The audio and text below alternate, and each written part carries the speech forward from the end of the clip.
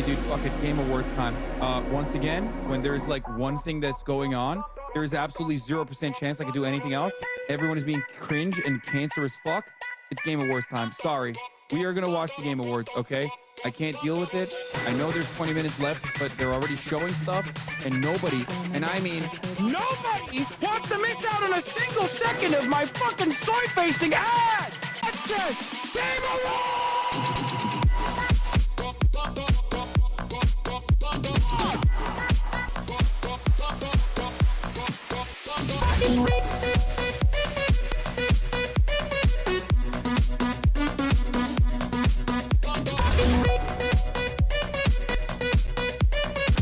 Focus on this anymore because all you motherfuckers keep talking about the PlayStation event. You did fucking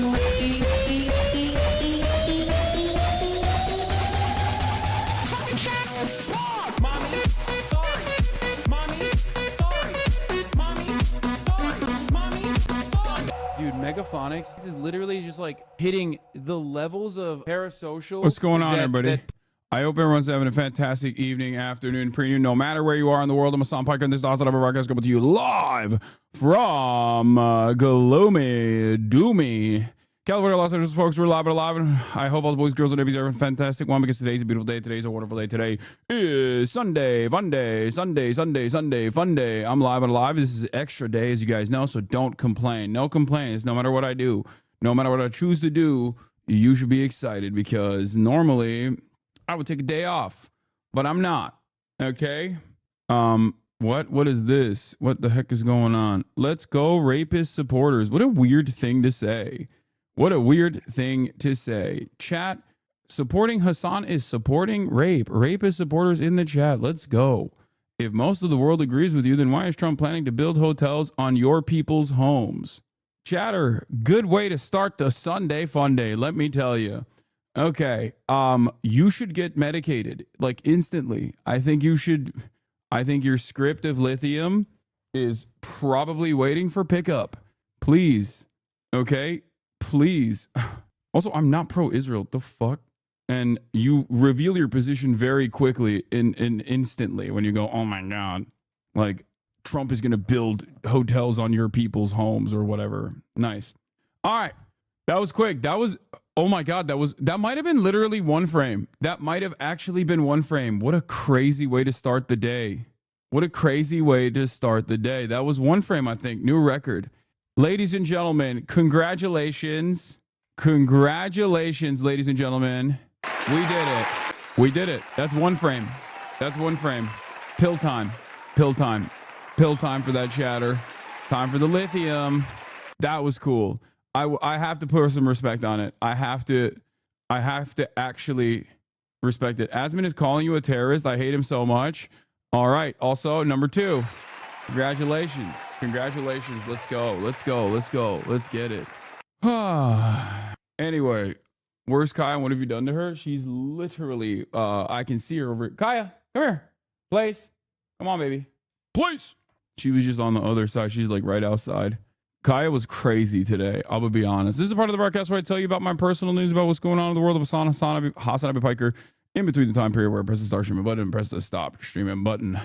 And let me tell you, it's personal news time. End of the broadcast. My homie's staying with me. My normie friend is staying with me. And he is, we're hanging out. We watched the new, what's his face? Who's Don Draper?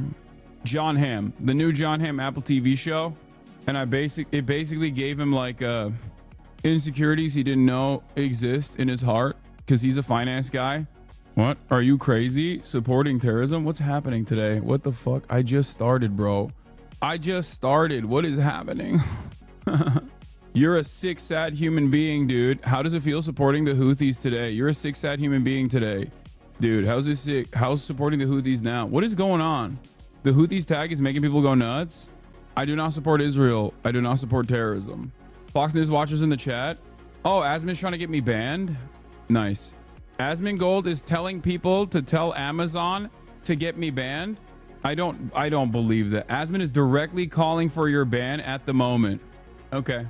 Asmin just said enough is enough. You need to get banned. Sure, bud. like 60 seconds ago. The title is true. They're showing the limits of the dome. Yeah, by the way, this is literally, this was the initial, I think this was one of the initial arguments that I got straight out of, like, is a title that I summarized straight off of CNN. Debate Asman? Oh, I would love to. I don't think he would want to. I think it would be fair if he's calling for my ban. I think it'd be inappropriate if he was running away from having a conversation. I didn't even call for his ban when he was fucking saying that Palestinians are... Yeah, Asmongold loves talking about me. He hates talking to me lately. It's just kind of... He moves in a very different way lately. Wonder why. He was comparing you to him, saying if I say that, what you said about the Houthis about Proud Boys, I'd be banned. Yes, because the Proud Boys are a fucking Nazi group. Why does nobody ever listen to the words that are coming out of my mouth? If the Proud Boys, okay, a neo-Nazi group, if the Proud Boys, a neo-Nazi group, were actually defending the United States of America from some kind of insane invasion, and you turned around and said, from a much more powerful force, and you turned around and said 10 toes down, you support the Proud Boys defending the United States of America, absolutely zero people would have issue with that. I would not have issue with that. I'd probably be saying the same shit. I'd be like, okay, there's a fucking alien invasion right now, and the Proud Boys are actually defending us side by side. He says he won't talk to you because you will lie like you did with Ethan. Oh, that's so bitch made. Then fucking call out what I'm lying about. That's crazy. That's so pathetic. Trying to fucking demand. Are you, wait, what is it? Admin literally said the Palestinians have an inferior culture and he didn't get permit and he absolutely should have because this vile racism. Oh, the other side of that is I didn't even fucking demand that he get banned, by the way. That's like, for Mr. fucking free speech to be chirping this way is so funny. About, like, for example, the, what do you call it? Like that tier list. I think that's a good example. You did say it? Yeah, no, okay, no. Oh, you're talking about, like, talking to me. I thought you were talking about the Houthi thing. Yeah, I mean, I think that's a good example. I wrote, hey, bud, if you want to talk, I'm free in his chat. You already said he was lying? Yeah, I mean, to Ethan, yeah, he did. Like, for example, the I think the Arab tier list was very obviously a lie. I think you're just trying to misrepresent things. But yeah, he's calling you Mr. He used to be Mr. Reasonable. Remember? Mr. Reasonable. On Twitch. There's a terms of service for the website. He knows that. Yeah. I mean, he could keep chirping all day, every day. You are expressing material support for a terrorist organization. It's so obvious. I have no intention to talk about anybody. It's fucking insane. I'm expressing material support to a terrorist organization. Material support. Terrorist supporter is here. Yeah, talk to me. I will be infinitely more charitable to Asman than he has been to me so far. If he's like demanding that I get banned, he's going to demand I get banned. It's going to go on Livestream Fail. Livestream Fail is going to fucking pump it up. And then Twitch is going to be like, oh my God, we're so scared. Yeah. If anything, I offer material support to the fucking nation state of Israel as it's conducting a genocide because I'm a goddamn tax-paying American. Asman admitted that you didn't lie, however, claims you broke the terms of service of Twitch. Anyway, I'm a free speech guy, but we got to ban this Hasan guy. He's bad. Anyway, I didn't even do nothing. I didn't even fucking blast off yet. Anyway, personal news-wise, ladies and gentlemen, hanging out with the boys, hanging out with normies, and it's been very good. This morning I hung out with Ted Nivison. I'm not gonna leak, but I might participate in his news video that he's working on. But we balled up and it was awesome. That was a lot of fun. Won a bunch of games. I played all right. I didn't play as good as I wanted to, but in any case, personal news wise, that's all I got. I hooped my freaking face off. Watch Ted's new vid. It's good. Oh no, that's not the one. That's not what I'm talking about. He's doing another one, and I might do a little cameo in it. Anyway, I balled my freaking face off and it was great. It was fun. I will be having Chris Kunzler on the stream as well in a little bit. I was planning on doing it at like 1 p.m. as a matter of fact, in an hour. Do you like the emote that Asmald has for you? Hasan, of course you aren't in this video. Yeah. What do you got? You got a blast off meme? What is this, bro? This is the dumbest. That is the dumbest blast off meme of all time. What the fuck? Northern Line is being misogynistic. Yeah. Did you promote or mention the Lebitard interview? No. As predicted, H3 Subreddit picked up the Fox News story and is jerking themselves off to oblivion. Of course, zero introspection. Yeah, no, I know. Enemy of my enemy is my friend is what it is. All right. Yemen's Houthis hit Tel Aviv airport with hypersonic missile. Israel vows response. We're going to be talking about that. Let's blast off. Houthis penetrate Iron Dome, hit Tel Aviv airport, showing limits. Actually, I just said penetrates Iron Dome already. Whatever it is, posted just because that reaction was so funny. Houthis penetrate Iron Dome, hit Tel Aviv airport. Donald Trump unsure about following Constitution. And I'll be careful with wording these. Scum are out for you. No, I know. Yeah. Showing limits of U.S. deterrence. Donald Trump unsure about following Constitution, due process, and more. Talking to, I thought Zach was your friend. No, I mean, Asmongold and I were always peers and very friendly and also very respectful. Very friendly and very respectful with one another. But I wouldn't say that we were friends. Like, I've never, like, we've not really hung out at all. But to be fair, the moments that we have hung out off camera, he is a very, very nice person. And not like the way, like his output on camera is just pure. That's why I say, from my experience, and this isn't to like defend him at all, but, and I know everyone will say that this is a defense of him. It's not. His output on camera is pure performance, 100%. And it doesn't matter to me at all whether it's pure performance and he's like a really nice guy behind closed doors or whatever, or doesn't even believe what he's saying. Because it is a grift and I care about the output. I care about what he's actually saying and the impact that that's having. And for that reason, I think it doesn't matter. It's inconsequential what he does in his personal life. You know what I mean? Always has been. It was funny when he was playing WoW. No, I mean, you can be a nice person IRL. What do you do with your platform is the most important thing. Yeah, like this is what we do. We have a limited time and in front of cameras. And I think that we have a limited time on this earth. We have a limited time on camera, and we have a hold on.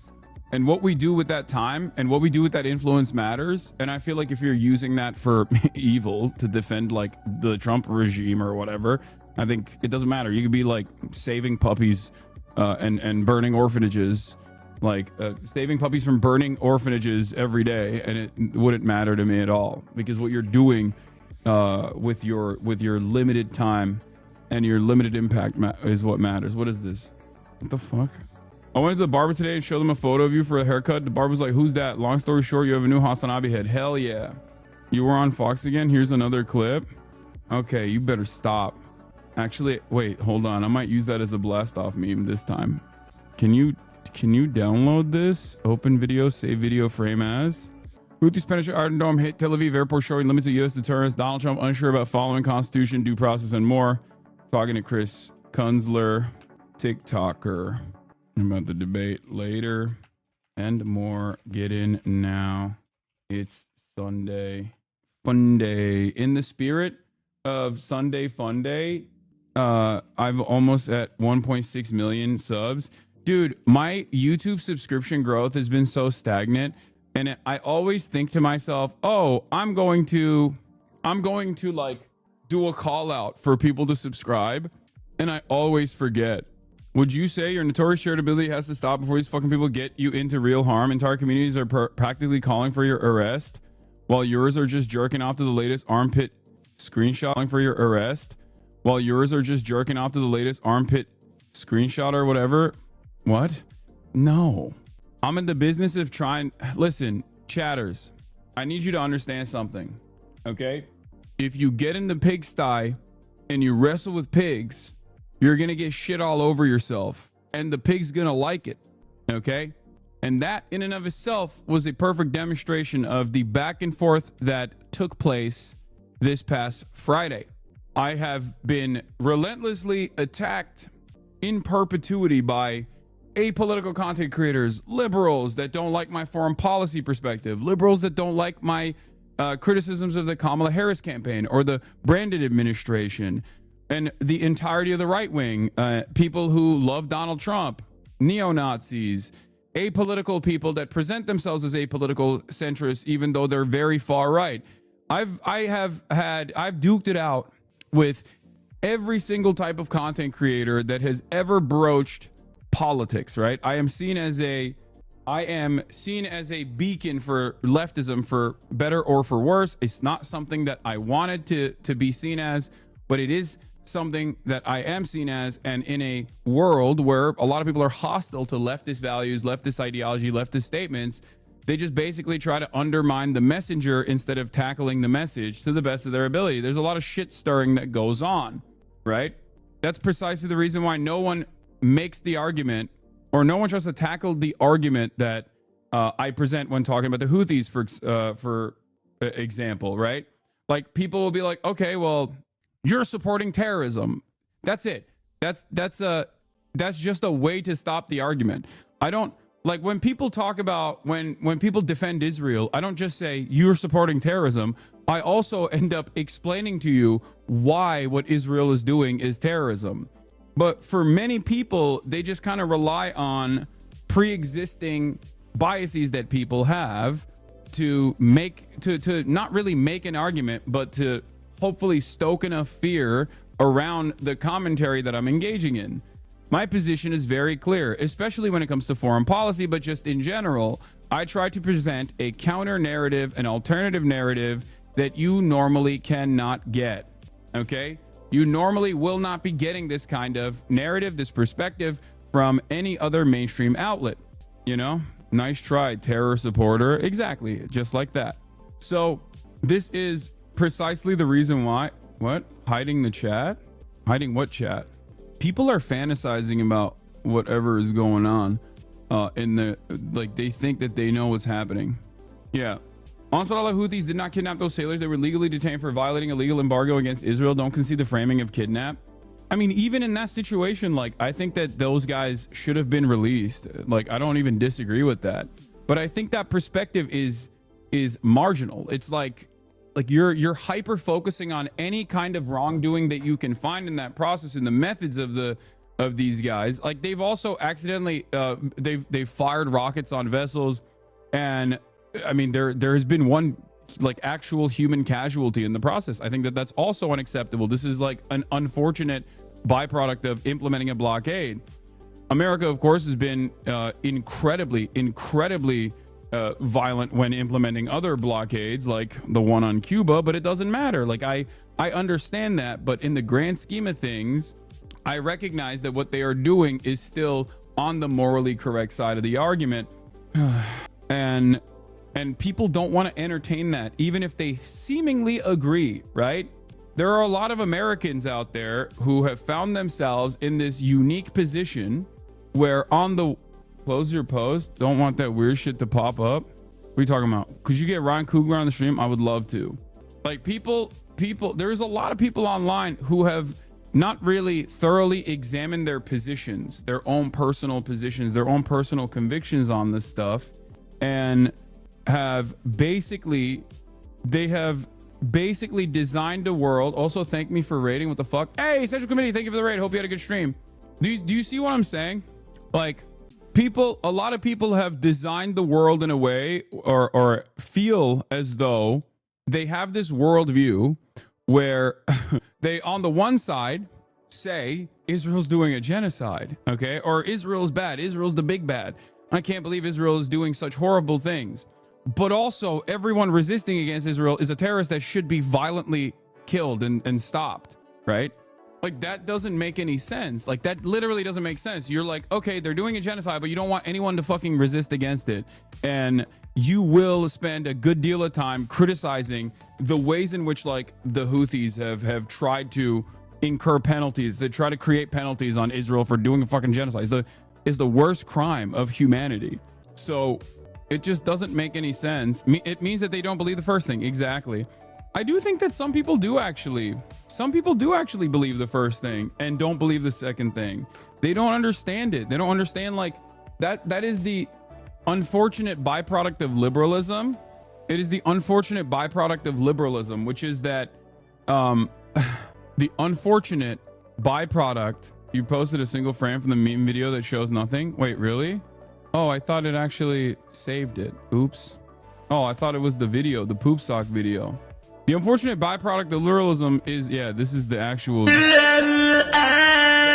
is what I was trying to download. It fucked it up. I should have just used the Grack one. All right, we'll do this. Oh, also, I watched some of this video, the selective outrage video. It was very good, for the record. Very, very good. People don't care about the shitload of Anne Franks who have been murdered and forgotten about in Gaza because they don't give a fuck about brown people. Yeah, they just don't. They don't care. I mean, Nazi Germany didn't care about the Anne Franks either, clearly. Like, the average German also didn't care, even if they understood that it was happening in their own villages, you know? Like, they lived right next to a concentration camp and did not give a shit, clearly. I'm really worried because they're going to use this to double down further on their atrocities. Unrelated to this, but I think that one part of the debate where Ethan accidentally went you and started gaslighting you into thinking he said they, your response regarding that was so fucking mature. Like, it's very clear you actually care about the issue of Palestine and Israel, and it's not just petty bullshit like Ethan. Yes. And I was also still willing to give him charitability even in that regard, even in that moment. But yeah, you want me to get Miko Peled on the stream? Isn't that the former... He's like the former general. I mean, he's the Israeli guy who's like anti-Zionist, right? What is it? He's the Story of the Holy Land Foundation 5. His father, Matityahu Peled, who fought the 1948 Arab-Israeli War and served as general in the Six-Day War, became an advocate for Israeli dialogue with the Palestinian Liberation Organization after the Israeli cabinet. Miko Peled followed his father's footsteps at first, joining the Israel Special Forces after high school, earning the Red Beret, but he soon grew to regret that decision. He surrendered his status as soon as he earned it, becoming a medic, but finally, disgusted by the 82 Lebanon War, buried his service pin in the dirt. One evening, Peled skipped the Peace Now demonstration in Jerusalem to attend a karate class, and on that evening, a grenade attack by right-wing extremists killed one of the demonstrators, Emil Grunzweig. Peled took this as a sign, according to one interview, and consequently followed the path of karate, a practice of non-violence. That's such a funny way to... That is such a funny way to adopt a political worldview, I'm not gonna lie. Ethan really thought you participated in the debate just to let him yell at you over your behavior? Yeah, I know. The Daily Wire's Things decline. are not going well. Jose did a downfall of the Daily Wire. I'm here for it. We'll take a look at that. Anyway, let's get started. As a German, the genocide in Gaza and also the U.S. turn to fascism has been the most eye-opening case study I've ever witnessed. Yeah.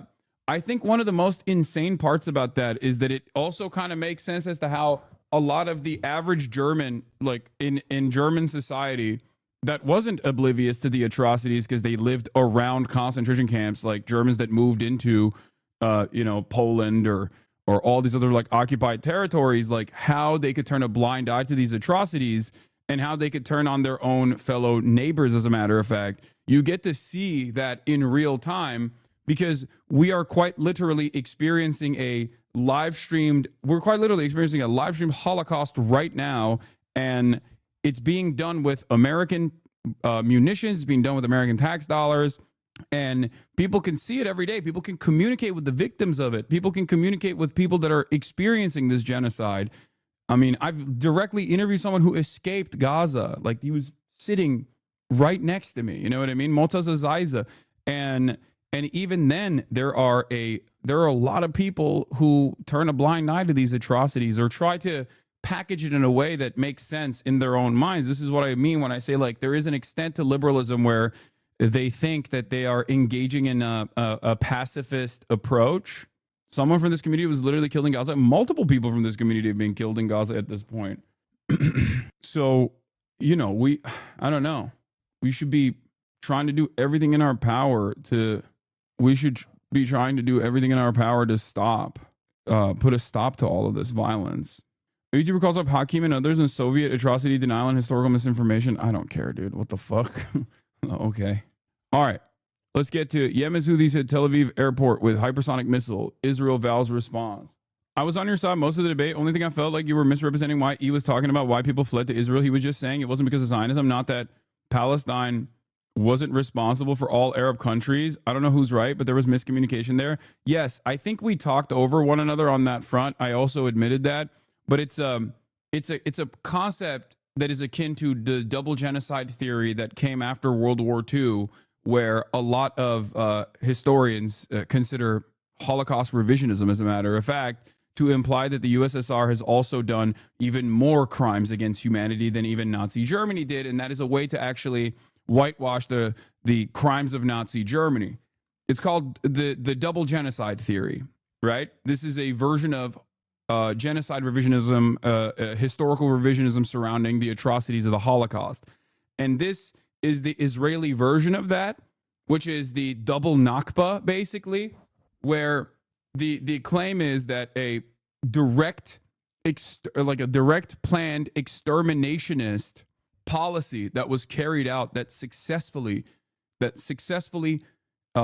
ethnically cleansed indigenous populations, 750,000 of them from their ancestral homelands, is the same as other countries, different nations, and their own reaction to said exterminationist campaigns during the pan-Arabic nationalist movements that happened to exist as nation states were being designed, as these Arab countries that we now know, these nations that we look at in the MENA region, they have not been around for that long either. Like, they have existed in one way, shape, or form in the past, but they were usually under the banner of some kind of imperial power, whether it's the Ottoman Empire or whether it is the French or the British Empire, colonial.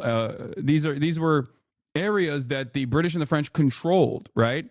And half of those places that Ethan was using as a comparison were not even under the rulership. They didn't have full sovereignty in Arab hands to begin with. All the way for the entire MENA region and the Levant, a lot of these places did not even have like complete sovereignty at this point.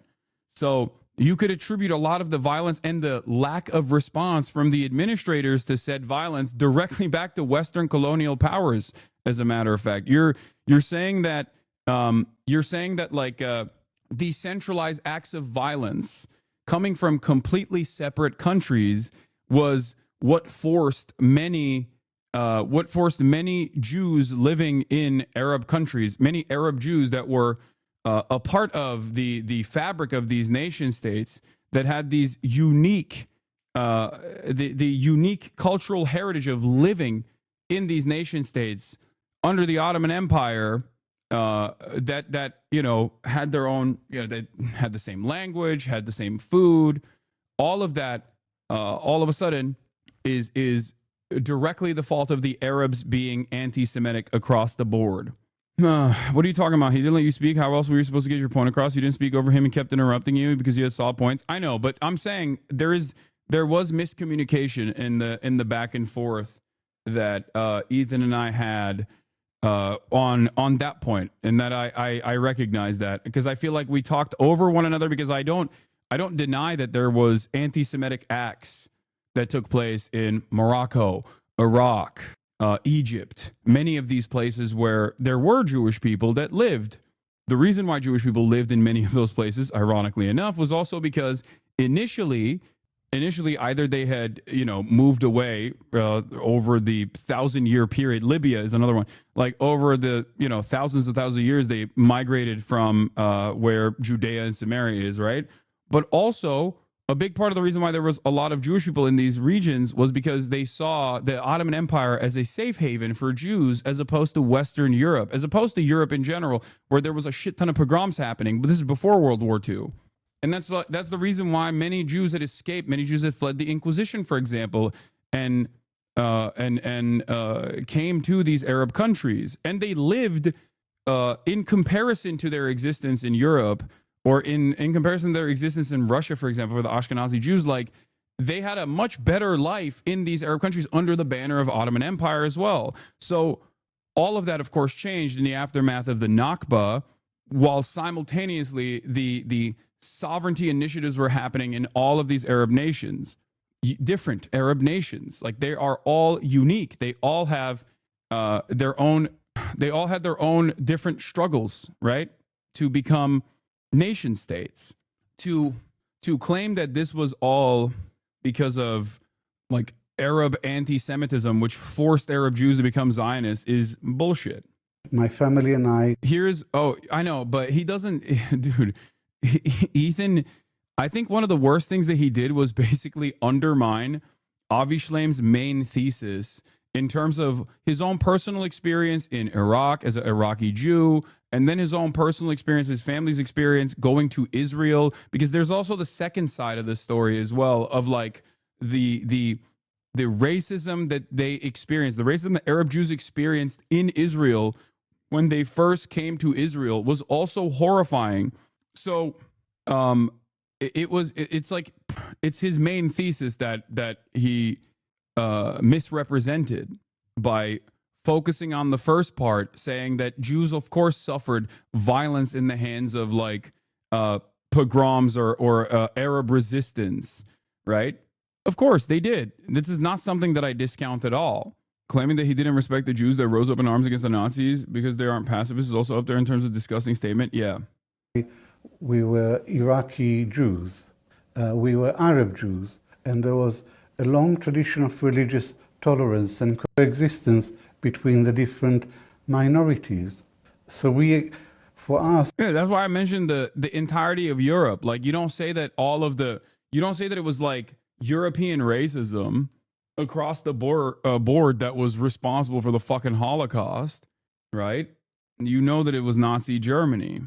Muslim-Jewish coexistence was not an abstract idea. It was the everyday reality. Iraq didn't have a Jewish problem. Europe had a Jewish problem. In Europe, the Jews were the other. They stood out. And anti-Semitism is a European malady. It was born in Europe in the Middle Ages. Yeah. The church had a lot to do with it. There was no tradition of anti-Semitism in the Arab world. It was... By the way, when I say this, people say I'm a freaking Ottoman supremacist, neo-Ottoman supremacist, all this shit. Like, this is just a historical fact. Exported from Europe to the Middle East. You know, what was I talking about? Oh yeah, we got the Daily Wire's decline. You could say that the white supremacist ideology practiced in Germany was the same as the rest of Europe, just more severe. Yes, but it's important to also mention that severity because, like, there have been throughout centuries, there have been pogroms directed by basically every single European country. Okay, but the reason why you don't say this is like you don't make it seem as though this was what actually contributed. Ironically enough, Israel doesn't even say like Europe is the reason why Israel exists in a negative fashion. They say it's like Arab racism and Arab anti-Semitism against Jews that is responsible for Israel. That's ridiculous. You could say that about like Nazi Germany more than you could say that about the Arabs. But of course you have to say that about the Arabs. And the reason why you have to say that about the Arabs is because you have to justify what you are doing to Palestinians. You have to justify what you're doing to other Arab nations as well. And that's precisely the reason why the experience of revenge, the narrative of revenge still almost always goes back to the Arab countries. There's a lot of anti-Arab racism in the process that, I mean, you have to lean into, that you have to believe personally in order to at least justify the atrocities that take place. All right. People keep forgetting that the U.S. has also turned Jewish refugees away. Yeah. All right. So the hoodie is from Entire Studios, man. I'm fucking holy shit. And it's purposely box cut. It's short. Okay. And it has a zipper that goes all the way up to your eye line. All right. God damn. Everybody always asks me. I don't even know if you'll be able to purchase it now because of the tariffs. God damn. Shirt is from the Palestinian Youth Movement. It's a Merkava tank with a child on top of it, throwing up the peace sign. What was I going to say? Oh yeah, I'm working on having Avi Shlaim on the broadcast as well, specifically to address some of that misinformation. I think it's important to do that. But aside from that, let's do it. Let's start. Whoa! So Yemen's Houthis hit the Tel Aviv airport with hypersonic missiles. Israel vows response. Can you please get Ethan and his audience to listen into that? I don't think I can do that. I have no power over them. Oh! Whoa! An unprecedented scene in central Why'd you say uh-oh? Israel. They have done as this a already. missile They've launched... just never struck. They've never successfully struck like the airport before, but they've actually penetrated. The Houthis have successfully penetrated the Iron Dome in the past with loiter munitions and hypersonic missiles as well. This is not new. This is this is something that they've been able to do. I don't even know how they've been able to do it. It's fucking insane to me. They are the poorest nation on the planet. Yeah, of course they get like support from regional actors, of course. But having said that, it's still incredible that they have any capacity to even survive, let alone resist one of the most powerful countries in the region. By the Houthis in Yemen hits Ben Gurion Airport. More The misinfo Israeli fodder? military confirmed it failed to intercept the missile and is looking into how and why it was able to bypass the country's multi-layered air defense systems. The Houthis Watching Asmongold Pearl Coach about this is so funny. Is that what you said? Well, let me tell you something. It's expected. This is the opportunity. This is the opportunity for everyone who is pro-Israel to turn around and be like, can you imagine what missiles dropping looks like? Can you imagine? And it's like, dude, what are you saying? That's the past 16 months for people living in Gaza, that every single day, for people living in Gaza that don't have a fucking Iron Dome or a multi-nation coalition specifically designed to intercept all missiles coming in the direction of Israel, which has the most powerful nation on the planet, the United States of America, leading said multinational coalition, okay, protecting the seas. Israel has dropped bombs and reduced to rubble entire neighborhoods in southern Lebanon. Israel is bombing Syria right now. What are we talking about? Israel bombed the fucking airport in Yemen. Israel bombed the fucking Sanaa airport in Yemen while the World Health Organization's leader was inside of the airport. The idea that this is not tit for tat, the idea that this is like so impossible to contend with is ridiculous. The only way that you see this as a major atrocity, as opposed to the relentless bombing that the Yemeni population has endured for 2 administrations now, well, 4 technically, but especially in the last 2, it means that you just don't see them as human beings and you only think of Israelis as human beings. That's it. Israel has shown every single country in the region that the only thing that they respond to is force. Okay, I've repeated this statement time and time again throughout many initiatives that Israel's taken where they claim to be fighting a 7-front war, where they claim to open new fronts in the war over and over again, while they're simultaneously doing a genocide. It's so crazy. Yeah, it didn't even disrupt the operations in the airport, but it doesn't matter. It doesn't matter. What matters is it actually, when you have a missile all the way that goes all the way from Yemen to Israel to the Tel Aviv airport, that actually, it's not about killing someone. I'm glad that no one got killed in the process. What are you talking about? It's actually about killing the confidence that Israel has that they can get away with doing whatever the fuck they want. It's not even, these guys are not in the business. Like, here, a great example I will use is what Hezbollah did, right?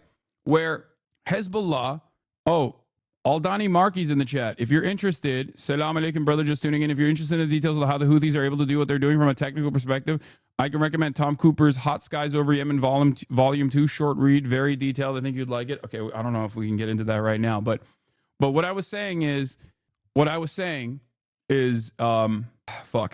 lost my train of thought. What I was saying was, there is this security blanket that Israel relies on to say you can, it's a social contract, right? You can live in Israel proper, and we will do everything in our power as a mighty nation to make sure that you have your regular life. You can go, you can, eat Israeli hummus, Sabra hummus. You can go listen to Psytrance music all day, every day. You can get your marketing job. You can get a degree in a university, and you can live the experience of a normal, Western nation, right? But Israel also simultaneously is doing a fucking genocide, right? And the Iron Dome and the defense mechanism that exists in the region to protect the day-to-day experiences of regular Israeli civilians, regular Israeli citizens, that has caused Israel to be able to behave in this incredibly violent manner and shelter its population from any sort of retaliation. Okay? Any sort of retaliation whatsoever. And Israel, because of that, has been able to radicalize its own countrymen and engage in these horrifying acts, these crimes against humanity, and it still doesn't matter. Like, there is no repercussions for it whatsoever. But once that security barrier, the collective consciousness surrounding Israeli security goes away, once that veil is pierced, all of a sudden people start making different decisions. This is yet another form of pressure, right? Like, this is why BDS was incredibly important in the abolition of the apartheid in South Africa. The abolition of the apartheid in South Africa was important because it made it so that South Africans were a pariah. White South Africans were treated as a pariah everywhere they went, and that created a lot of resentment internally, where they were like, this is unsustainable. The structure that we exist under is completely unsustainable. It's untenable because countries are refusing to support us. And if we want to be a normal country, we can't have this apartheid structure anymore. This is part of the reason why I've stated that, like, the Houthis' actions in terms of resisting against Israel, while imperfect, still ultimately create pressure points against Israel. BDS, which is a peaceful mode of resistance, which the American government is actively trying to make illegal at the federal level tomorrow with an insane bill that they want to push, which we're going to be talking about in a little bit, where they've already at the state level made it illegal to engage in civil disobedience or any sort of like peaceful initiative to implement boycotts, implement divestments, or implement sanctions on the state of Israel, demand sanctions on the state of Israel. The entire purpose of this project is to make sure that you simply cannot do anything against Israel whatsoever. There's just not a thing that you are allowed to do.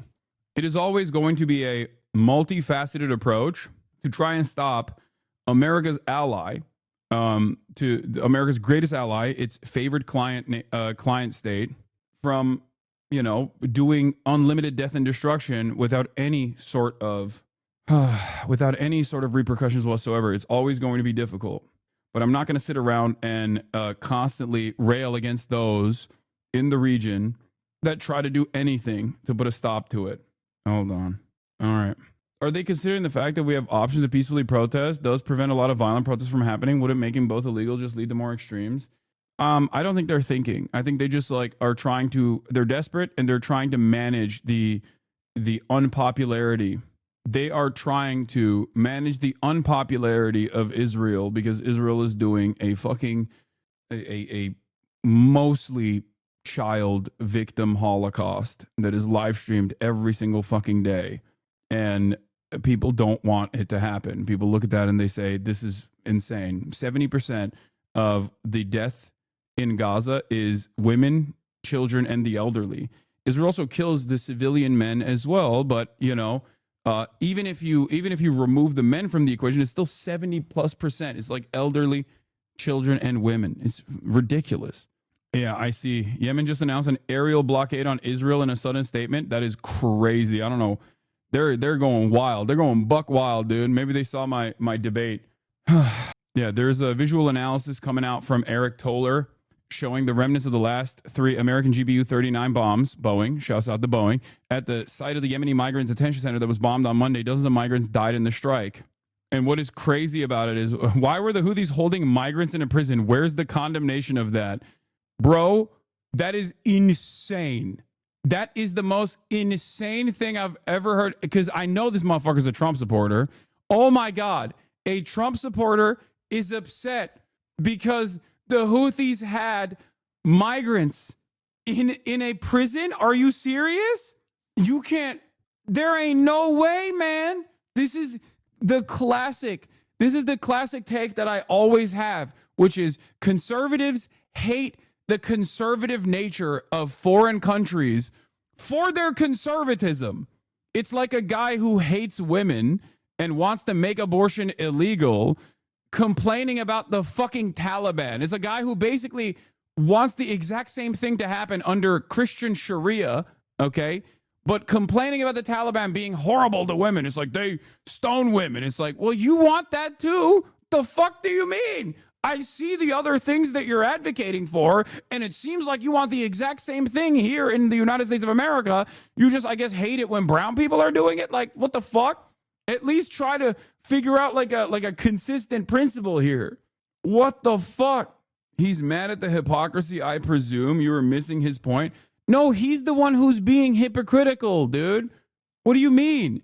You can't be a Trump guy and then be like, I can't believe the Houthis were holding migrants in prison. What are you saying? Also, America killed those migrants that were in that prison. You're missing the point for sure. Guys, I'm not missing the point. I'm flipping it on its head. I understand the point that he is trying to chatters. I know what the point is. Conservatives hate other conservatives in other countries, okay, for their conservatism. Conservatives do not hate other countries for being like woke or whatever.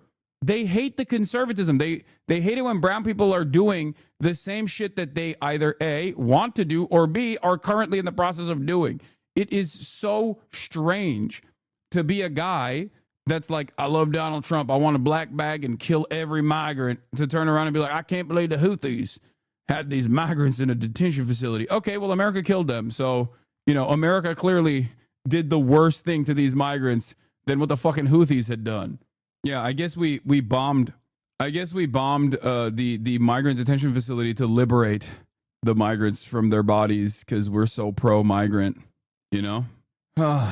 Hasan, you can be multiple things at once. People aren't monoliths. You're wrong, Hasan. Conservatives also hate military actions against civilians, unlike you. Wait, what? If those migrants were civilians, is a legit concern. Bro, America, the American military just took a militant action against those migrants and fucking killed them. What are you saying? You can be anti-migrant, but also oppose kidnapping civilians? What is going on? Hello? Dude, your worldview does not make any fucking sense. Quit playing games with my heart. Okay, Mike G plays games. What the fuck are you saying? Yes, you can be both of those things at once. I am not in favor of detention for migrants. Okay, I'm not in favor of detention of migrants when the Houthis do it. I'm not in favor of detention of migrants when America does it. Okay, I'm not in favor of it whatsoever. America killed those migrants in the detention facility, and you're still complaining about the fact that they were in a detention facility. America used a military action to kill those migrants in a detention facility, and you're over here talking about conservatives also hate military actions against civilians, unlike you. What are you talking about? What are you talking about? Then do you hate America then? Because America killed them, and America has killed plenty of other civilians in Yemen so far. Yes, you are. Ha ha ha ha ha. I just don't. Americans hate European wokeness more. It's not about supporting military actions against civilians, dummy. Stop being obtuse. The migrant argument is secondary. Okay, dude. All right. Well, good luck to you. All right. I'm done. I'm done trying to explain to you what just unfolded. Anyway, but going back to this, Yemen's Houthis hit Tel Aviv airport with hypersonic missile. Israel vows response. Let's take a look. Houthis say that this attack was a success. The missile force of the Yemeni armed forces carried out a military operation targeting Ben Gurion Airport using a hypersonic ballistic missile. The missile successfully hit its target. Israeli authorities say the damage to the airport and the perimeter is minimal, despite a massive crater being formed when the missile hit the area. You can see the scene right behind us here. Hey, Hassan, I just want to let you know, a lot of my normie friends saw the content cop and then started diving deeper into the lore, culminating in your debate Friday. You won them over based on being more normal and compassionate, lol. A hole that opened up with a diameter of tens of meters and also tens of meters deep. Israel's defense minister says the country will strike. You pay taxes to America, you support dummy Hassan. I know, dude. That's why I fucking spend every goddamn waking moment trying to correct that error. Okay?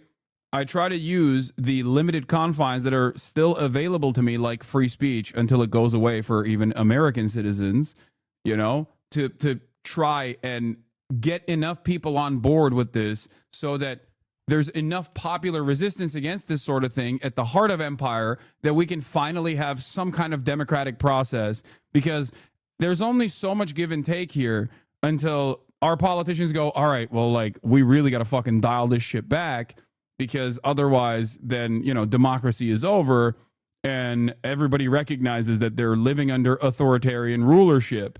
And we are living under authoritarian rulership under the Trump administration, especially. The problem here is this is a real which way Western man moment for America. And that is what I try to get people to understand. It's so funny that people go, well, you pay your taxes, big dog. Maybe you should stop doing that. And it's like, brother, that is the reason why I speak out against these atrocities. The same people go, why do you care about Israel so much?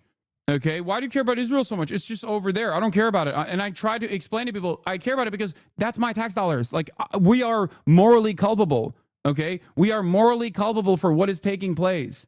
Obtuse Hasan paying taxes. I love they're so butthurt.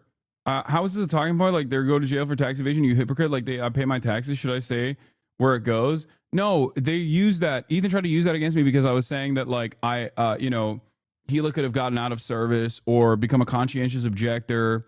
And in certain circumstances, that means, like, you go to prison for, like, 30 days. But that in and of itself, the military service, the mandatory conscription in Israel is not the major point of contention for me. Okay, your defense of the Israeli occupying force as it's doing these atrocities is the major point of contention for me. I understand how social conditioning plays a formative role in people's development when they grow up in a country like Israel. I myself wanted to serve in the military of Turkey, which also has a mandatory conscription. My father was like, don't fucking do that shit. Are you stupid? And I literally, because I live in the United States of America and worked in the United States of America, I had an opportunity to pay a fee to avoid service, which the Turkish government offers. Okay, which Ethan called selfish, ironically enough. So that's also inconsistent with the whole argument that, like, what should have Hila done or whatever.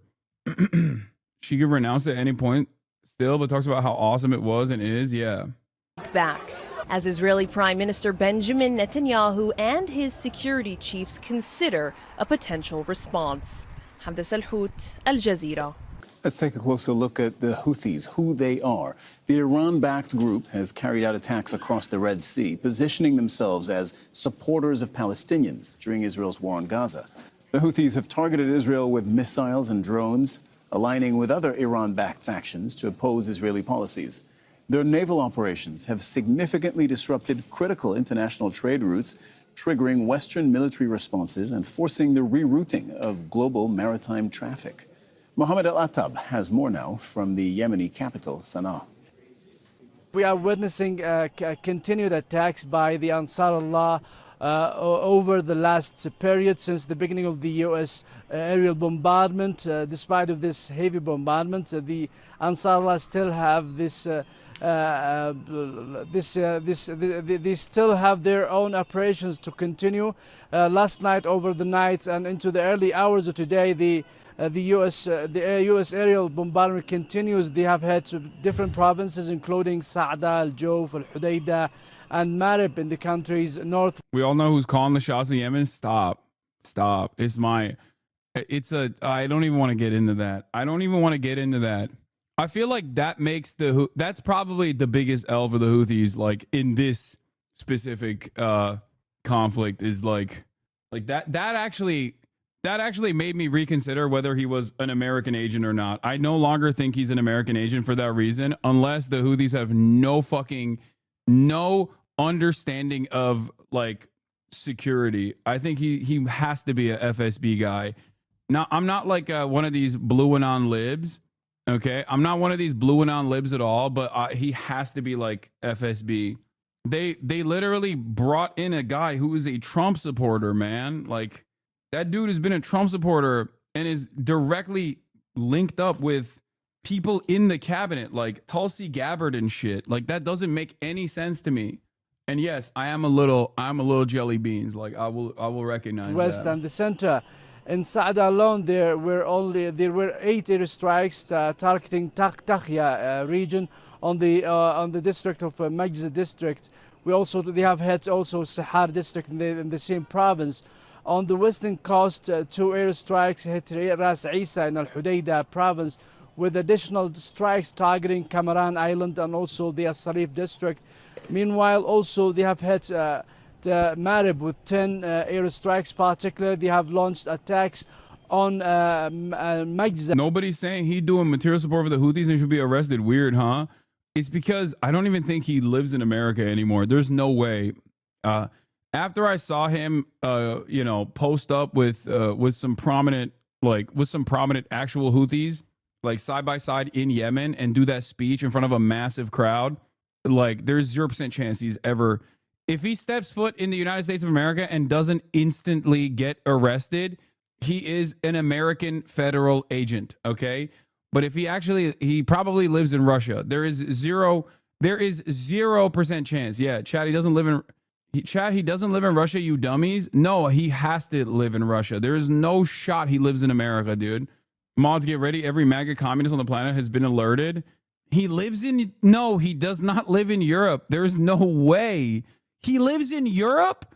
Okay, still might be a Western asset then. No shot. He has to. There is not a single country that he can step foot in after doing what he has done so far and be free of legal scrutiny. I'm talking about Jackson Hinkle. Bro, he went to the Nasrallah funeral. He went to fucking Yemen. He spoke at the cap. He spoke in Sanaa. Like, at most, he's going to like Belarus. Okay, that's the most Europe he will see.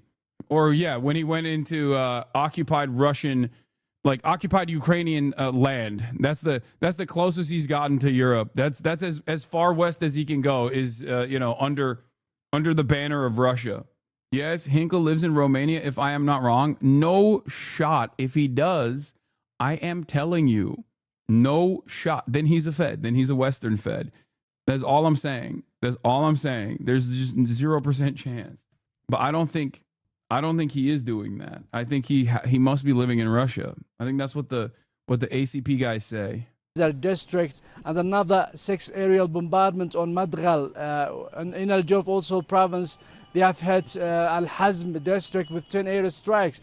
Despite this heavy bombardment, as I told you, the last night and over the 1 month and a half, the Ansarullah fighters continue their airstrikes and launching ballistic missiles on deep inside Israel. Also, we have confirmed bombarding Ben Gurion in an attempt to achieve what they claim or what they are aiming at to make this international airport as a new safe area for international flights. Make sure to subscribe to our channel. What time are you talking to Consular? In 15 minutes. Yemen's Houthi rebels strike Israel while Gaza is on the brink of famine. War came to Ben Gurion, Israel's only international airport. Whoa! Whoa! Whoa is the boom! There's one foreign militant group still capable of launching such an attack, and it fired a missile which landed not far from... Bro, what's so crazy about this, by the way, and this is like, I'll just say it like this. What's so wild about it is that Yemen, in spite of its status as the poorest nation on the planet, that has overcome an incredibly brutal blockade implemented by Western-backed forces from Saudi Arabia and the UAE, okay, surviving all of that and still being the poorest country on the planet, still has like some semblance of a standing military and precision strike capabilities as a country, right? Like, because they're a nation state and they're not simply a militant group that is operating within the confines of like the Lebanese the Lebanese government, right? So their capabilities are vast in comparison to what Hezbollah can do from Lebanon, a country that is also under a security agreement with the United States of America. And they are arresting people just for following you. What are you talking about? What? I just got arrested and released from the cops. I'm going to Jill Stein myself right now. They're coming after us now. What are you talking about? There's no shot. What? 0% chance. Explain yourself right now. That's got to be a lie to fucking freak out people. No. Brother, what do you mean? They would arrest me before they arrest you for following me. What the fuck? That's for sure. No. It's no shot. It's a 1-month sub too. From the main terminal building. This spokesman for Houthi rebels, who control much of Yemen, said the attack was in support of the Palestinian people and against what he called genocide. I said no shot. At the scene itself, an Israeli policeman said there was no significant damage with no serious casualties. But European and American airlines have cancelled flights, and after weeks of Houthi missile launches, one was eventually bound to get through. Israel bans journalists from Gaza, but the army has provided these pictures of its... Yeah, that chatter said that so that people say shit like this. Get the fuck out of here, chatters. You're so dumb. Don't be stupid. Expanding military operation, involving the mobilization of thousands of reservists. The army says that dozens of Hamas fighters have been killed this past week, along with 2 Israeli soldiers. We have 2 missions, one to bring our hostages back and 2 to defeat Hamas. Hamas will no longer be there. You have to understand this. But protesters in Tel Aviv accuse their prime minister of being more focused on military victory than releasing hostages. 59 of them are still missing, with only 24 of them thought to be alive. And the longer this war lasts, more of them could be killed. The main issue is that the military operation is going stronger and stronger, and they're talking about bringing more troops and reserves, and we're really afraid that it's going to kill most of the hostages. But what of Gaza's people themselves? Inside their family tent, Ahmed's parents take off his top to show the effect of Israel's aid blockade on the body of a 7-year-old child.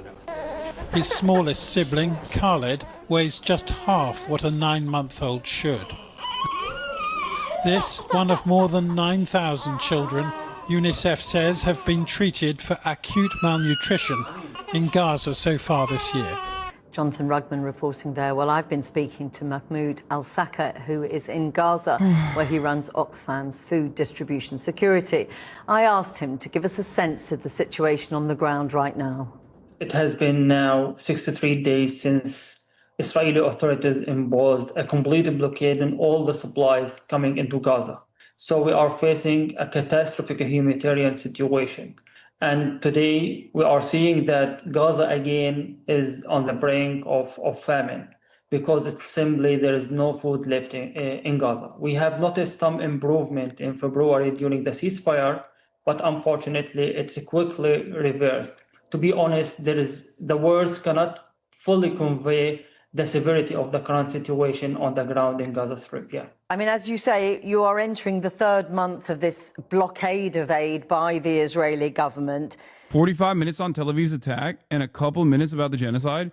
Brother, are you crazy? This is actually incredible. The very fact that they briefly mention the Tel Aviv strike and also Israel's statements vowing retaliation and immediately package it with Israel's fucking depraved humanitarian aid blockade, which is a war crime, by the way, means that the tide has shifted dramatically under normal circumstances. I mean, this is Channel 4, and they have been probably one of the most pro-Palestine mainstream media outlets across the board, right? As far as like legacy publishers and mainstream media goes, Channel 4 has been definitely at the forefront.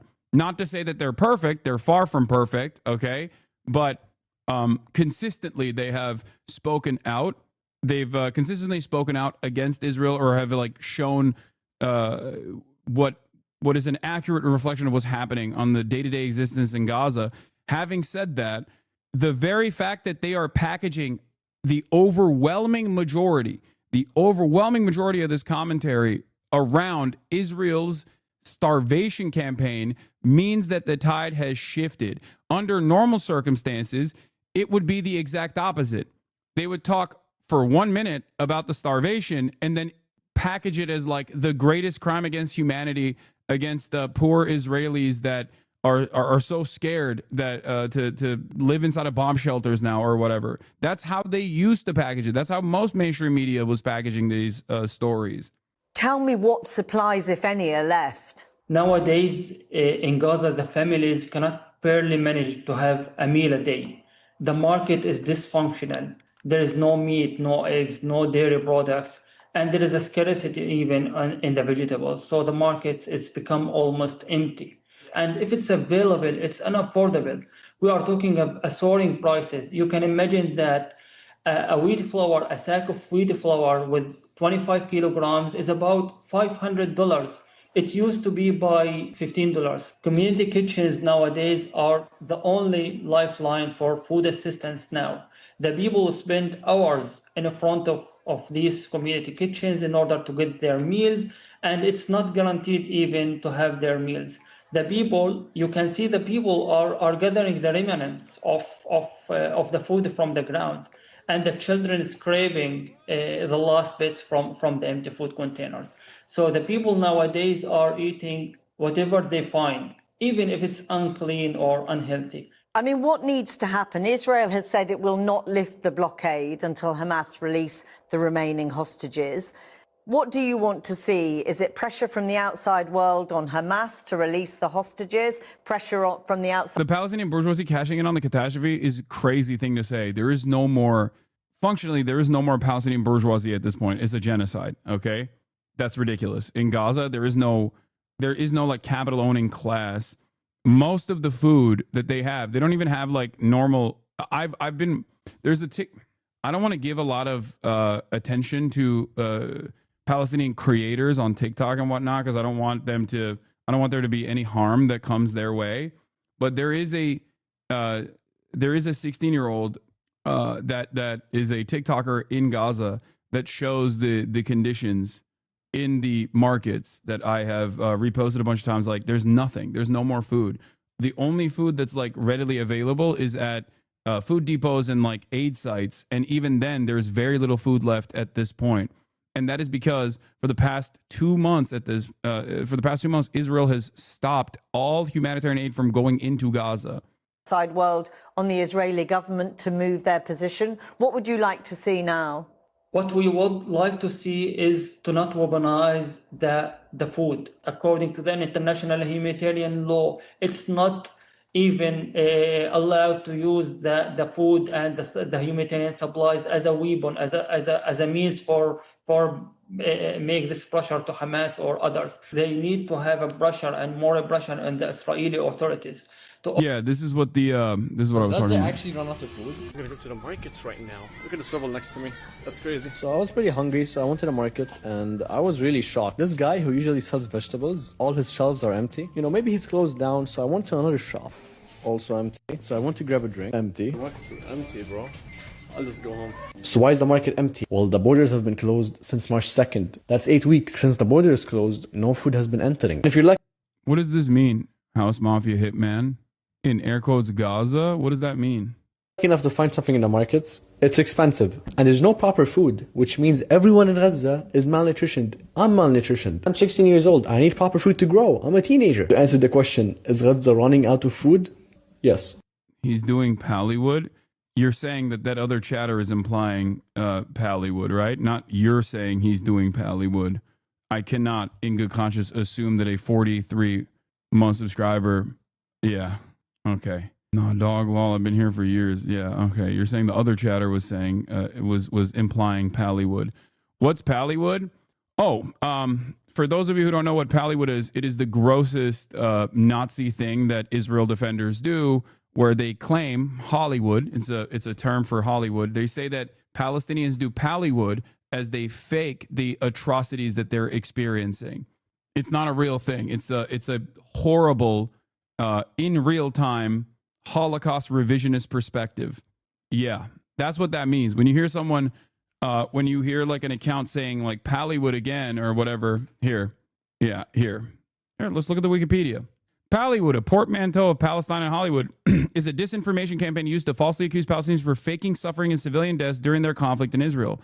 The term came into currency following the killing of Mohammed al-Durra in 2000 during the Second Intifada, involving a challenge to the veracity of the photographic evidence. Israeli pundits have used the term to dismiss videos showing Israeli violence or denial of Palestinian suffering.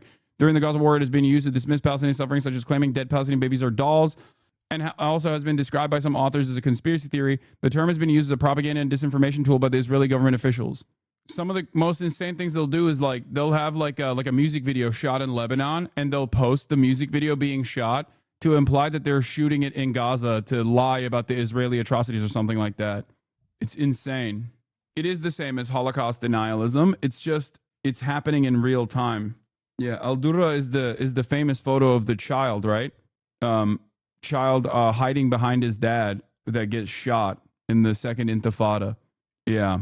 Benjamin Netanyahu has also said these are telegenically dead children, like implying that Palestinians purposefully killed themselves in front of Israeli rockets and in front of Israeli missiles, in front of Israeli gunfire to make the world hate Israel. Of course, the quickest solution to that is to not shoot the Palestinian civilians.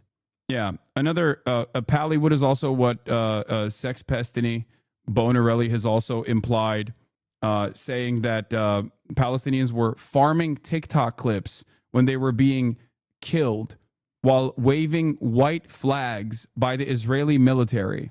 That's what Destiny said about the person that was shot after being interviewed.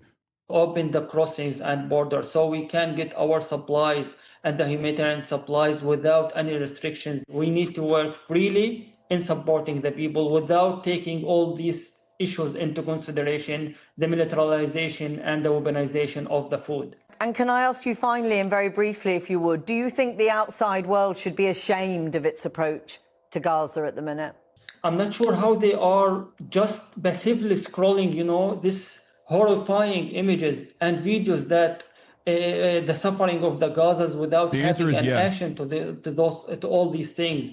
This is make a lot of people are losing faith of the international community and the international community principles and laws. So this is why we are insisting there is still a window for interventions, an urgent intervention and action in that regards to support and to save the people who are living here. I'm going to have Mahmoud Chris Al-Saka, Kunzler on thank now. you very much for talking to us today.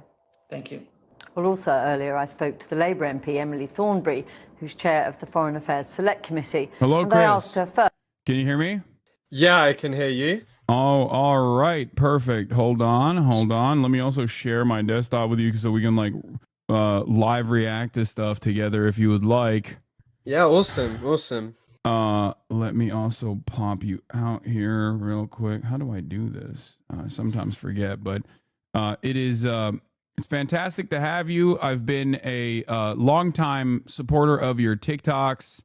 I'm a big fan. I've seen your stuff on Gaza, on the live stream genocide that is being taken place on TikTok. For those of you who don't know, Chris Kunzler is a TikToker. He is, I believe, currently pursuing his PhD, right? No. So I have a master's and I don't have a PhD as of yet. Yeah, no. Are you not? Oh, you haven't started pursuing? No. I haven't begun the process of beginning one. I was going to be. I was going to take a year out to decide what to write it about anyway, and then I don't know. I plan to come to America, so that's probably not happening. Yeah, yeah. Well, I mean, Trump's America doesn't seem like the place to do a PhD. I'm going to be honest. Yeah. So, is it true that you also studied under Ilan Pape? Or is that fake news? Yeah, it is true.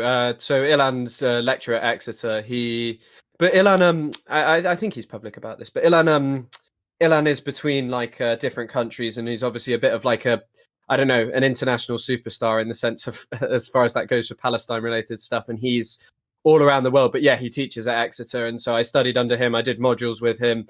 He wasn't my supervisor or anything, but we, spent time together. He spoke at a lot of our encampments, and yeah, I did study alongside Ilan at points. Wow, that's amazing. So walk me through your journey. I feel like he's was he instructive in your understanding of the situation with the 76 years of occupation and apartheid? In a sense, definitely. I would actually say that much more before I'd actually even met him, to be honest. It was because Ilan is just like his books. I don't know if you've ever spoken to him or anything, but Ilan speaks very similarly. And his the first ever book I read was just on Palestine when I was like 16, 17. And What, like I couldn't 10 really myths? believe that what was happening. Sorry? 10 myths? Say again? Was it? I'm saying, what was the name of the book? Like, was it 10 myths? Oh, sorry. On Palestine is the name of the book. Oh, by on Palestine. Yeah, got it. By Chomsky and Papin. I Yeah, remember yeah. reading it first. And okay. yeah, and then there are also, to be honest, I would actually say one of the things is Ilan is obviously fantastic, but there are a lot of people who teach at Exeter that are never going to receive the same sort of like kudos as Ilan, who really shaped my perspective on it. Like people who are from the Middle East, who taught me about things like Orientalism, who really shaped my perspective on a place that I didn't know and understand. And actually see, the thing is I knew about Palestine before I got to uni, but just learning about the wider region as well was very helpful. Things like the Gulf, things like British colonization there much deeper. And so Ilan was always an important part of that, but it was always like other people at that place as well, you know? Yeah. Well, you've been following closely some of the things that the back and forth that has happened with my former podcast co-host, and I believe you watched. I guess we can call it a debate because there's not really a better term for it that took place on Friday, and I wanted to hear your initial assessment off of it. Because there were definitely some. I mean, there was definitely some moments where we discussed Ethan's perspective, Ethan's framework, and things that he believes. I feel like it's still somewhat inconsistent with his output for the past year and a half, and I know that you've like paid close attention to all of that. So I wanted to hear what your initial assessment was, and if there's any points that you want to address from the process. Did you finish it? Yeah. So I've actually watched it. I've watched it twice. Oh wow! I watched it once. I watched it once on stream, and then I watched it once when it was live. The thing is that for me, like as I said in my TikTok, there's a certain element of just like the poverty of debate. You know, like you've mentioned this. You don't really debate people because what the hell is the point? It's not how you change someone's mind. Like all of those tens of thousands of people who watched Ethan shout at you, concede, and also particularly the really important thing is that Ethan conceded right over and over again that a lot of the criticism which has been leveled at him in the alleged hate videos that you watched, that he actually agreed with, but he doesn't agree with it. And I feel like this is always the point of liberal you were Zionism. you were one of the quote unquote hate videos that he actually talked about. I mean, I've always found it interesting that Ethan has made a concerted decision to ignore me in favor of pulling up smaller TikTokers, even when I'd only made TikToks. YouTube, fair enough. Way bigger people he's chosen to ignore. Noah Samson, you know, overzealots, people who've made really, really good videos who he's just ignored.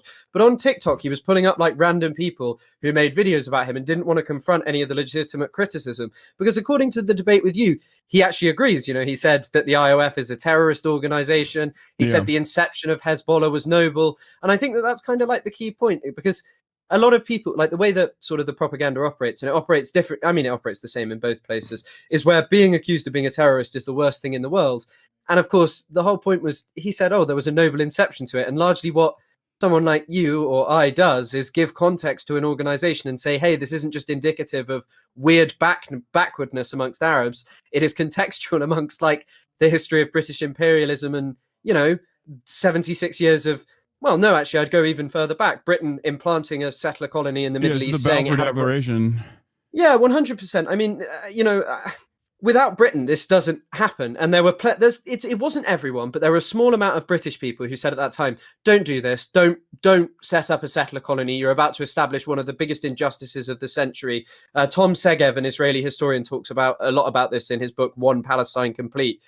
And and so I think that like ultimately it was kind of this thing of, how can you really debate someone who's just going to agree with you on the most serious points, but then still maintain the idea that it was anti-Semitism? And actually, when I was watching it, I pulled up someone who you've spoken to, Abdul Razak Takriti. Oh, the scholar that I had on, I think, about the Hezbollah militancy and its history. Yeah. He did the dig with Daniel. He did Thauer on the dig. Yeah, exactly. So one of the most excellent historians, and that podcast is probably some of the best Middle East education that's freely available. He might be the head of Middle Eastern Studies. I forget where what college he's at, but yeah, he's a I think it's a great Texas, scholar. Austin, Texas. Is that a university? I think it's that. But yeah, I pulled up and he was just, there was a bit where he spoke to me and he just said, how dare you speak about your feelings in a time like this where, you know, and I mean, I also spoke about this on stream. The death toll is bad in Gaza. It's really bad. But also there's so many people with catastrophic, traumatic, wounded injuries. And in many ways, people view, and there's parts written about this, that there is somehow like a right to maim people and that is just not as bad as, you know, killing 60,000. Those hundreds of thousands of people whose lives have been changed irreversibly, where they can't move around, exist in the same way that they once did because of traumatic injuries. It has a psychological stress on people. And, you know, and people want to talk about, you know, feelings. And when Ethan was so willing to admit that, hey, this wasn't actually, that there is actually reasonable criticism here. Like, for example, I think there was one thing where you commented on my video about when he said he was going to go to Israel. Oh, this was my last straw. And I mean, he was like, oh yeah, I perhaps gave a bad account of myself, but he doubled down on that. He went over and over again why he thought that was a good thing, you know, and it's very hard, you know, it's very hard to have a debate with someone in that sense. There is it's a technique that Michael from Pennsylvania identified as, I forget what it's called. It's like where you immediately offer like a softened concession on a major point so that if I turn back around and hammer on that same point where it's like, if I draw out the doctrine of surrender, thank you, chatters, where you basically surrender on a major point of contention that in an effort to make it seem as though, in an effort to soften the blow that it would normally have in this back and forth conversation, if we arrived at a position where he made this concession after like fighting back against it, it's disingenuous, especially when paired up with the inconsistencies that concession presents. Because that's what I tried to arrive at over and over again, where I kept saying like, okay, but if you think it's a genocide, then why do you criticize the militancy against it in every way, shape, and form, and consistently point to it as like terrorism? They're bad. They're terrorism, and it doesn't make any sense. And you can draw parallels, as I did over and over again, to historical acts of militancy. But of course, I think whenever you have a conversation with not just like Ethan or any liberal in general, they've already been indoctrinated to this like incredibly whitewashed framework of history where previous militancies that have been successful are always whitewashed in the aftermath, right? Like whether it be the IRA, whether it be the ANC. I mean, sure, with the IRA especially, like there's still a lot of coverage on like the atrocious nature of the IRA and the civilian targeting and whatnot. But like ultimately the approach in the rearview mirror is far more amenable to their position because they have seen some level of success. There's this age-old adage on Twitter that I constantly point to, which is liberals love every single anti-war movement except for the current one, and liberals love every single civil rights struggle except for the current one. Only after it is, all is said and done will they approach the subject matter in a totally sanitized manner to turn around and say, okay, this was good, but only because they were pacifists. Of course, and I mean also even how people view Palestine now, like, and actually how people were talking about fucking Nelson Mandela, how people were kind of like, oh, he was a pacifist. Well, also like Hamas have always gained their legitimacy they gained a lot of legitimacy from saying we forced Israel out of Gaza in 2005 because of our attacks on settlements, because of the fact that it was too costly to have an occupation there. We forced them out. Look what the two-state solution people are doing to you in the West Bank. Yeah. They are bending over and capitulating to Israel. It's obscene. What you hear lots of propaganda about the Palestinian Authority of like pro-Zionist people saying, oh, it's just as bad as Hamas, Mahmoud Abbas, and all of these people blaming the president and stuff. It is literally an organization which spends more time arresting Palestinians and protecting settlers than it does. And Hamas will always gain legitimacy when that is the exact opposite, and when extreme violence from Israel is the reality. And in the case of South Africa, of course, there was violence from the state, but it was never, they didn't turn the full South African military to destroy black townships, ever. And Israel did that in 2002 to Jenin. Like, they wiped out most of Jenin. Yeah. Well, not most of it, but like a considerable amount, and committed atrocities there. And so is it really surprising that like militancy is more prevalent in the context of Palestine? Yeah, especially considering the escalation of violence, and also the timeline. I mean, it's just like a much longer timeline at this point, much more severe. And also, this is, I think, part of the reason why Noam Chomsky says that, like, at least under the apartheid structure in South Africa, as opposed to like the apartheid structure in Israel, the white South Africans within the apartheid government saw a need to maintain a black population that they were using as workers, as opposed to Israel that simply wants to wipe out all Palestinians. Like their principle is their guiding fundamental principle here is exterminationist in nature, as opposed to utilizing the existing Arab base as a permanent underclass. I don't completely agree with Noam Chomsky on that statement, because I do think that Israel still utilizes the Arab base as a permanent underclass. But I guess I kind of understand that, like, they would rather bring in like a Gulf nation state, most likely like immigrant labor, in the aftermath of like full blown ethnic cleansing of Palestinians from all of the occupied historical Palestinian territories. I mean, this is something talked about by Andy Klarner, and I haven't read it in a while, but his book Neoliberal Apartheid talks about how Palestinians have basically just become a surplus population. There was a point at which they were quite useful to the Israeli economy, and they do still, like, Palestinians in the West Bank now work predominantly in things like building settlements, you know, a very sadistic existence of you have to build the settlement which is near you, or you go and work in construction in Israel, so the state of Israel expands as well. And they are just a population that is increasingly less useful to Israel. And I think that Chomsky is actually like pointing a little bit to like a niche part of settler colonialism, in that, you know, Patrick Wolf, the guy who's like the main theorist, did not consider South Africa a settler colony, which is a pretty interesting take, because he said that the white South Africans were always too reliant on the black population, whereas Israel from the very start, ones was very, well, it began in really the turn of the 20th century, but they were interested in Hebrew exclusivist labor with nothing to do with the Palestinians. Get rid of them, replace them with Jewish workers, because otherwise it was going to be really hard to achieve what they ended up achieving, which is, you know, like a Jewish supremacist state with only a minimal amount of Palestinians in it, really. Yeah, no, absolutely. So, what were some of your primary takeaways overall from like someone who's obviously pro-Palestinian and very well read on the issue? Someone who studied this issue as well in college. What was your takeaway in terms of the debate overall? I think again, it's just this Orientalist thing of basically that some people do terrorism and some people do legitimate violence. Where again, you know, Ethan has said multiple times that people in Israel face crazy choices. The army is a necessity. He's proud of Hila, and all of these things. And it's just kind of like, you know. It's very hard for some people to move beyond Orientalism and to see, well, actually, there comes a certain point at which, you know, settler colonies are violent by their very nature.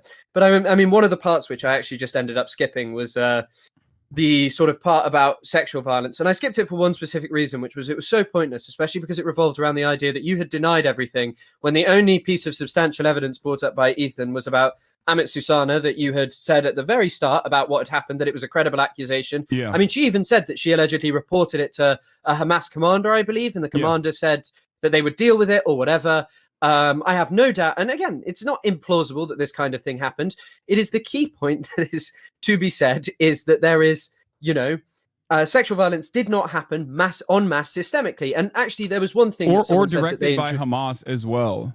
Because that would also contradict why Ms. Susana would even report it to a Hamas commander if she believed that there would be no repercussions for what had taken place. That actually also corresponds to another witness from a while back. I remember reading about her testimony to The Guardian in the aftermath of her release, where she talked about how there was mistreatment that took place against some of the hostages, and they immediately actually told a Hamas commander to deal with it.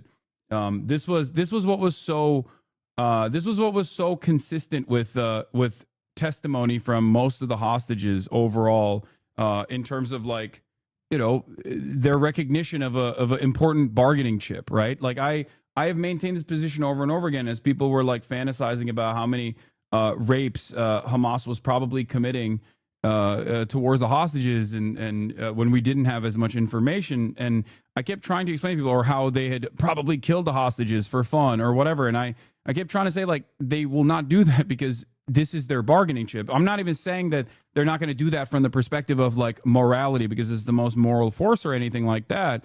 But simply logically, it doesn't make sense. That's why I kept repeating over and over again. Like, if they kill hostages, you'll know because they will do it on camera, or they will reveal that they've killed hostages, because it's a point to apply pressure in that situation. It's just cold hard logic in this process, right? 100%.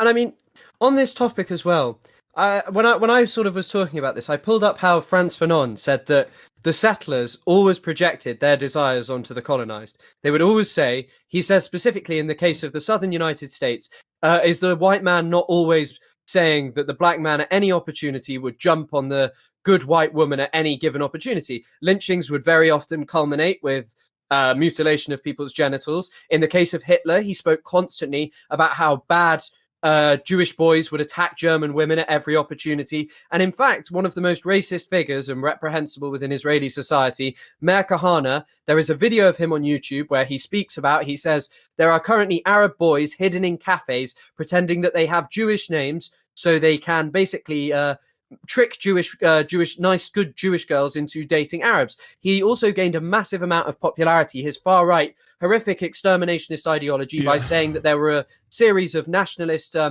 like motivated by terrorism, nationalist hatred of Israel, rapes occurring at the time. And there were these rapes occurring, but it was a manipulation of like who had done it, whether it was common criminals, whether it was actually someone who was violent or whatever.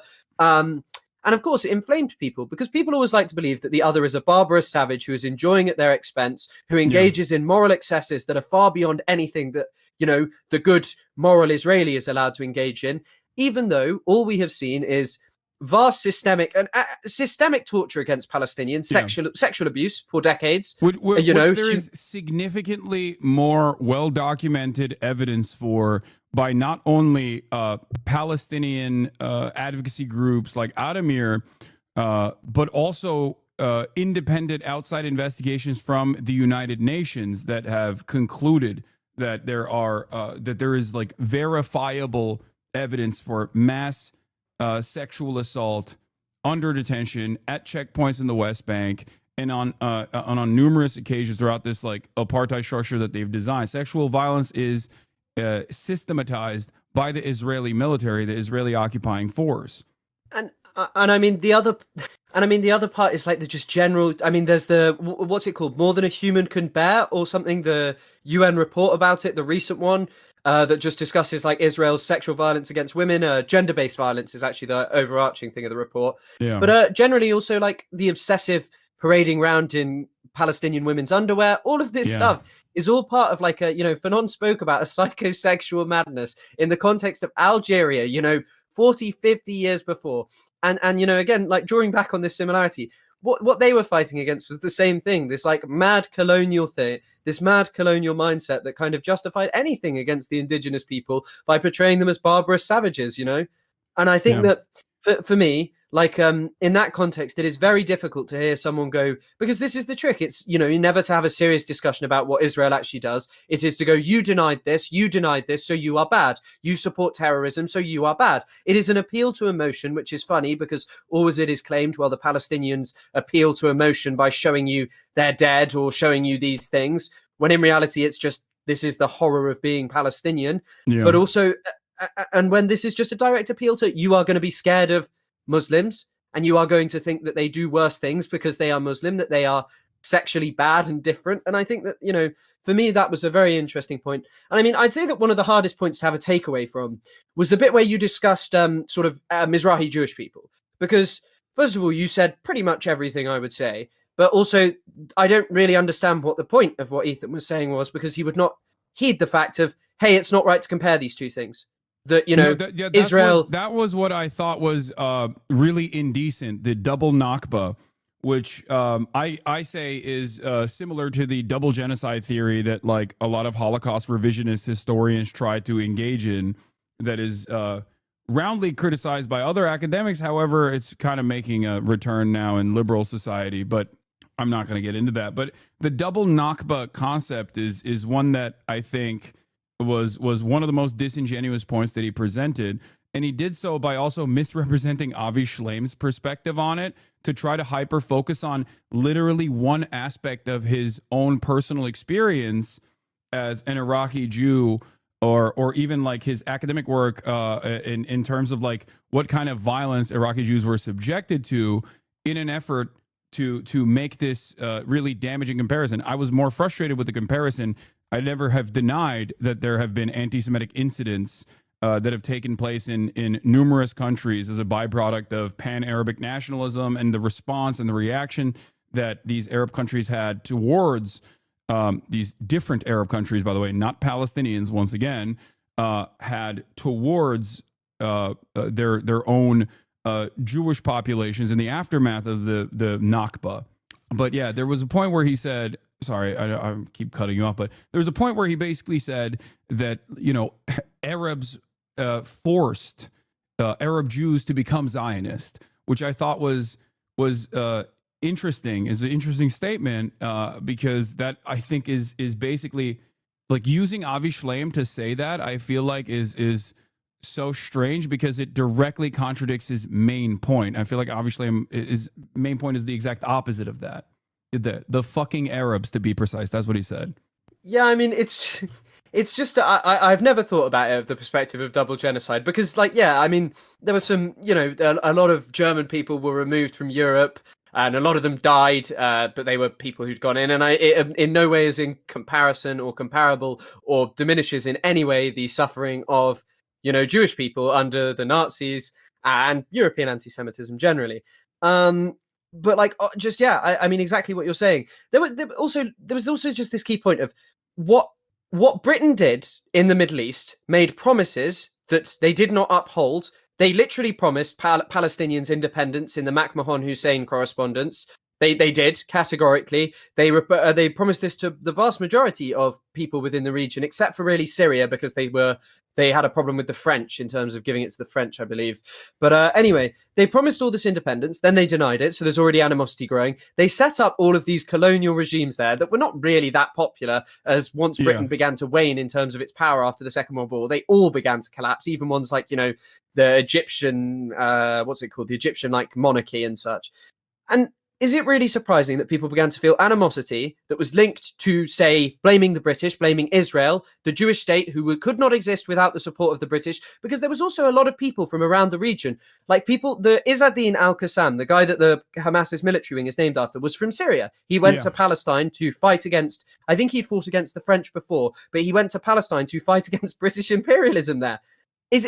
And to ignore that context, and this is always the thing, and it's the thing that, like, smarter people than Ethan have done, Samuel Huntington, Clash of Civilizations, all of these people, they act as if Islam is this dogmatic, unchanging religion that has existed the same way for 1400 years and is completely uninfluenced. Or they'll say, and I really hated the point about this is also another point, like the bigotry of low expectations that people give. Oh yeah, that was crazy. When talking about I hate when people, I mean, I can't believe he said that. I assume that someone fed that talking point to him because, like, it especially doesn't fit in this position, but it is an inherently white supremacist talking point as a counter when someone tries to describe the importance of material conditions in the development of historically undermined, marginalized communities, to say, like, oh, you just, like, have low expectations of black people because you're saying that they're, like, dumb and stupid. It's a way to try to flip the script. It's a very disingenuous technique that right-wingers use usually.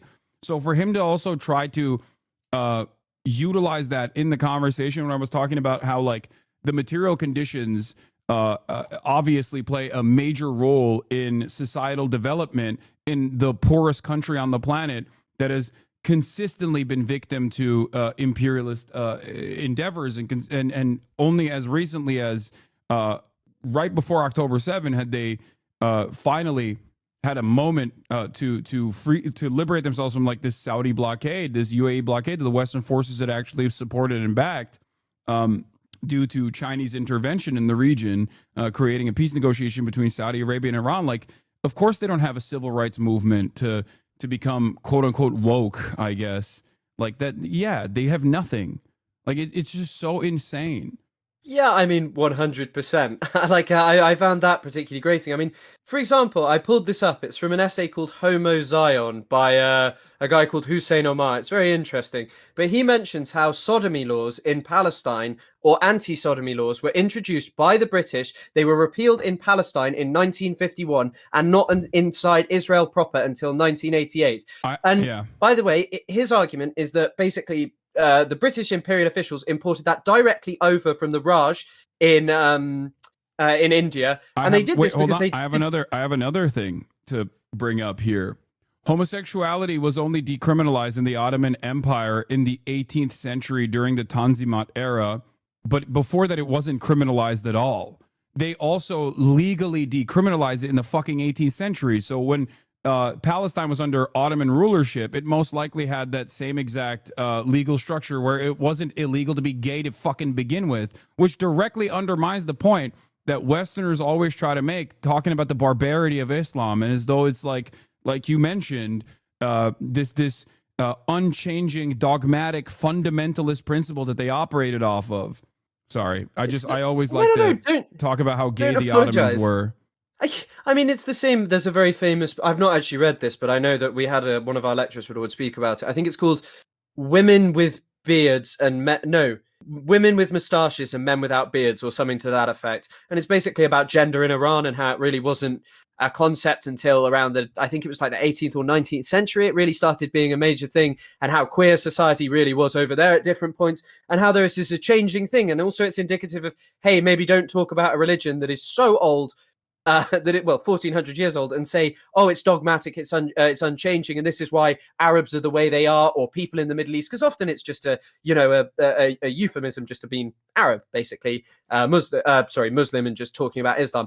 But especially just in this context of like talking about someone from Yemen, you're completely correct. Like, it's not low expectations. It's look what has been happening in Yemen. And also another big thing is like, I think if you're like trying to be a populist in a country who rails against Western imperialism, I am sure that there is a certain appeal of blaming societal degradation as well on Western ideals and saying, look, they always preach how they brought you gay rights and all of these things. And look how worse a country like Iraq becomes. No doubt that's appealing to people because of the experiences of people on the ground. In the same way that as society in the West degrades, people like anti-immigrant discourse because it's something to cling to and blame for the degradation here.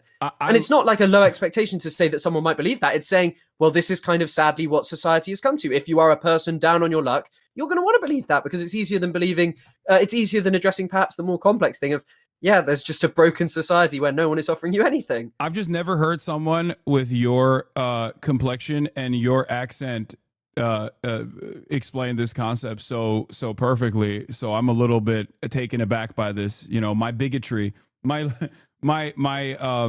soft bigotry of low expectations from a British white man came out a little bit. I'm sorry. But you're 100% correct. This is something that I constantly talk about. Like you can even point to the Iranian Revolution. Like the reason why fundamentalists in countries like this under Western imperialism are seen as the most emancipatory forces. It is the reason why Hamas also ran on an anti-corruption ticket and was able to win the elections that the American government, the CIA, actually presented to Palestine and Palestinians, specifically the Gaza Strip. The more Islamist the forces are, the more fundamentalist they are, the more they can present themselves as anti-West. And if the entire population is firmly committed to having an anti-Western position due to all of the violence they've experienced from Western imperialism, they end up going with these people. And yes, the U.S. aid interventions and NGOs, civil society organizations that prop up everywhere that are hyper focusing on some of the civil rights movements, whether it's for good reason, whether it's because they truly do want gay liberation or whatever in these countries, or whether it's a mechanism of intervention, doesn't matter. That is why there's so much hostility towards these sorts of things and towards these sorts of movements in these other countries, because it's it's so quickly utilized by, like you said, fundamentalist but populist forces as a remnant of Western imperialism. All this gay shit is something that the West is bringing here. and so easy to blame for the degradation of society. Yeah, And I think this exactly. just links exactly back to the point of what you were kind of trying to say to Ethan. Not even on the topic of like Yemen and stuff. Also, just on the context of what happened to Jewish people. Obviously, people's perception of Jewish people and their and like is going to be tied up with Western imperialism. When Western imperialism was like, we're going to establish a Jewish state. Lord Balfour said over and over again, I do not care about the wishes of the 700,000 Arabs who live there. The Jewish people who do not live there yet are more important. And people feel solidarity across this place, especially in, I think it was once called Bilad al-Shams, like the bigger, greater Syria, basically. People felt massive solidarity across this space. And they all just experienced colonization by like Europe. And also on the topic of me as a British man talking this way, it hardly surprises me. A lot of people say this to me, and it just shows you how, like, I don't know, I guess kind of what the prominent voices from Britain really are. People like Douglas Murray spewing the most hateful views imaginable. And also just, like, very just, you know, wicked imperialism for decades, you know? Yeah. No, for sure. I was joking, obviously. I know your, of course. your work is great, but, you know, it's just not many Corbyns out there. Unfortunately, no, of course. Of course. Too many Piers Morgans, not many Corbyns out there. We live in a very space that is not necessarily that diverse in a lot of places, especially the countryside. You know, places like where I grew up. It's not really a place where you grow up around people who are different to you. So your perception is largely just shaped by, you know, bigotry and all of these things, and also trying to cling to imperial nostalgia. Really, like a lot of people here want the empire back. Oh, for sure. Put simply, it's I think social conditioning also is something that I want to briefly tackle here. My commentary gets criticism sometimes from the likes of Bad Empanada and other people that I would consider to be a little bit further than myself in terms of being like well-established third worldists, as opposed to my commentary sometimes comes across as liberal for them, because I see my position living in the heart of empire as an American citizen as one that tries to get Americans to understand the plight of the global South. So my messaging on that front is, of course, always going to be conciliatory towards people that have actually even taken violent imperialist action against the global South, in terms of like veterans that have served in the American military, veterans that have even served in the IDF, the Israeli occupying force. And because I understand the importance of social conditioning and how their development has been shaped by that, and how normalized that kind of process is, as long as they recognize that their actions were wrong and they work to atone for said actions and demonstrate that they have, you know, demonstrated that they don't believe these things or try to justify it. And the reason why I'm bringing this up is because I wanted to, this channel called Soft Take actually did a video, Selective Outrage, the silent podcaster Hila Klein. And I thought it was really good because it's very informative. I don't know how much time you have, by the way. Hold on, let me fix your... I don't really mind. I am very grateful. We can maybe for this do a opportunity. dual react together if you would like. Yeah, that'd be awesome. Video. Hold on. Let me resize your... let me resize your camera here as well. Okay. And then we can engage in this together. Hold on. Make it a little bit smaller as well. This is the problem with live production, you know. There's a little bit of silliness that takes place. But yeah, this is a video that I think was actually really remarkable, because I didn't know the full extent of like their commentary.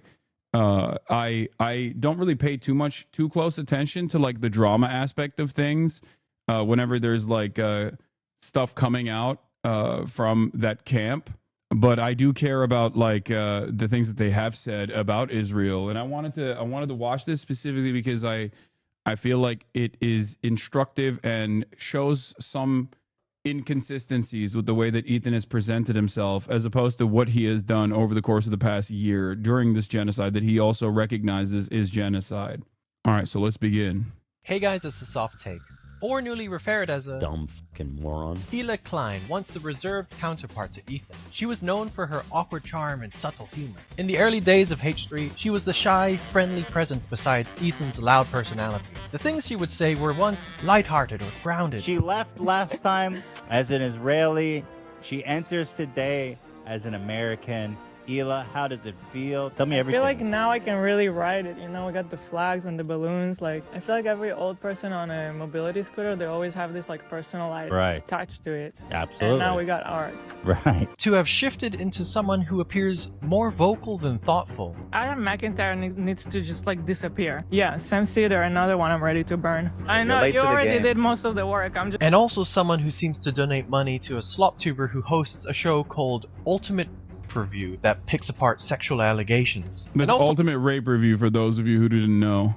What is the people were mentioning this, and I saw whatever that is. What is that? What, like, is this serious? Like, I don't know either. I only found out because someone in my audience informed me, but they said that it's apparently like they tier list like rape allegations or something. I don't know. I mean, it's just like the utter well of depravity is endless, especially in the Western world, but especially in America. Holy fuck. But it's like his stream does that. Do you think it's pretty interesting how sort of you, Frogan, are all picked out as, not just you two, obviously, there's people like Matt Lieb as well, are picked out as like the worst anti-Semitic terror sympathizers when there is no pushback on someone, say, like, I don't know, Asmongold, who said that he was only 99% that the Holocaust happened, that largely like people spewing really serious anti-Semitic bigotry, like things like his entire chat was spamming W Hitler when he was going over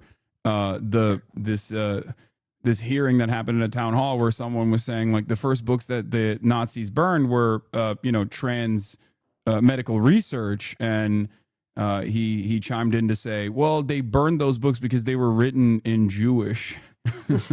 And I mean, on this topic, it's kind of interesting as well, exploring your ideology versus what a neo-Nazi's ideology is, which is someone who hates on the basis of claiming that, this person has a different identity to me and they're trying to ruin everything around me. They're trying to ruin and degrade society, which is nothing like what you say. And yet, rather than, confronting and saying, hey, there's a rise in this similar bigotry that once existed, it's just ignored in favor of using anti-Semitism allegations as a means to not talk about Palestine. Yeah.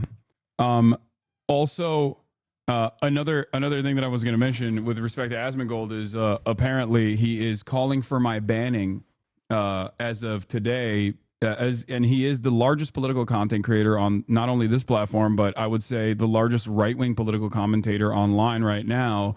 And he's been calling for my banning because I said in my conversation with Ethan that I stand 10 toes down in solidarity with the actions the Houthis have taken exclusively on the blockade of the Red Sea as a mechanism of punishment against Israel that's committing a genocide, which is, I think, as I mean, I don't know how you could have an issue with that. I guess you can. I know you don't have an issue with that. I mean, I know how Americans can have an issue with that, where they say, well, they're bad and they're scary. Well, even the UK government would allow me to say that. So, I'm not. You can't speak positively. Obviously, kneecap are in trouble for what they said about Hamas and Hezbollah. Houthis are not a prescribed terrorist organization here, so people are always chanting Yemen, turn another ship around. So, I think I agree wholeheartedly with what you're saying, and thinking that you deserve a ban in comparison for Holocaust revisionism. Yeah, it's an interesting topic of discussion. All right, let's continue. So LOLCal Live, a podcast co-hosted by Keemstar, someone that previously made her life hell. But first, who is Hila actually? She's the co-host of a podcast with her husband, who's turned arguing with everyone into a full-time sport while she contributes to the show by slowly rotating in her chair. She's the founder and CEO of Teddy Fresh, a streetwear brand with a questionable theme that appears to sometimes allegedly borrow designs. Teddy Fresh also has a good causes section on their site, proudly listing charities they claim to support, which is a great thing. I appreciate them for doing. However, let's just say that I found out that not everything on that list checks out, which I will get into later on in the video. She loves to draw, present her unique clothing style on social media, and she is also someone that gets particularly vocal when criticism of Israel arises. Worst stuff, Matt. It's not like Israel's going to do a precision strike on Hassan. They don't fucking... but it is dangerous. It's a war zone. Sure, it's a war zone. But what? He was in the running for anti-Semite of the year. They may. Nah, I don't think you guys understand Israel. It doesn't work like that. They're not. And this is where she gets quite a lot of backlash. It's not because she's from Israel or that she served in the IDF. Well, actually, that could be reason for some. It's mostly because of the dehumanizing language she uses for Palestinians and her relentless defense for Israel. Also, I just want to be clear, I don't want to make Hila responsible for Ethan's flip-outs, but you cannot be dismissed as a silent bystander while Ethan spreads false information. And when she does decide to chime in, it's either about Hasan, defending Israel, or defending their takes. Took one look at her and assumed that she's an undocumented migrant worker that can't speak English.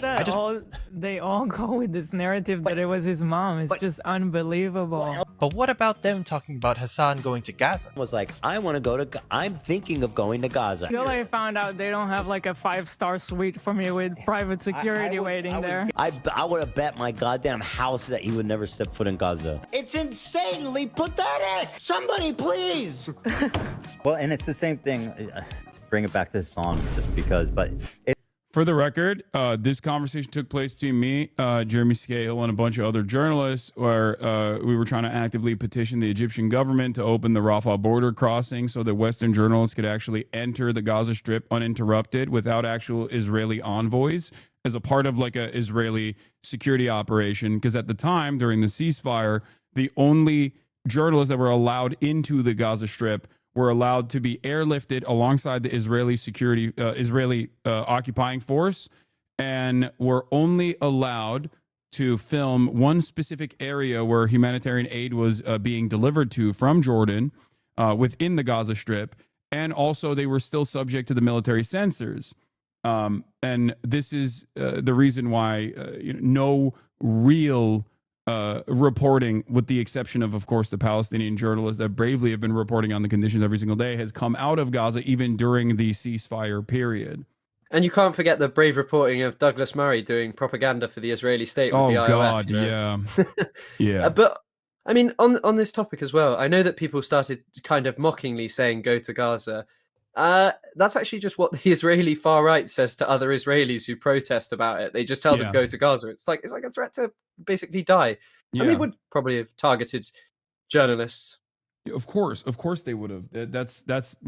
That was like, I mean, it never even happened because like obviously the Egyptian government did not allow this to take place regardless, because it's a vassal state for American empire. And also by way of that, a collaborated with Israel as well. So it just didn't take place. All right, let's continue. It kind of is the same thing. Like, I was thinking about going to Gaza. Yeah. I also wanted to give Sorry, guys, I'm not going to this war zone unless they can... So much to the point that they started fantasizing how his visit to Gaza could look like.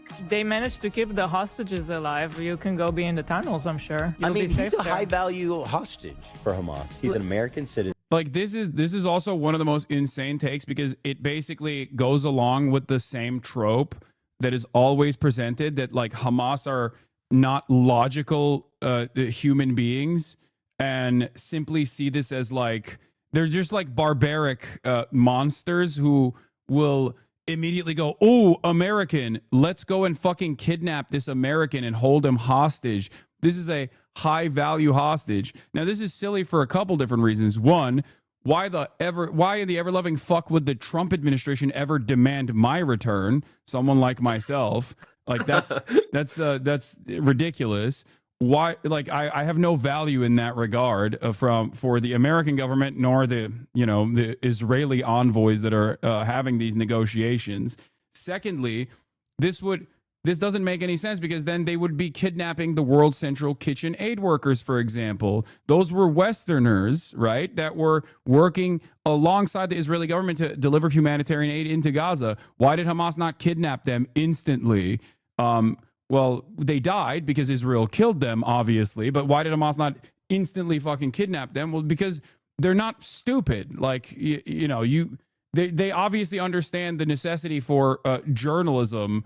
And like, I mean, even fucking ISIS has actually gotten interviewed by journalists, and I'm not even talking about Jelani or whatever. I'm talking like straight up when ISIS militants have talked to journalists in general. I've also seen there's some very disgusting rhetoric. I was just looking up his name. His name is Vittorio Aragioni, who was like an Italian who was murdered in Gaza in 2011, and he was killed by Al-Qaeda, like an offshoot there. And people were like, he had like some tattoo that was like about liberation or something, and someone was saying on TikTok, they were like, this is what the Palestinians do to you even if you go. And it's just like that they're fanatical, maniacal monsters who do whatever they want to people, you know? No, absolutely. And of course, like that's the other irony of this is like ISIS and Al-Qaeda are in direct odds with Hamas and other Palestinian militancy in Gaza in general, as opposed to Israel, which has found themselves in allegiance with ISIS on multiple occasions in their actions in Syria. So, you know, that's another thing. But of course, from a Westerner's perspective, they're all dirty, filthy, Muslimist, Islamist, fundamentalist Arabs who are barbaric rapists. 100%. They've kidnapped. Yes, also, of course, ISIS has killed journalists as well, Chatter. I'm saying that even a fucking force that is insane, psychotic, a force of true terror, sheer terror, which had a colonialist ambition as a militant force with no care or consideration for the civilian population overall, was still able to do interviews with Western reporters. Anyway, let's keep going. Arabs and Muslims before. If he's actually just worried about the Israeli side, like seriously, they can take him to the tunnels and he'll be safe. If he entered through Rafah, which is the Egyptian crossing, and just went into Gaza like that, I think there's probably a more likelihood that he'd be kidnapped by Hamas than precision striked by Israel. Yeah. And then pedal it all back. Like, there's also the other side of this where Hamas is both, there's a militant formation for Hamas and also the political apparatus as well, and like a civil organization of Hamas. And no, they would not do that. That is insane. But, you know, I think a lot of people, like, this is a really hard subject to broach with like a Western audience because they don't have this understanding where they're like, no, they're irrational actors. Like, of course they're going to do that to you. Shut the fuck up. You're defending Hamas right now by saying what they would and wouldn't do, regardless of the fact that like this is never happened throughout history, I think. And I mean, it's especially sorry. No, go on. It's especially interesting in the context of how many like senior-ish, I can't remember, Jimmy Carter literally said it was more sensible to negotiate with Hamas than Benjamin Netanyahu, that they were more reasonable than Benjamin Netanyahu. And yet, you know, he's saying here, well, they're more likely to kidnap you. I mean, you spoke to Hossam Shabbat, right? Yeah. I'm going to bring it up in a second, right after this. Killed. Yeah, no, I'm gonna get to that in a moment. I watched this part of the video already. I'm gonna just a silly joke. We're just criticizing you. It's literally just a silly joke. It comes across like a fucking pager joke. It comes across as a pager joke. Hassan. You know what's really crazy about this, by the way? I mean, a big chunk of the quote unquote debate that you watched was Ethan trying to draw out microaggressions from things that were not even like directionally appropriate, that he admitted weren't even like real acts of anti-Semitism, where he said it's a swastika sword, but it's not a swastika sword, and the usage of the swastika sword by iDubbbz was actually to trigger him and to you know to imply that it was a swastika or something like that. And he wanted to say that was problematic. Meanwhile, he's over here doing like go to Gaza. Oh, it's just a joke. Why are you being such a pussy about it?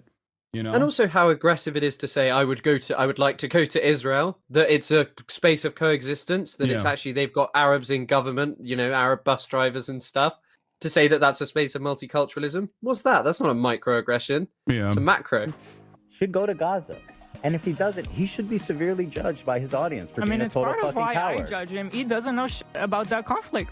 He's never been to Gaza, never been to Israel. He doesn't know shit about it. No, he doesn't. He does not.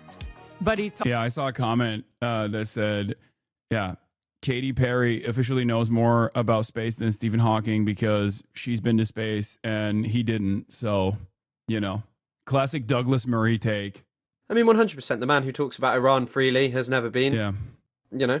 Exactly. Talks like with such authority. Oh my God.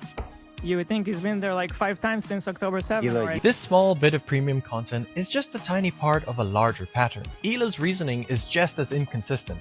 Let's try and understand Ila's logic here. Hasan can't understand the conflict because he hasn't been there, as if lived experience is the only way to grasp reality. If we were to even go with this logic, then why does she not know about what's going on with the Tesla stock and Elon Musk's actions despite living in the very country where it's all happening? Tesla's getting creamed lately. Like they're down like 40%. Out of them and like bombing, they're firebombing their factory and shit. USA. I'm a little like rift. I don't know if I'm out of the loop, but did something specific happen that all of a sudden this is happening? I mean, that's quite an integral part of the ongoing events in the United States and its political landscape, while selling anti-Elon shirts in her own shop. And by the way, if you're watching this and thinking, oh, how come all the soft take can do is bring up Hasan? And well, the answer to that is simple. I don't. They do. What am I supposed to talk about when almost all of their content is referring back to Hasan? I just follow the storyline they keep writing. But anyway. It's really interesting how we just cannot criticize him. And then whatever we dare to say about him in a criticism manner, we are a threat. We are backing genocide. We're children killers. Myself, that's what they say about me. It's like, no, I'm just criticizing you. I'm allowed to criticize you. And yeah, no, I think this is perfectly apt.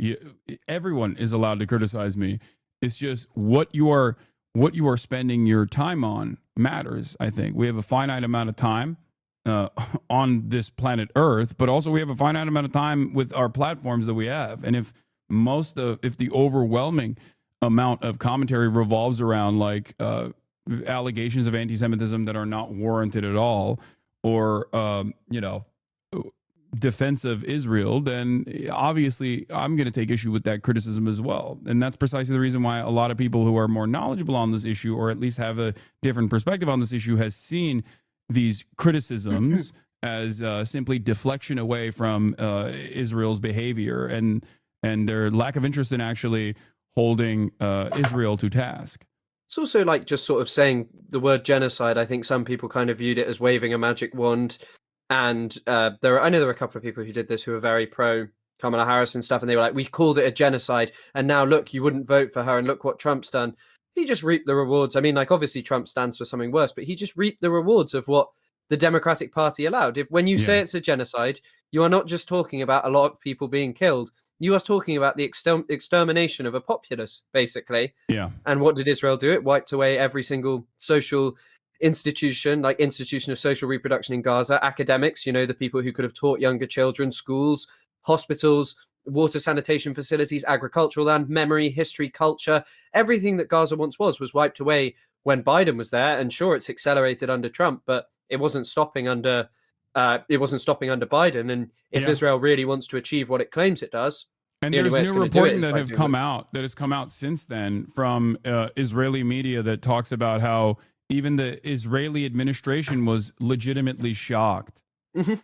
That the Biden administration had not actually demanded any real ceasefire whatsoever. Like, they were shocked at how gung-ho Biden was about continuing this bombing campaign, which we could all see obviously with our own two fucking eyes from the impact that it was having, where he kept saying like, oh, we're gonna do this, we're telling Benjamin Netanyahu not to do that, but apparently behind closed doors an entirely separate conversation was taking place, considering that Bibi would come out the next day and be like, yeah, fuck off, we're not doing that at all. I mean, you've done this for a long time. There's no way that I can't really imagine that you thought in any capacity that this would have gone on for as long as it has. Like, this level of extermination, you thought that there would be a break pulled at some point, as much as I did. I did not think we would be sat here, 19 months later of live stream just the most obscene crimes imaginable, like regular extermination of human beings. Yeah. Just every day, 20, 30, 40 people dead. And it's becoming harder and harder to talk about because so much happens every single day with less and less on the ground reporters, because some of the most important voices against the genocide are gone, dead, murdered. And increasingly we see less and less, and we have no idea what's even really happening there anymore, like the levels that it has now reached. And, it's 15 months of this, and people act as if saying, well, there's a genocide waves it all away. It doesn't. Even if you think that there's a genocide, it's about talking about it and saying, hey, these really bad things are happening. And of course, anti-Semitism matters, but your feelings are incomparable to the feelings of Palestinians who live there, and also Palestinians who don't live there. People who live in Western countries now, and got out of Gaza, maybe for whatever reason, to go study, to go live, to go do something else.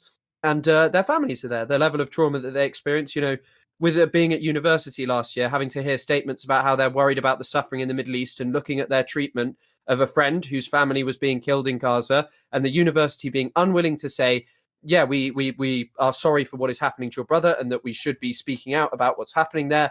The extermination of institutions over there, you know, wiping away, but burning down universities and burning down their libraries because you can.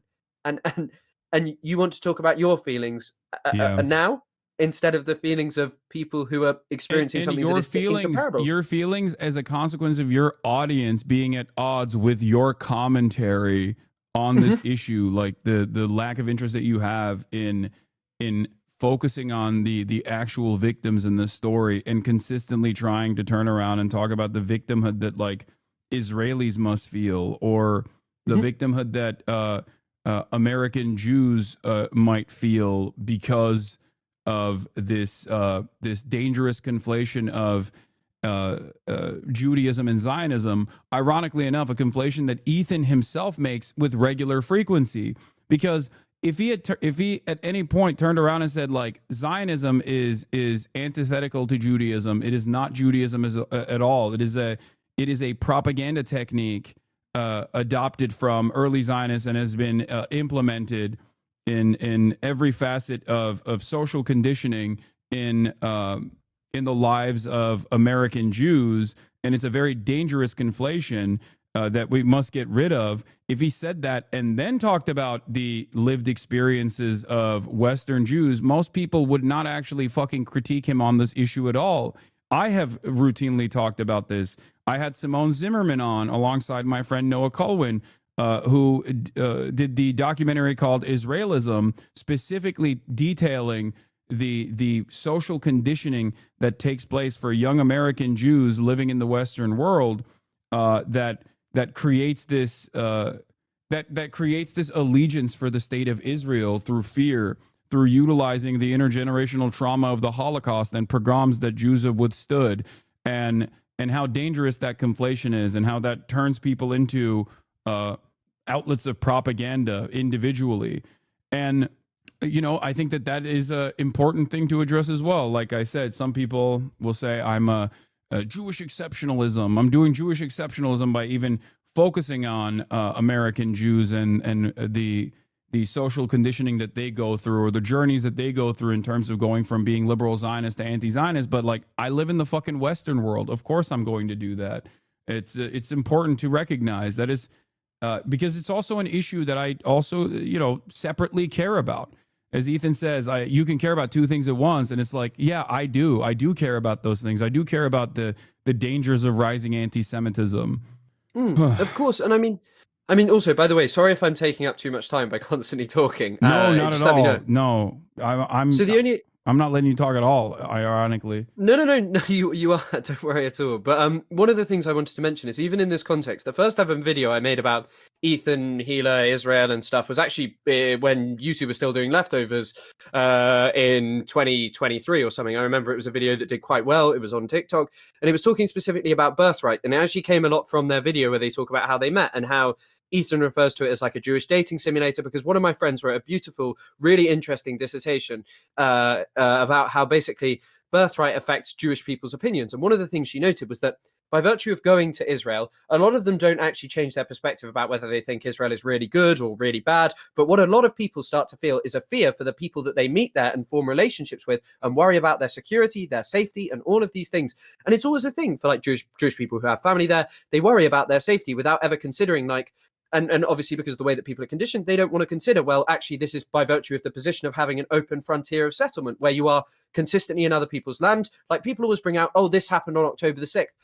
I think one of the biggest things that doesn't get mentioned that I brought up today is Israel used an attack helicopter in Jenin for the first time since 2002 in July of 2023. I remember covering it on TikTok and doing like my first ever lives and being like, yeah, this is seriously looks like something major might happen here. And then obviously nothing like, well, I mean, it was major in of itself, like what Israel did, but nothing like October the 7th scale came out of it. But it just shows you, when Israel has this open frontier of settlement, what it is fighting to defend is not for the safety of the Jewish people. It is not even really for the safety of the concept of a Jewish state. What they are fighting for is to maintain an apartheid regime and to maintain settlement of Palestinian land and kicking the can down the road until you reach a final point where there is no viable Palestinian state. And Western governments help this by constantly talking about the two-state solution, and you push towards this point, and then eventually they'll just say, well, they can't have a state. There's nothing left of their land. There's Jewish people everywhere, you know? Yeah. No, it's utilizing the two-state solution in an effort to consistently advance the settlement project and create Bantustans and partition out the remainder of occupied Palestinian territory that Israel's illegally occupying that is what the quote unquote two-state solution looks like. And that's precisely the reason why I always tell people, regardless of whether they're pro-Palestine or pro-Israel, that it is a de facto one state right now. This is precisely what a one state looks like, as long as there is an Israeli apartheid, an Israeli occupation, which is why I advocate to abolish the apartheid and abolish the occupation and create a real one state where citizens have equal rights and equal votes and equal say. My advocacy around this, from Ethan's perspective, in the early conversation that we had, we didn't get to talk about that this time around, was basically, no, that would be a genocide of all Jews, because the Palestinians would come in and just like genocide all the Jews and kill all the Jews if there was a one state. That in and of itself is ethno-religious nonsense. Like, that is fascism. Mm-hmm. That would be much more like the concept of the bigotry of low expectations, that Palestinians are unable to look after themselves, that Palestinians are unable to behave in a way. I saw a video of Douglas Murray saying this. He said, give the Palestinians one school and see if they can teach their kids not to kill Jewish people. It's just obscene, you know. Palestinians don't feel that way. They have a higher literacy rate than the Israeli society. What the fuck is that? Mm-hmm. Like, 100%, 100%. It's so racist. All right, let's continue. Still want good stuff to happen for Palestine. Like, I can do both. It was really hard for me to find those moments where she shows that she wants good things to happen for Palestine. The ones I found are in this video. But let's talk about the labels Hila deals with. And could it be that they come from Hila's patterns on the H3 podcast? Patterns of deflecting, dismissing, and downplaying Israel's actions. It's so complicated. Yeah. From their perspective, it's like, these guys. But they go specifically to people who they know are terrorists, and they have a history of that stuff, and they know they have guns. And the thoughtful criticisms Hila shares about her self-declared enemies looks something like this. What is this frame, bro? Why are you just like in the corner? It's absolutely Frame terrible. your shit up, man. We changed his background. I hate AB it. would love that. Although, Hey, Hasan, I looks hate like a your pet new store, background. frankly. Yeah, I'm gonna agree with you. I think his room looks better with It like makes Hamas. no sense. Or hear about Matt Lieb. It's disgraceful to participate in a snark page. It is. And I think it's Ethan disgraceful as is allowed to point it out. And yeah, this is another, like, I mean, this is drama related a little bit and not entirely Israel-Palestine related, but you know, I guess I'll entertain it for this moment. But getting upset at other content creators participating in a snark subreddit is so funny when they openly operate a snark subreddit, and they do it for not just like they don't do it just for like advancing drama and you know, making content out of it, like in a serial harassment in the serial harassment campaigns that they contribute to, but they also do it on the backdrop of a genocide, which is like their only commentary surrounding Israel's genocide of Palestinians. It's just like doing drama and doing snark against pro-Palestinian advocates. It's really, really shockingly depraved. 100%, 100%. Yeah, just, I mean, just making it all about, even during the debate, having to hear about like your head being small. Like, who cares? I swear it's something also that you joke about quite a lot, you know, just having to hear about that, like in between. It's like, there were certain parts as well that I just had to skip because I was like, there's not much to analyze here. It's just Ethan sort of being mean and just for the sake of it and like mocking the way that you speak. And it's just like, what is this? This is just feeding into people who just hate you anyway. And I guess feeds into what I said about it. people had already decided what their mind was. I'm sure that there are some people who actually did change their opinion because of it, but there are tens of thousands of people who went in and they would always say that Ethan had, destroyed you, and that he really got you on this one, that he has like an epic clip of it. And it's just like, I don't know. I don't know. It's very hard to see. The epic clips that have come out so far from their side have been Ethan repeating that he wouldn't like it if Anne Frank resisted against the Nazi occupation. And also, what's the other one? The Arab anti-Semitism caused Arab Jews to become Zionists. That's those are the two major points that they've arrived at, I think. Yeah, Ethan, mocking your speech is wild. I will not expand on it. Yeah, that stuff was like really childish. I didn't really care about that. I don't know why he thought that made him look good. I suspected he was trying to bait me, as I've said, to like say something against him that he could then package up as like ableism, to say like, oh, you're being ableist, I have Tourette's or something. I didn't really entertain that at all, because I feel like it's bad. It's a bad optics in general. Let's continue. Also, and if that's too much for you, maybe get off the internet. Right. And maybe don't work for a reputable company like Red and Link. You don't deserve to work there. Or this Instalock, you're going to get fired. One speed, always. People who defend Israel, immediately. Accusations of anti-Semitism followed by, you need to lose your job right now. That's it. Yeah. Very reasonable criticism of Sam Cedar. Sam Cedar, another one I'm ready to burn. By the way, Sam Cedar agrees with me. I saw a clip of him the other day being like, saying that he's two-state. I don't know. Two-state. I was like, he agrees with you, because he also like protects Hassan at all costs. She was right. He was wrong. She wasn't wrong. It's just, You're ugly and you're dumb and you're not funny. Hila and Ethan have repeatedly stated that they oppose Netanyahu and his government. So here's what I'll say about Israel. Listen, this isn't the first time I've said it, and I'll say it many more times. The cabinet is run by genocidal maniacs. They're led by Netanyahu, who should resign in disgrace and go to prison for being a war criminal. He's made a coalition of the most radically conservative freaks that don't represent, by the way, the majority of Israelis. They voted against Netanyahu. You mentioned that we lived in Israel and we voted against Bibi. Even Ethan, we both voted. Yeah, I was in, I think, 2 elections, and both times I voted against him. So, what do you guys want from us? And here is them showing empathy for Palestine and being pro two-state solution. The problem is the extremes on both sides. The Orthodox Jewish people cause trouble, and the terrorists. Well, who do all the terror attacks on the other side. You know what's really interesting about this? Ta-Nehisi Coates actually had a conversation with Ezra Klein on this exact same perspective, where Ezra basically said, "Oh, why didn't you actually talk to any?" Why didn't you, in The Message, his latest book, why didn't you actually cover the plight of Israeli society? Why did you not spend any time on the extremism of Hamas terrorists and things of that nature?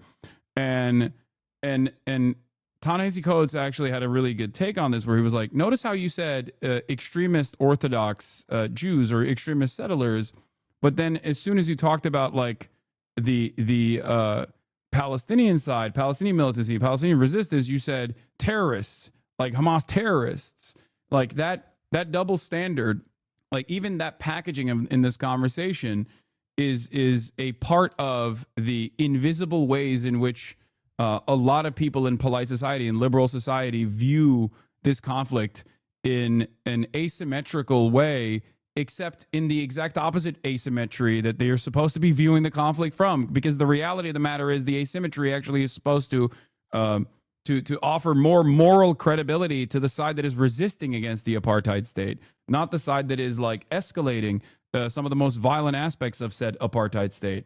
And I mean, on this topic as well, it's interesting to say ultra-Orthodox when, of course, a lot of these people do practice Judaism in a very religious people, but Meir Kahane was literally considered a terrorist by the State Department. It's a fair term to use about him if you're using it in the context of saying, well, this Palestinian group is.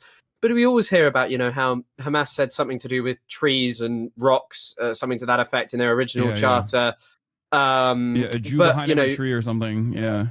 in the context of Kahane, you know, I always bring it up. The guy literally said that he thought that every Palestinian should be expelled, and the ones that wouldn't would have their throats slit. And the more terrifying part is that it seems that his rhetoric is now prevalent all across Israeli society, which is our closest ally, which is held up as the moral defender of Western civilization. And he really is reigning supreme. Israel brought in a ton of laws that he tried to bring in. And the things that he suggested for Israel, other Jewish people, another member of the Knesset compared them to the Nuremberg laws, one by one, every single thing he suggested, and said that these are actually very, very, very similar to what Hitler wanted to do to Jewish people.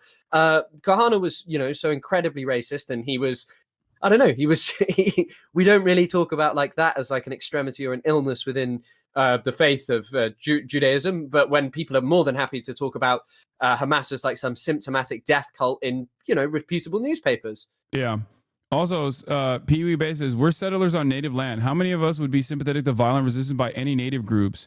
Your bias is based on your position in the situation, which is really funny because I'm Turkish and I advocate for Kurdish liberation. So I'm actually much closer to the subject matter than you would think in terms of like creating a parallel here.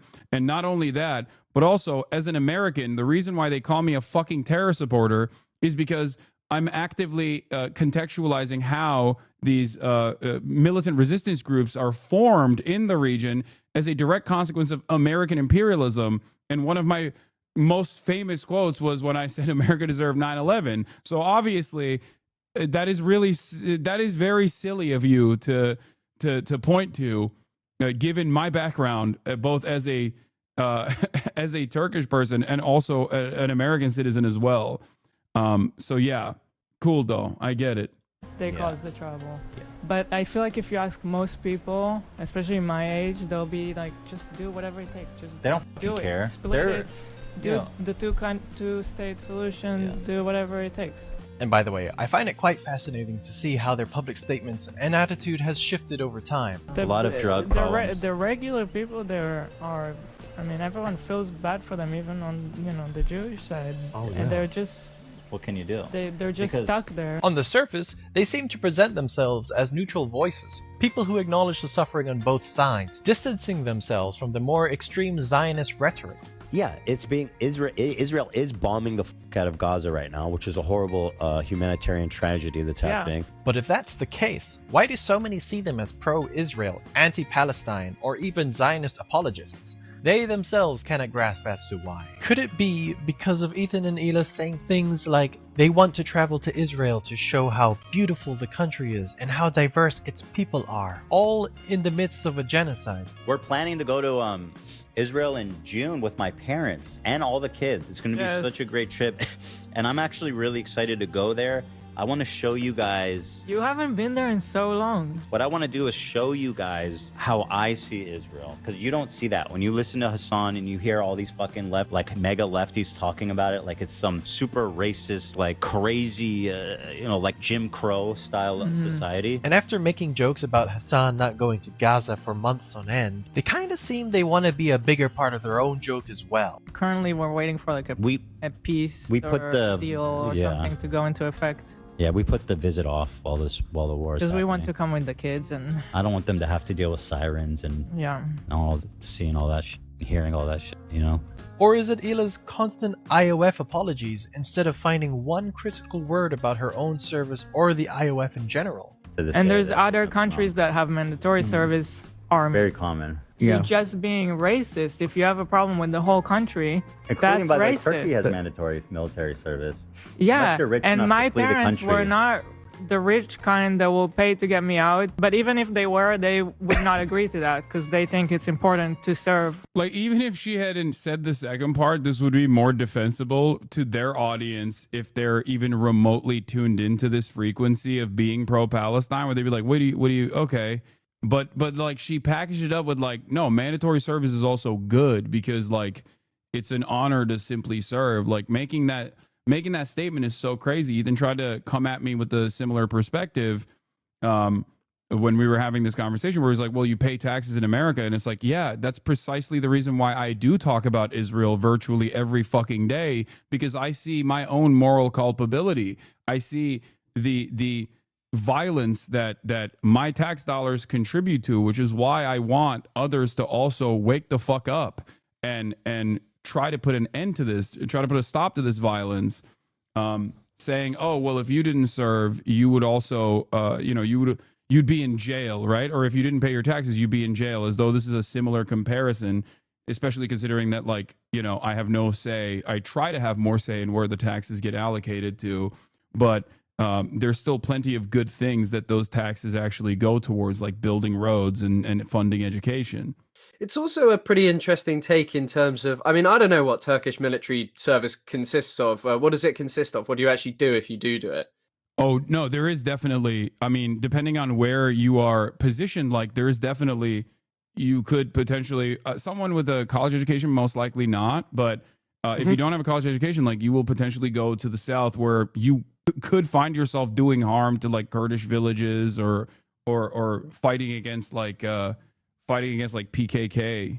That's exactly what I mean. Why, Mr. Middle East understander, why would you say that you should have done that? Yeah. It's not like a good or awesome thing to be doing, just going and like serving to oppress Kurdish people, Yeah, it's I not don't like want to go do war crimes in fucking Syria, dude. What the hell? Like, Exactly. Like I mean, I thought about that as soon as it was brought up. I was like, why on earth would you ever say, if you have like even a basic knowledge of the Middle East, that it's a good idea to join the Turkish military? Yeah. It's just which is ironic ridiculous. because I when I was younger I wanted to do it because I thought like, oh, it'll be fun to do for like the limited service that you do when you have a college education and also have worked in a foreign nation for an extended period of time. There's like limitations to how long you can serve. Like you get breaks basically, and thank God I didn't do that, to be fair. Holy shit. Like everybody else in the country. I mean, it's a very selfish move to decide, okay, I'm not going to do it, but everybody else will. I mean, when you're growing up with constant terror attacks, the army is a necessity. Yeah. For one person to decide, I'm not going to do it, is a very selfish decision, because meanwhile you're not doing it, everybody else is doing it and putting their life on hold. Very important years of your personal development, you're putting it on hold to go do this, and it helps nothing with your career afterwards.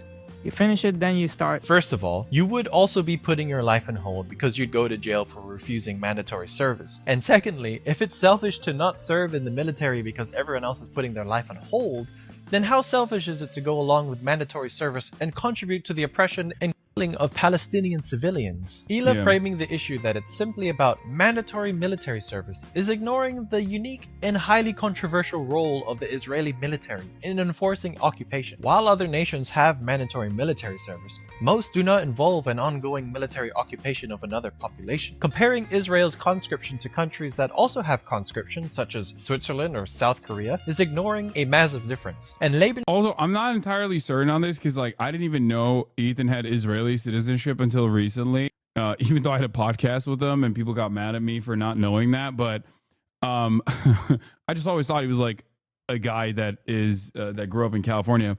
Apparently he dodged the Israeli military, so I don't know what that's about when she's like, yeah, it's really selfish. criticism towards the IOF as racist against the whole country is attempting to shut down the conversation. It's just as Ela said. It's like, if this is your argument, we're never going to be able to talk. Well, so far in these few clips alone, you mirrored Israeli government rhetoric by portraying refusal to serve as betrayal rather than moral stance, and you framed criticism for joining mandatory service as racism, despite the IOF's well-documented war crimes. But that's not everything. Let's keep going. Ela seems to deny Israel to children. People are saying Israel does that on the daily, the idea I don't. does that on the That's daily. not what I'm talking about. See, that's what you're doing. You're excusing people being burned alive and kids being murdered. You're saying Israel does that on the daily. Now, I'm not denying that. I'm not denying that. So are you in favor of an Iraqi terrorist? Here's my response to that, just by showing the following. An article from 2022 states 2022 to become the deadliest year for Palestinian children in the West Bank in over 15 years. An article from 2023 marks the deadliest year on record for children in the occupied West Bank. This article is about 1 month before. Yeah, Euromed Human Rights Monitor literally released their report on this as well on October 6, 2023, by the way. Like, and I mean, even on this topic, like growing repression, increasing assaults on the Al-Aqsa Mosque, and increasing government presence of saying we want to destroy it, All of these things, Palestinian life has been getting harder and harder with the sole explicit goal of removing more and more Palestinians. In fact, in the West Bank, it's much more about concentrating them into a really small amount of areas, like a few Palestinian townships where they're all surrounded by, as Bantustans, as you put it earlier, like concentrating them into smaller and smaller Bantustans, not giving them any right to live and just making them leave, destroying Palestinian ways of life, modes of existence. So there's no two-state. And, it's not really about killing and death in many ways. It's just ridiculous.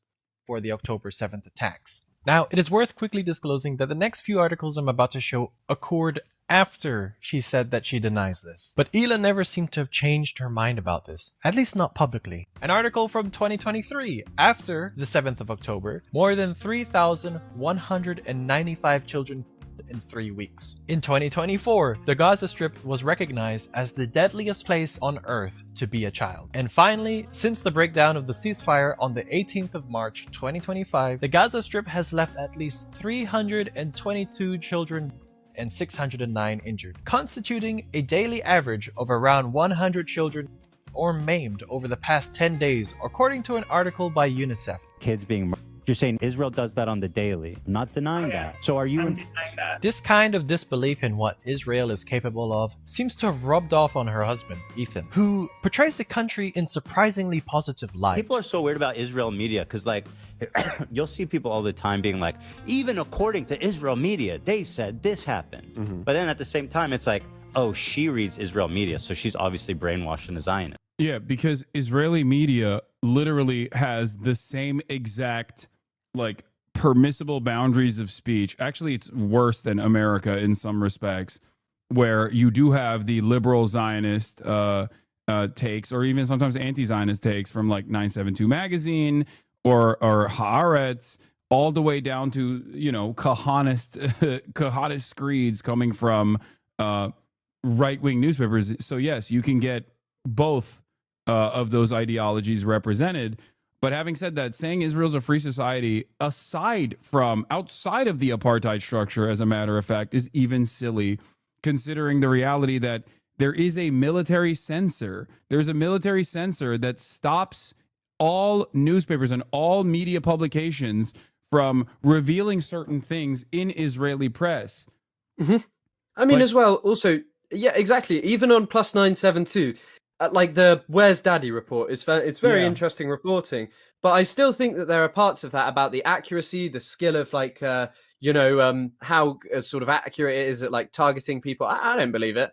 I do not believe it at all. I think some of the numbers are massaged in that kind of stuff because, you know, it has worse press freedom than even Qatar by quite a considerable amount now. It's according to Reporters Sans Frontières. It's ridiculous. It's utterly ridiculous. Also, it can be seen as I think like that report is damning in and of itself for sure. It's like shocking to Americans if they ever encounter it. I've covered it, but also it creates the reason why it would pass the Israeli censors, in my opinion, is because it creates a plausible deniability structure for the acts that the Israeli occupying forces engaging in Gaza by attributing it to an AI targeting system rather than like a deliberate killing field that they've created. So it's not even individual hands that are touching the bombs. It's actually being guided and directed. Like the targeting systems are being populated with AI. Even like a lot of how denial operates from some of the more skilled like some of the more competent deniers of what Israel does. It's always like, oh, well, it's just, you know, a couple of people with these mad statements. You know, you can't pull up Haaretz and say, oh, look at what this one person did, or this was an individual war crime, as opposed to ever confronting like this is a systemic pattern that comes from a whole dehumanizing rhetoric that was always in the structure of Zionism and was always going to head to the end point of you cannot have two competing national identities existing within a space. If settlers come and say we're going to build a Jewish state, the prerequisite will always be that there is not a Palestinian state there and not a Palestinian mode of existence. It's always what settler colonies are like. Yeah.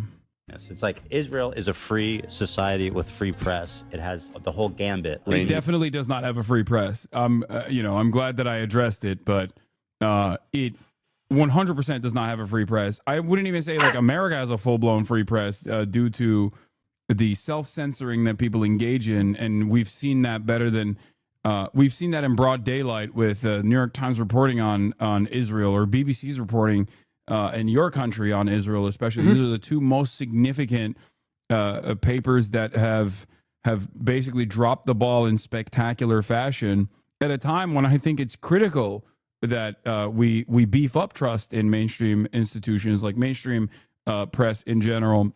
And they've done that at the behest of Israel 100%. And even then, I think the Israeli press is, due to the military censor, as I mentioned, far less free than even Western press.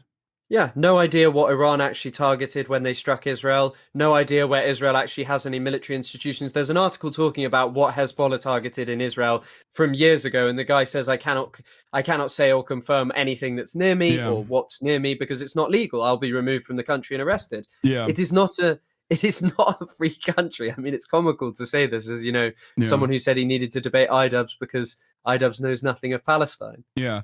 But one thing I will also maintain, and this is something I've talked about quite a bit, is that ironically, I routinely talk about how like Haaretz will outflank New York Times and the BBC or even CNN reporting on a lot of stuff, because the military censors do not see a need to suppress certain truths from the Israeli public, to shelter certain truths from the Israeli public, because there isn't like that same social conditioning that you need to engage with for the broader Israeli public that has a lot of appetite for this death and destruction, which is precisely the reason why, like, in order to maintain the veneer of free press, like, you will still see extremely critical pieces of reporting from the likes of Haaretz on the IDF, for example, in the way that they operate, in a way that you actually never see from the New York Times, or oftentimes when the New York Times does get to it, it's months later and it's buried under paragraphs and paragraphs of describing the gruesome nature of Hamas, because the New York Times and the BBC understand that if you were to showcase the full depravity of Israel's military actions in this genocide, and I jokingly say this, but like, you'd have the Barbaras and Deborahs over the age of 50 talking about how they would join Hamas if they could. It would turn into like an IRA style situation with America, where they were sending material support to the IRA, directly sending guns to the IRA, if they truly understood the horrifying things that are happening. And in spite of that, there's still a 53% unfavorability rating in the United States of America against the state of Israel at this point. That's why we couldn't see a documentary about, a kid's perspective on what's happened in Gaza, like the documentary that was removed. I'm sure you heard about that. That it was so removed crazy. His dad was allegedly the deputy minister of agriculture in the Hamas government, and it was needed to be that people weren't allowed to see it. But truthfully, it's just giving a child's perspective on what's happening in Gaza and showing how people's lives are. And, a few people spoke a certain way, and who cares? Like, that is people in Gaza speaking a certain way. And it's because I think people would see that actually, truthfully, a lot of the reasons that those people spoke like that was because of their experience, as opposed to being related to, Islamic backwardness and such of these things. And that's why I guess the Louis Theroux thing is much more okay, because it's showing the extremity of Israeli society. Not to admonish it, I thought it was a brilliant documentary, but still, I don't know. It's just very interesting. Yeah. Opinions in the press, just like America does. You know what I mean? Israel seems to have a wide range of media sources. Calling it free press is again comfortably painting Israel in a very nice picture. I'm gonna grab my food real quick. When you are aware that pressures from the government, military censorship, and violence against journalists are a recurring theme, and then you have Ethan calling Israel a free society here, what could it look like when Ethan, whose wife served in the IOF, comfortably states the opposite of what is widely evident? Freedom of speech, assembly, and the right to protest are enshrined in Israeli law. But are they equally distributed? Reporters Without Borders states Israeli journalists identified as Arab face more intimidation while working. Since the start of the war in Gaza, the authorities have intensified repression against these journalists, as well as against foreign and Israeli journalists who deviate from the government line in their coverage of the war. Organized crime networks try to restrict coverage of their criminal activities, and in the ultra-Orthodox media, women women are almost completely excluded. Time. In the deadliest period for journalists in modern history, at least 131 media workers have been killed in the Gaza Strip since the start of Israel's retaliation for the Hamas attacks of October 7, 2023. International media groups are alarmed by Israel's naming 6 Al Jazeera journalists as terrorists. Article 19. Since Israel's war on Gaza began in October 2023, the devastating impact on journalists has been clear. They have been killed in unprecedented numbers, threatened and harassed. Protecting press freedom remains critical to documenting human rights violations, conveying the voices of Palestinians in both the West Bank and Gaza, and enabling accurate reporting. The Guardian. Jeremy Bowen, the BBC international editor, has accused the Israeli government of blocking journalists from Gaza because of scenes they don't want us to see. Despite all of this, Ethan and Ela continue to paint Israel as a bastion of free expression, and then Ela continues to reinforce a sanitized image of Israel, brushing off any real concerns about press freedom and safety. I can't get any security assurances against Israel, obviously. Well, bro, it's not like Israel that is worried. Look, about it's not like Israel's going to do a precision strike on Hassan. They don't. Yeah, but it is dangerous. It's a war zone. Like, I agree, it's dangerous. Sure, it's a war zone. They may. But what? He was in the running for anti-Semite of the year. They may. Nah, I don't think you guys understand Israel. It doesn't work like that. They're not. Just 3 days after the stream, American Al Jazeera journalist Hossam Shabat and Palestine Today journalist Mohammed Mansour were killed by the IOF. I don't think you guys understand Israel. It doesn't work like that. As if the country is incapable of such actions, even though reports from groups like Reporters Without Borders, Human Rights Watch, and Amnesty International show otherwise. Here are some more cases that really prove that Ela knows what she's talking about. In 2003, American student and peace activist Rachel Corrie attempted to stop the demolition of a Palestinian home by standing in front of an Israeli bulldozer. Despite her non-violent protest, she was tragically when the bulldozer ran her over. I don't think you guys understand Israel. It doesn't work like that. And in response, there were, or even still, Facebook posts. Yeah, I understand Israel is exactly like that, especially because, as you pointed out, I was in direct correspondence with Hossam up until Israel assassinated him. So that's another like insane thing that I never got to tackle when talking to Ethan about how like Israel doesn't do that. Israel doesn't target journalists, and Israel has targeted TikTokers. Like Israel has killed TikTokers in my community, like Meadow, and journalists that I was corresponding with as well, while simultaneously calling them Hamas or Palestinian Islamic Jihad operatives. Yeah, I mean, Hossam was apparently some kind of sniping militant who's just, communicating with people, also alongside reporting, and just went through so much and, was really a hero, and yet was degraded in such a way. But, I mean, it's just atrocious. But I guess that's kind of the problem with the debate, because how can you really bring up all of this stuff? Because Ethan has done so much, and he would have just said, no, I didn't say that. I didn't do that. That's not what I did. You're misrepresenting me. Or, oh, yeah, I don't actually think that, when, you've said these things, and you must be able to admit that this is not anti-Semitism, Yeah. And I mean, even this topic I also find very interesting, the Rachel Corrie stuff. Because, I mean, I've spoken about this before, but I don't know if you've ever noticed this. It's kind of problematic in a sense of, not to undermine what people do, but in the sense of that people are always much more fussed when someone with a different passport, when someone with who was doing peaceful activism is killed, as opposed, and we kind of know all their names, but we often do not know the names of, the Palestinians who were killed doing the exact same thing. The people who are killed at weekly demonstrations at certain villages in the West Bank who were just shot by Israelis, the hundreds of people killed during the Great March of Return, maimed, all of these things, we don't know their names. And it's kind of like a sad thing of, not to admonish and not to say people shouldn't go and do these wonderful things and stand with the Palestinians, but it's just this unfortunate thing of how media works, that we sadly only hear when it's someone who, doesn't have a Palestinian citizenship, basically. Yeah, World Central Kitchen workers, as opposed to the hundreds of humanitarian aid workers that Israel has killed. But I mean, that is like the entire, I described to my audience, the entire purpose of like Doctors Without Borders and organizations such as this one is like trying to use Western chauvinism as a shield, basically. And it's the same reason why I also will always support anti-Zionist activists inside of Israel, or even like peace activists that go and Israeli peace activists that go and like defend the the Palestinians during all of harvest season by putting their bodies in front of the Israeli occupying force, utilizing the ethno-religious supremacist ideology that is guiding this entire movement, that makes it so that they are not targets of the military. Like the Jewish Israelis are not targets of the military because of this supremacist ideology. So them using that as a shield is always a good thing, and I will always defend it.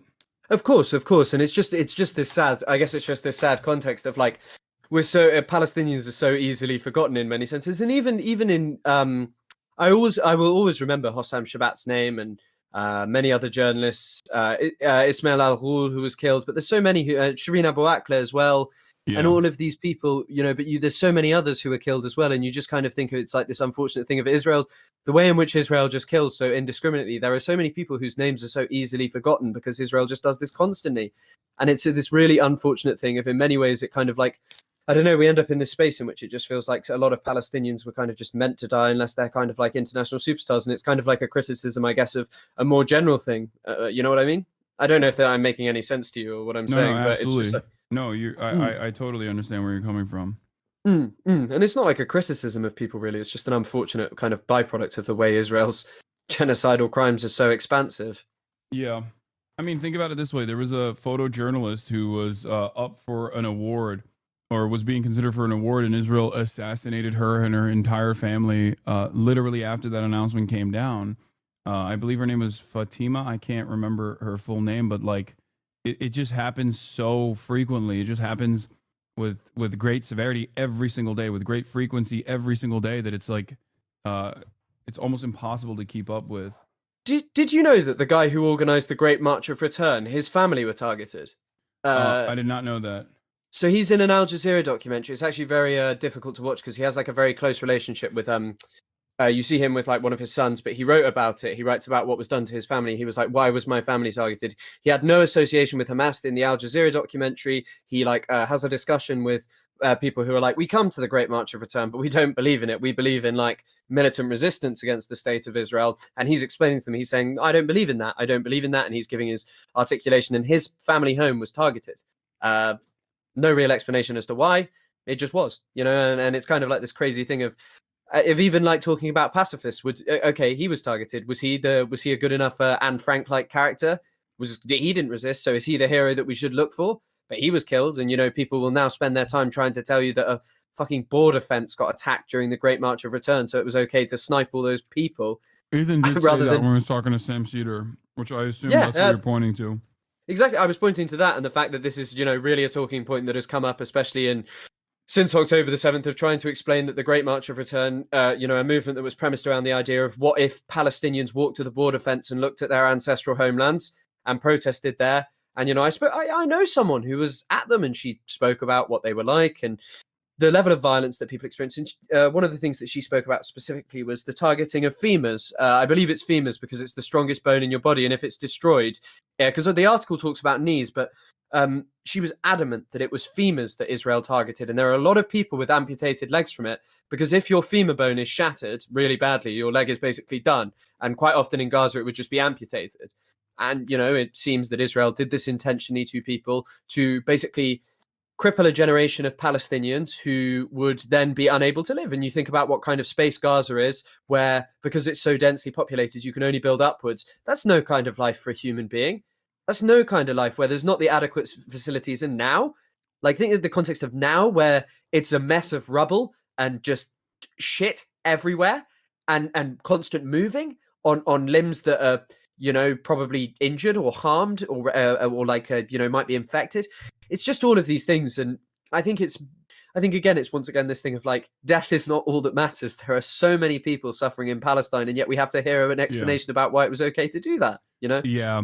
It's it also reminds me of the most peaceful, most peace-seeking, in air quotes, Israeli official Yitzhak Rabin, and his process in the first Intifada, when he was in charge of interior security, the practice of breaking the bones of the Palestinian children who participated in the symbolic act of resistance of stone throwing. Like this became, during the first Intifada, this became like a symbolic act of resistance against these Israeli tanks and Israeli armored personnel carriers, and they would specifically demand to break bones, and they did successfully, to tens of thousands of kids during the first Intifada. And that was Yitzhak Rabin's policy. And he was seen as the most, he was seen as the closest that the Palestinians have ever gotten to a real peace agreement. And he was even assassinated for it by a far-right psychopath who was aligned with Itamar Ben-Gvir, and also even Benjamin Netanyahu actually wanted him to be assassinated as well, was making calls for his demise. I have a feeling that Rabin's wife actually, to some extent, blamed Netanyahu for it, if I remember correctly. And I mean, he responded to that by saying, "I would have beaten him anyway. I actually didn't want him to be killed because I was going to beat his ass," which is true. He's not wrong. He was going to beat him in the elections regardless because of the fucking peace process. And there's also, this is a bit of an anecdote that comes from one of my lecturers who was an activist during the first Intifada. And one of the things that they spoke about was that they said, and there's not really much information online, and I'm not sure how you'd get this, it might only come up in Arabic, but she would always say that there's a trauma center in the West Bank that actually had to be founded after the first Intifada to deal with broken bones, because obviously if someone breaks your bones in a certain way and intentionally is doing it, I mean, there's a video of it on YouTube of it being done. It does not look like a process that your legs are going to recover from. And if that's done to you, that's a serious traumatic injury that has lifelong consequences. And I always bring this up as someone who has I ruptured my ACL when I was younger. It's a minor injury, it can be fixed. But if I had someone to direct my anger towards, even having slight ire at a failure of a doctor to diagnose it quick enough and then it getting worse, having ire towards the person who has done that to you, who has given you a lifelong injury where you can directly blame it, you fester with that. Your entire life is defined by being shot by someone who wanted to do that for fun, who did that because you were peacefully protesting. It creates an anger that is within you, and we're expected to believe that there is a correct way for Palestinians to behave and such. It's kind of obscene. It is obscene, I think what you described is also a testament to the resilience of the Palestinians for not even entertaining that level of justified vengeance at every waking moment of their lives. The very fact that there is even an entertainment of a two-state solution among the Palestinian population is a true testament to the humanity of Palestinians. But that also is usually the same throughout history. There's always the same fears that you hear from the colonial power or the white supremacists that in the aftermath or during the Reconstruction era were truly terrified that the abolition of slavery would change the dynamic, change the racial hierarchy in the South, and would cause black people, newly freed black men and women, to treat white people in the same way that white people had treated them. This, of course, has never happened throughout history, with, I guess, one notable exception of the Haitian Revolution that was very bloody in the aftermath. But outside of that, there has never been a moment where the liberated turned around and did the exact same kind of violence to those who had done tremendous violence to them. It just doesn't work that way. And it would, for the Palestinians to inflict the same kind of violence, it wouldn't even be a specific event of singular violence. The structure of settler colonialism that has dispossessed them, that has kept them down, is in of itself incredibly violent. It may not be direct violence. I mean, I was talking about this in the context of Luigi Mangione. Is killing someone in the street not a great thing to be getting up to? But at the same time, who is the more violent person? The healthcare company that has inflicted a slow form of violence on millions of people, or the person who takes a singular act of violence? And to create a structure like Israel has, that is systemic violence of a benign kind in many cases, of ruining people's day-to-day existences. Legalizing it's not even social murder at that point. It's just it's perfectly legal. Yeah, I mean, I guess social murder is perfectly legal as well, but it's just it's very difficult to see people tell me that October the 7th is this unimaginable act of barbarity, and that keeping human beings under apartheid, a recognized crime against humanity, is somehow not a kind of violence that deserves a greater condemnation or a contextualization of why October the 7th may exist. And this is something that Israelis themselves, there are like people who say this. I'm pretty sure Gideon Levy said this like pretty soon after October the 7th, that how can you not expect blowback? And he's not exactly like, you know, a massively anti-Israel character, you know, and there are like an increasing number. Yeah. There are No, an increasing that was the number of Haaretz people. editorial. That was what was really interesting. I remember the Haaretz editorial board had the exact same, almost verbatim, exact same take that the Harvard student Palestinian youth movement had. And in the Western world, in the aftermath of October 7, Bill Ackman and numerous other very powerful figures that are now like permanent fixtures in the Trump administration, as a matter of fact, came out and demanded the doxing of these students for putting the burden and putting the responsibility, the culpability of October 7 directly in the hands of the violent ways in which the apartheid has unfolded upon the Palestinian population for 75 years at that point. It's crazy that there were so many crazy moments in the aftermath, in the immediate aftermath of October 7. I remember here in America where like they just straightforwardly, they had doxing trucks on college campuses that plastered the faces of students that wrote this op-ed claiming that they were like Hamas terrorists. Like and demanded that they never get a job ever again. It's insane.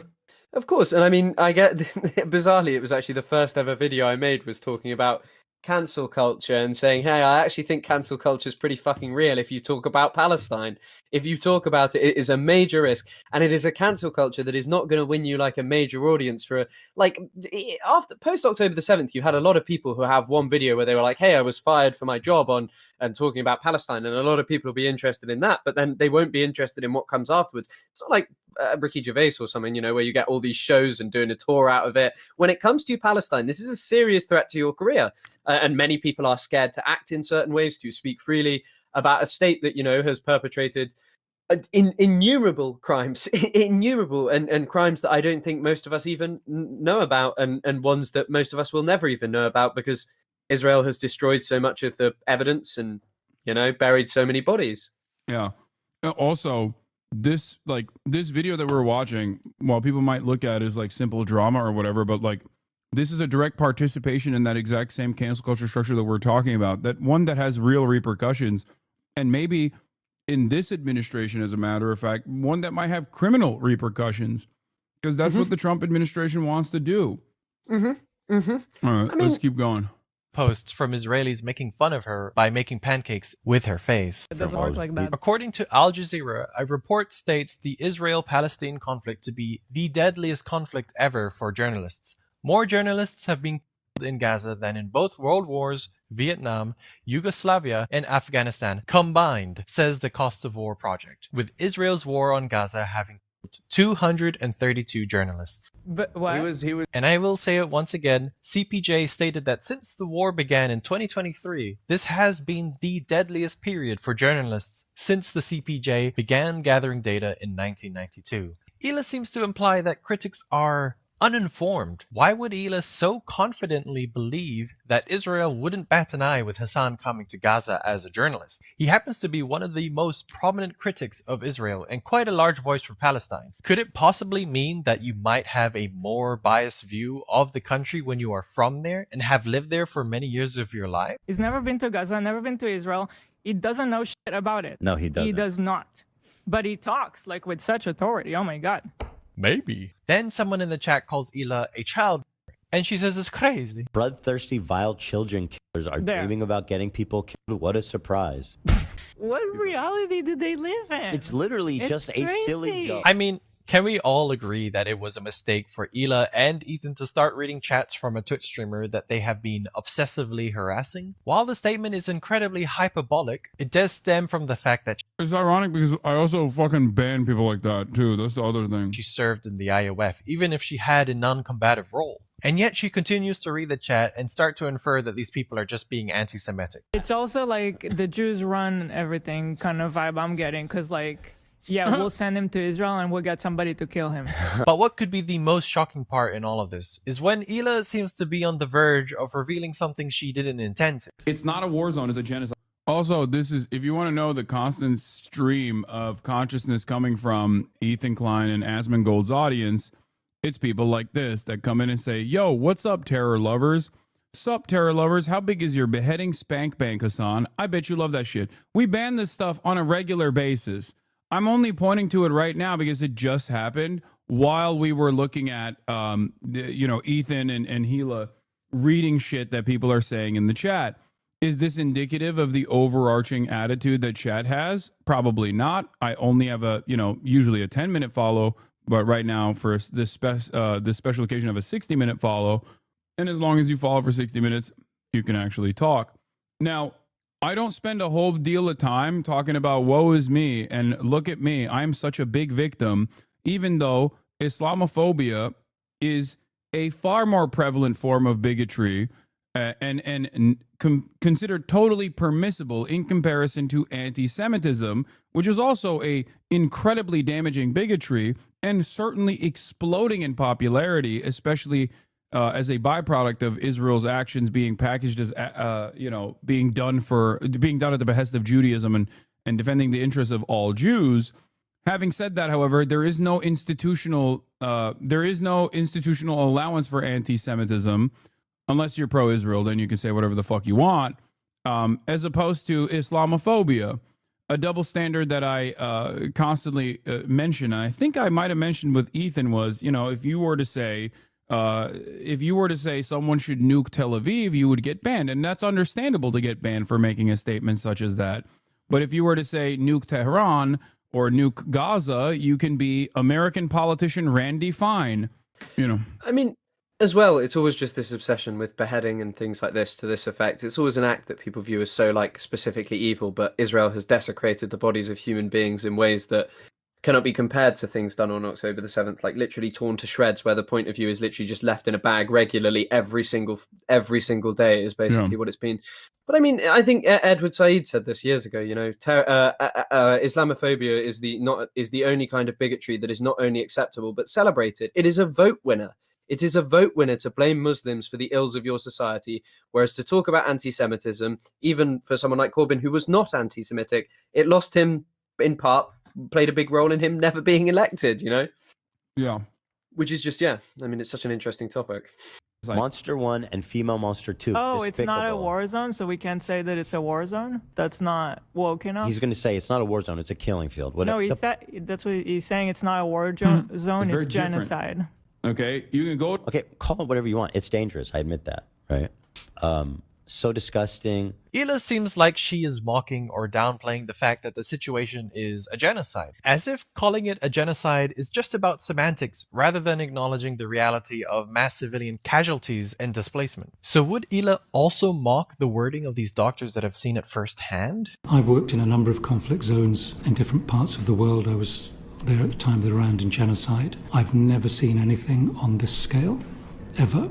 And that was also the view of all the experienced colleagues that I worked with. In northern Gaza, with the military offensive that's been happening by the Israeli forces there, we're seeing clear signs of ethnic cleansing as Palestinian people have been forcibly displaced, trapped, and then bombed. Then Ethan's quick dismissal with, okay, call it whatever you want. It's dangerous. I admit that. Right. Reinforces this unwillingness to critically engage with a term, reducing a grave reality to a matter of preference rather than addressing its implications. After mocking Hasan for clarifying that it's not a war zone but a genocide, what are her thoughts on Holocaust survivor Arya Nair, who says this? You have concluded that Israel is guilty of attempting genocide. Yes. That's a very heavy charge. Yes. This one is particularly important because not only is he the Human Rights Watch founder, but he also is a liberal Zionist who personally said in the immediate aftermath of October 7 that Israel's actions or October 7 and the harrowing nature of October 7 warranted military action from Israel. This is him changing his perspective after Israel very openly and deliberately denied humanitarian aid into the Gaza Strip. So this was a dude who personally was on board with a military campaign, sieges that have taken place prior, what some in Israeli politics calls mowing the lawn, operations such as that one. He saw that this was like a bridge too far. So one could raise a question. Is Ela dissecting Hasan's every word because he's crowned the H3 podcast's mortal enemy? Or is there something else at play, like a deeper discomfort with anyone who speaks out for Palestine? Because when nearly every pro-Palestinian voice ends up labeled as anti-Semitic or a token Jew, it becomes a pattern. For example, there is Matt Lieb, a Jewish man himself, comedian and pro-Palestinian voice. Or, according to Ela and Ethan, one of these guys who's like, he's Jewish, and he loves that because he allows himself to be tokenized to the max. Yeah. And in response to Matt Lieb's speech in a pro-Palestinian rally, Ela's feedback sounds like this. You're not special for wanting peace. You know that, right? Just keep in mind, guys, Ethan and Ela always pretend to stand for a peaceful solution. But even in a peaceful speech of a fellow Jewish man, they find something to mock. Is it because he speaks up for Palestine? I am so proud to be marching with so many Jews and Gentiles of all ages, races, genders, and nationalities who are brave enough to demand an immediate ceasefire. Yes, this man is so brave. Just speaking objectively, what is brave about what he's doing right now? He's Who is there he demanding it from? from question. I don't know. Okay. Karen Bassin? I don't know. I'm not speaking to you as a representative of all Jews. I am a bad representative. Why'd you even say that? It's like, bro, he's playing the token card. Wait, Crazy. so you're saying that Jews don't want ceasefire? No, he's doing a joke because he's a comedian. And he also is addressing the tokenization allegations by saying he's not here speaking on behalf of all Jews because he's a bad representative in general, because like for other unrelated reasons. Ethan is supposed to be a comedian. Interesting that he didn't understand what the joke was here. No, he says, I'm not a representative. The joke is misdirection. Of all Jews, because he's probably accused Yeah, of being but a so token. far all he said that he wants ceasefire, but then that does not represent all Jewish people. Well, I'm the one that wants ceasefire, but not those other Jewish evil people. Like, what do you think everybody wants, dumbass? That's not the argument he I came was from making. a secular family, and the closest thing I got to a bar mitzvah is when I was 13, and I one time saw my dad send back soup for not being hot enough at the cafe in the Holocaust Museum. That was the thing that happened. When does he start talking about how do we get ceasefire? We're getting there, apparently. What a hack. He's a comedian, by the way. Quote unquote. He gave back soup at the Holocaust Museum. Wow, you guys, so far you're so brave to be there and tell jokes and just And the get Holocaust applauded. Museum. Really brave. Don't get me started on the Holocaust Museum, or like the Museum of Lies. I like that. I like that they're simultaneously be like, oh, so brave, while also literally advocating for him to be fired, demonstrating at least one point as to why it would require courage for people to come out and speak out against these sorts of things, or even like getting ostracized from your community, like getting pushed aside from your community. A lot of young Jews in my community have talked to me about this when I've been to the encampments where, all right, they go to college, they're freshmen. They think they can join Hillel and like all these Jewish campus organizations. And every single one of these organizations is like super pro-Israel. So they're like, well, I'm an anti-Zionist. Like I have a hard time. Like I feel cast out from any sort of Jewish organization to be a part of. Like I can't, it feels like I'm lost in my own community. So there is definitely repercussions for that sort of thing, for that sort of moral courage that you're demonstrating. But every single person understands that regardless of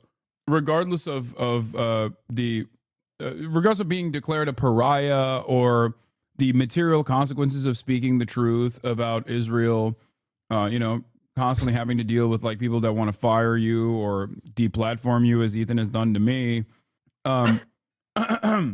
it's nothing in comparison to the untold amount of violence that Palestinians are subjected to. And I think it's completely worthy to speak out against that, no matter what the repercussions are.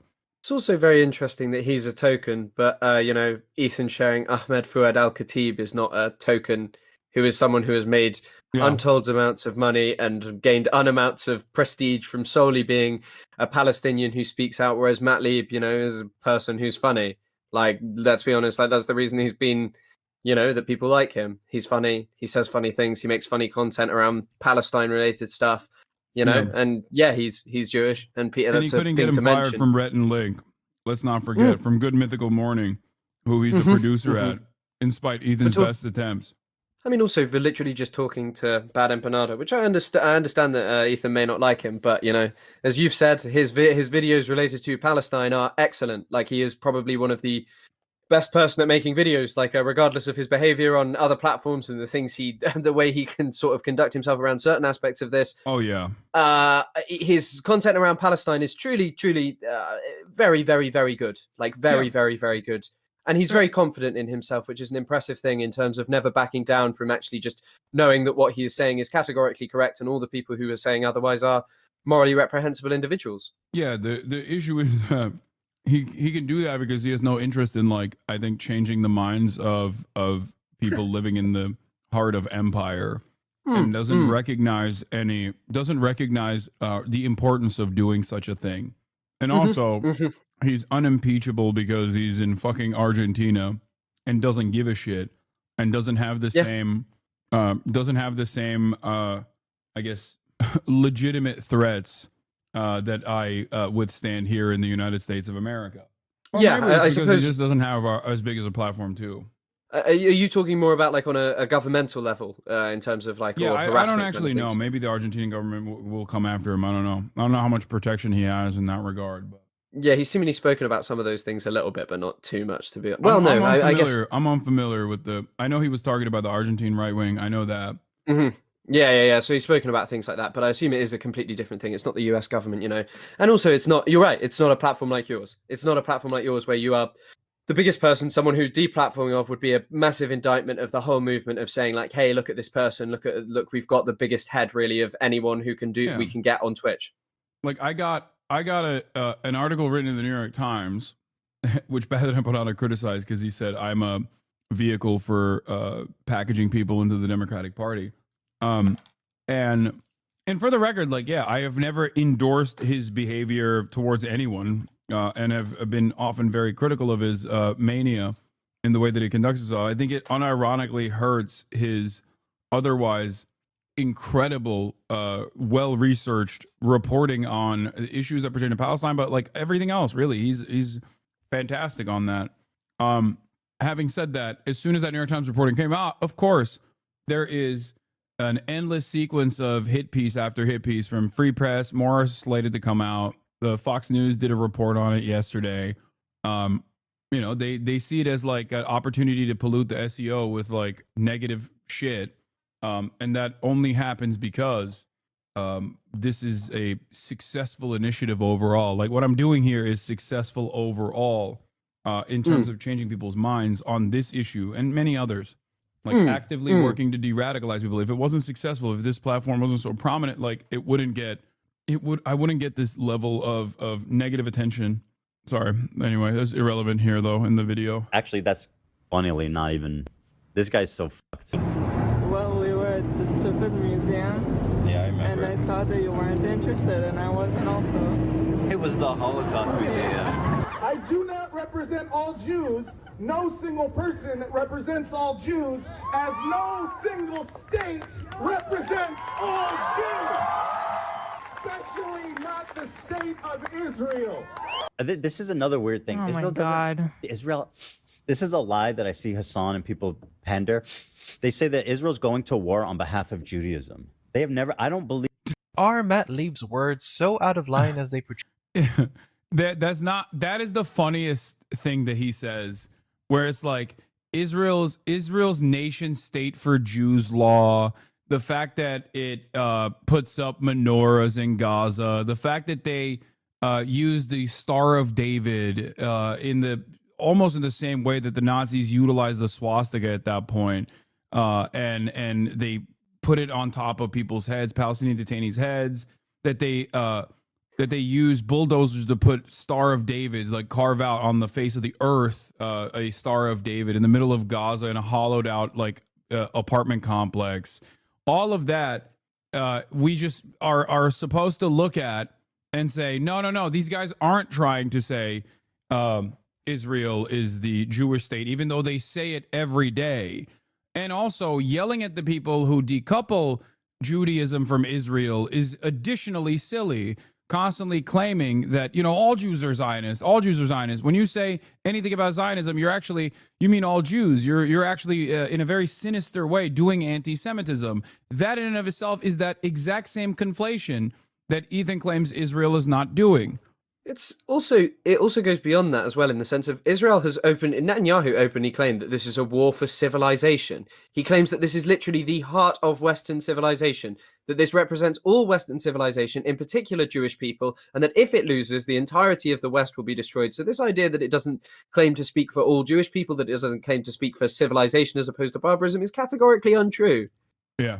Trey. Let's listen to Holocaust survivor Stefan Kapos, who spent his childhood in hiding during the Nazi regime and lost 15 members of his family in the Holocaust. Here he talks in an interview from May 2024 where he says the exact same thing as Matt Lieb in his speech. I say this as a Holocaust survivor, that the genocide in Gaza is not happening in my name and in our name. So I know Ila was bored by the Holocaust Museum, but would she also push back against this Holocaust survivor for saying exactly what Matt Lieb did? That Israel doesn't speak for all Judaism. In Ila's eyes, Matt Lieb is doing a terrible job advocating for Palestine. This man is like a teddy bear. How can you tear apart a 2-minute fun and moving speech into a hateful 8-minute analysis? And sure, Ila says she wants peace. She said it herself. Everybody's asking for a ceasefire. That's not brave. What do you mean? You want to be brave? What does he think that I want and you want? He said it. They say, and they want us. We want all Palestinians to die. That's what they say. Why would anybody think that? When did I ever say anything like that? Indicate anything like that? And why would they think that anybody in Israel even wants that?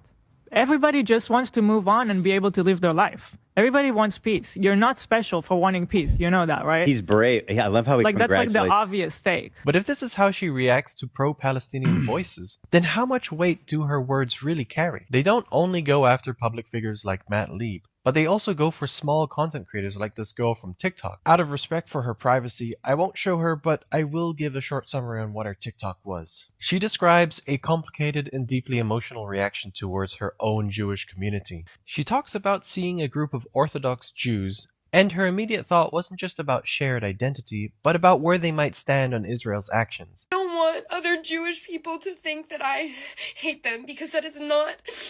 It's not the case. I have lost so much faith in my own community, and I no longer feel this connection.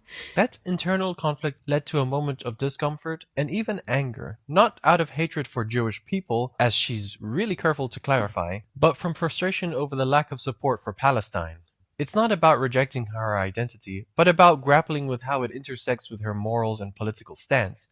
And this is how Ila's husband portrays the situation. I saw this. By the way, this is like, this is why Michael Jamal Brooks used to, rest in power, used to always say, my Jewish upbringing is what made me go against apartheid, what made me go against genocide, like the values that I learned, and the shared history that Jews have experienced is the reason why I condemn Israel.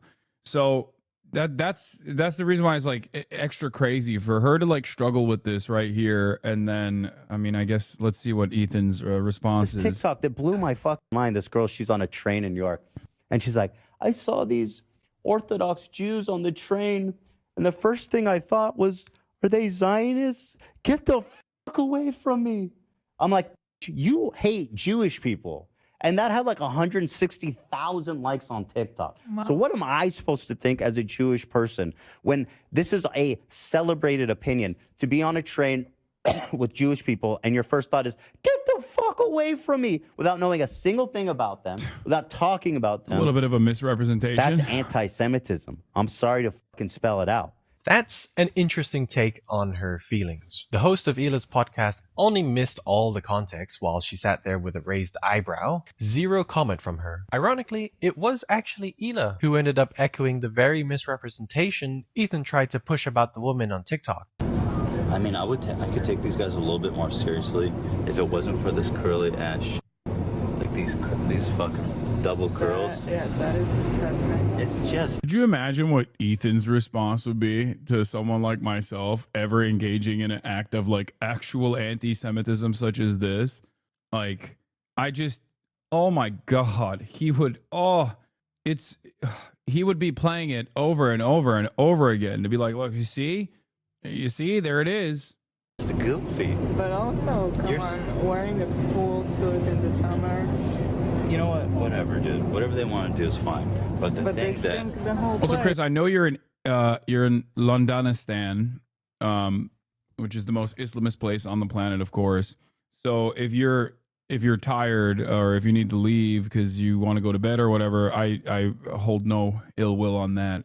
I've definitely got a bit more left in me. Definitely. All right, perfect. Okay, let's keep going. Then. Labeling non-anti-Semitic people as anti-Semitic says more about the person doing the labeling than it does about the people being labeled. It also shifts the conversation away from the actual topic, Palestinian human rights, occupation, etc., and puts the focus on alleged bigotry. But that's convenient, right, Ila? No one is allowed to talk about it anymore. Everything is anti-Semitism, or as Ila calls it, anti-Semitism. And if it were up to you, you would also love to see Matt Lieb fired for daring to talk to someone who got to you by trolling and IDF soldiers in a video game. And if you justify your words with the alleged CPS call that was made to the client's house, who half of the internet is responsible for apparently, keep in mind that Matt Lieb had bad empanada on his show way before that happened, and Also, he admitted that he has no idea who called CPS in our conversation, which I thought was like, I mean, yeah, that was also, again, drama focused, but like shocking in terms of just like openly revealing that he falsely claimed that every one of his ideological enemies that have called out his statements on Israel were actually responsible for the CPS call. And it turns out he just has no idea. He just said Snarkers did it on his story like 20 minutes ago. Okay, well, it's interesting because in my conversation he said, did I say the Snarkers called CPS, which he had done, and apparently now he's saying it again. He's saying that it was Snarkers once again. I mean, also, it's just a kind of thing of just blaming other people, isn't it? It's just going to be easy to dismiss it. But also, Bad Empanada has clearly realized that the best way to kind of, I mean, he's openly said it, that he joked about it, but that Ethan Klein is the rent payer thing. Like, he's joked about it, but it's obviously just such an easy way to bait Ethan and Gila into talking about him, and also to get way more attention to his videos where he's just uploading talking about Palestine. And I understand I think obviously it's not a way I would do it at all in terms of the sense of like how, of some of the things he says and does. But at the same time, it is like just an example of you can direct people to learning like things about Palestine and learning how to dismiss people who have really problematic views about Palestine by just, winding people up basically about something that has nothing to do with him. Like, because it's obvious that it doesn't. Yeah. So that YouTube is full of compilations of you guys harassing everyone left and right. Another instance of Ila using her words to show her deep-rooted empathy of the suffering of Palestinians is during the H3's Cope stream for Trump's inauguration day. Just the other day, Bibi fired a really good guy that a lot of people are pissed about, and he fired him because they had a disagreement, and that's like so Trump coded. Now, I know Ila doesn't like to hear, but she lived in Israel. She's obviously the most knowledgeable. I don't understand. Like, how could she have said, as someone who is against Israel's violence, how could she have said the defense minister during October 7, who in the immediate aftermath of October 7 said, we must shut off their electricity, their food, their water. We are fighting human animals. How could she have thought that he was a good guy, especially considering that at this point, he had already had a warrant out for his arrest for being a war criminal? Yeah, I find it particularly difficult to believe that neither of them knew who he was. I mean, Ethan clearly doesn't in the clip, but I think that they know. And also I've seen people defend it on the basis of, well, he did want to end the war, but he wanted to end it because Israel had done enough genocide, in his opinion, that they'd achieved all they could, that there was no more point to the genocide.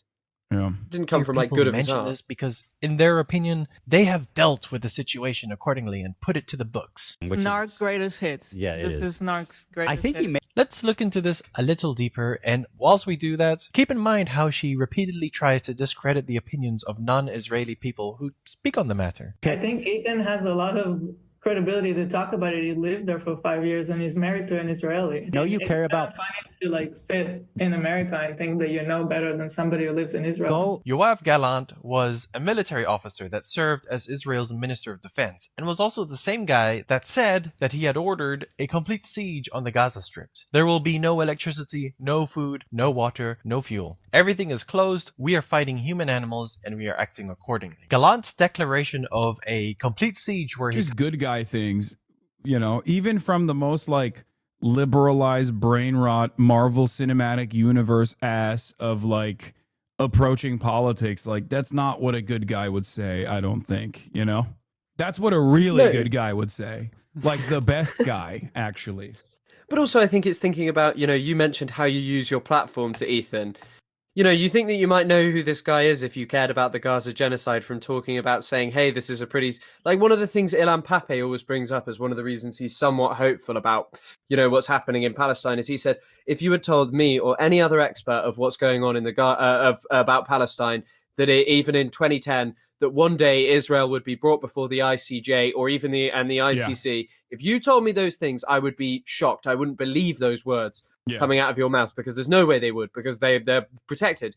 And to have just, you know, to be someone who says that you've dealt with Palestine when you know, that neither of you even knew that he'd maybe said that allegedly, you know? And Ethan also defended it on his story 100%. He said that something about like him wanting to end the war, and it was in the context of October the 7th, so it was okay to say, in spite of the fact that, you know, it wasn't just a statement. They did starve Gaza. They did turn the energy, the electricity and such off. Yeah.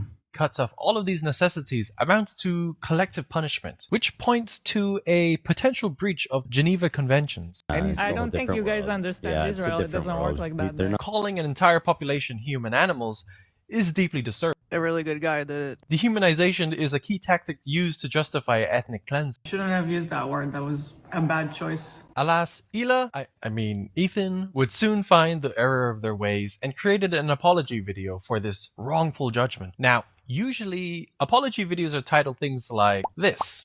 So what title do you think Ela and Ethan chose for their video? Here are 4 options. What do you think it's gonna be? Making things right, let's move on, oops, I just like the vibes, I'm suing. Which of these very realistic titles is going to be the title for the video where they apologize for the mistake of calling Yoav Gallant? Okay, I'm gonna go, I'm suing.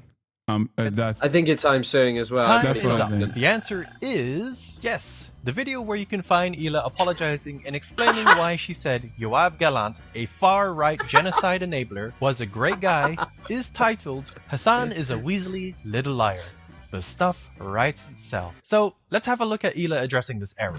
Hello, I'm here to address something that happened on Thursday's show.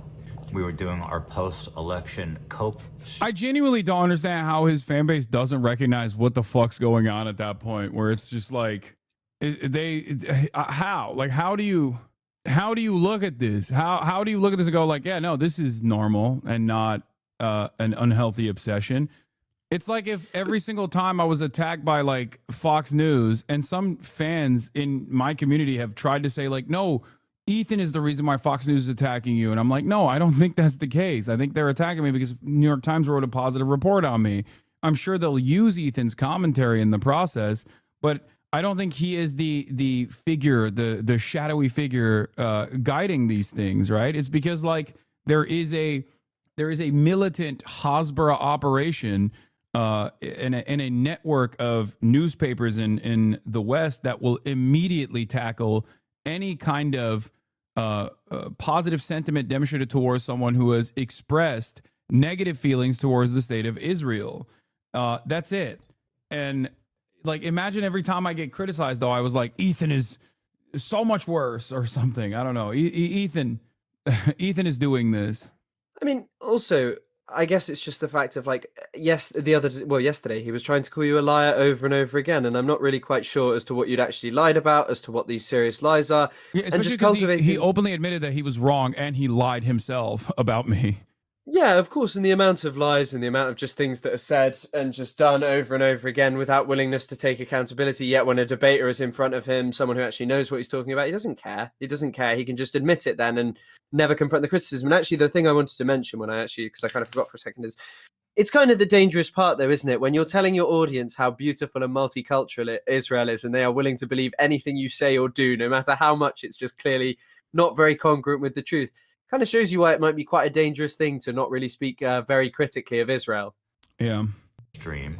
And okay, hold on a second. Where is Ela? Why do we have this guy talking about this when Ela was the one that said a really good guy? Cabinet, who just yesterday was fired by Netanyahu because he wanted to end the war. And Netanyahu wants to continue the war. And therefore he fired him. Once he was fired, people in Israel took to the streets and are protesting, being a good thing.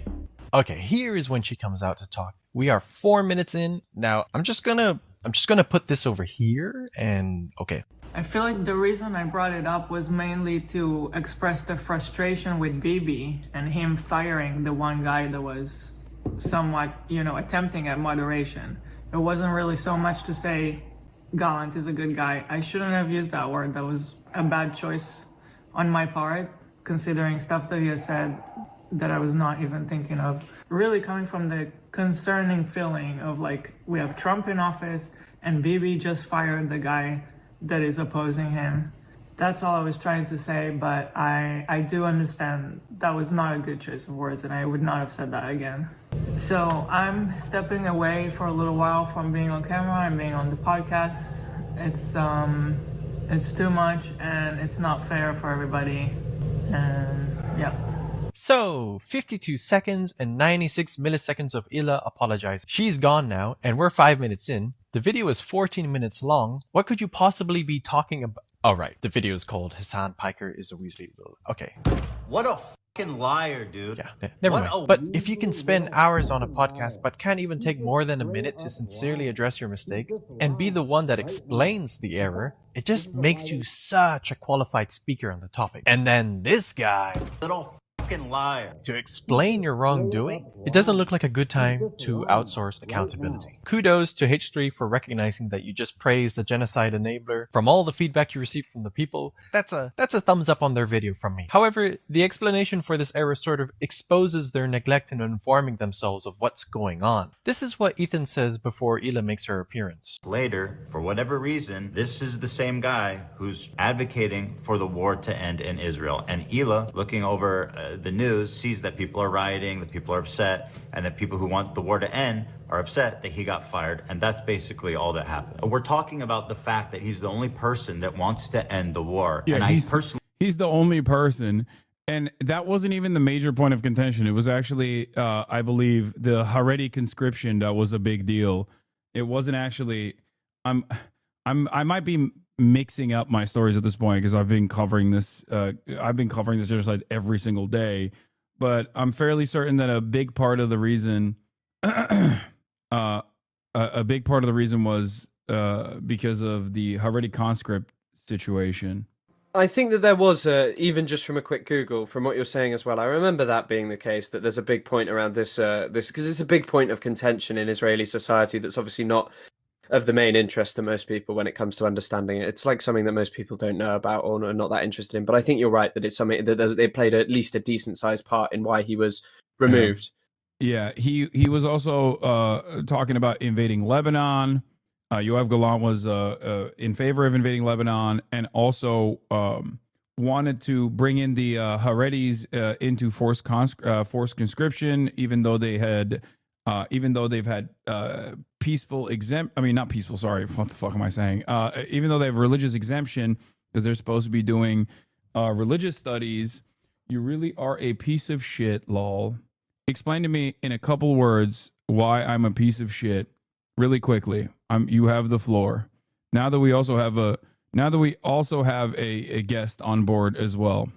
I would like to hear your take, Seb Sebson, following since 3 hours ago, unfollowed, and then back at it.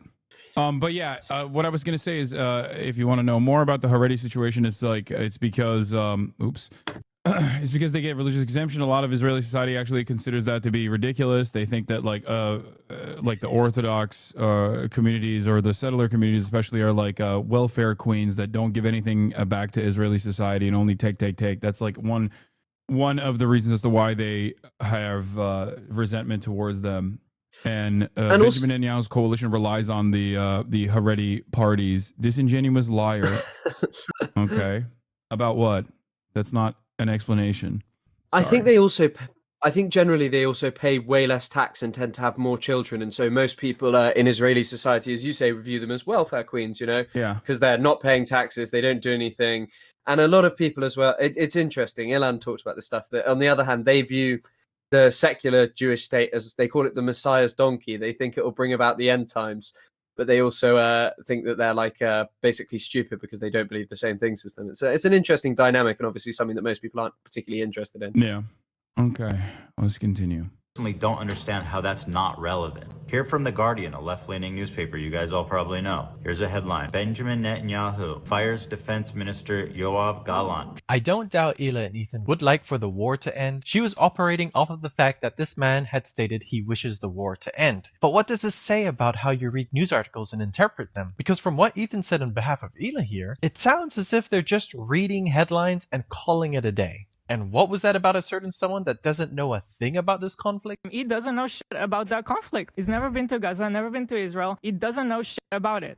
No, he doesn't. He does not. However, when confronted with this topic and moment once again in iDubbbz's Content Cop video, she seems to have a different reason as to why she said that. I want to explain it because people bring it up nonstop. I apologize for it right away. When Ethan made a video to address this on his Ethan Klein channel, Next day, I think made a quick appearance in that video just to say, I'm sorry, I misspoke. I shouldn't have called him a really good guy. Like, I don't know why I said it like that. The point I was just trying to make is that Bibi fired him because they were disagreeing. Here, you don't need to paraphrase it. Let's watch it. Yeah, why do you have to cut her off, dude? Let her cook. Okay, that's quite different from your explanation when you apologized. Ethan said that she was just reading headlines saying that they want the war to end. Ela then said that he was the only one that attempted moderation. And now she says that the point she was trying to make was that Netanyahu fired him because they were disagreeing. What were they disagreeing on? Let's take a look at the point she was trying to make in the original video. He looked mean.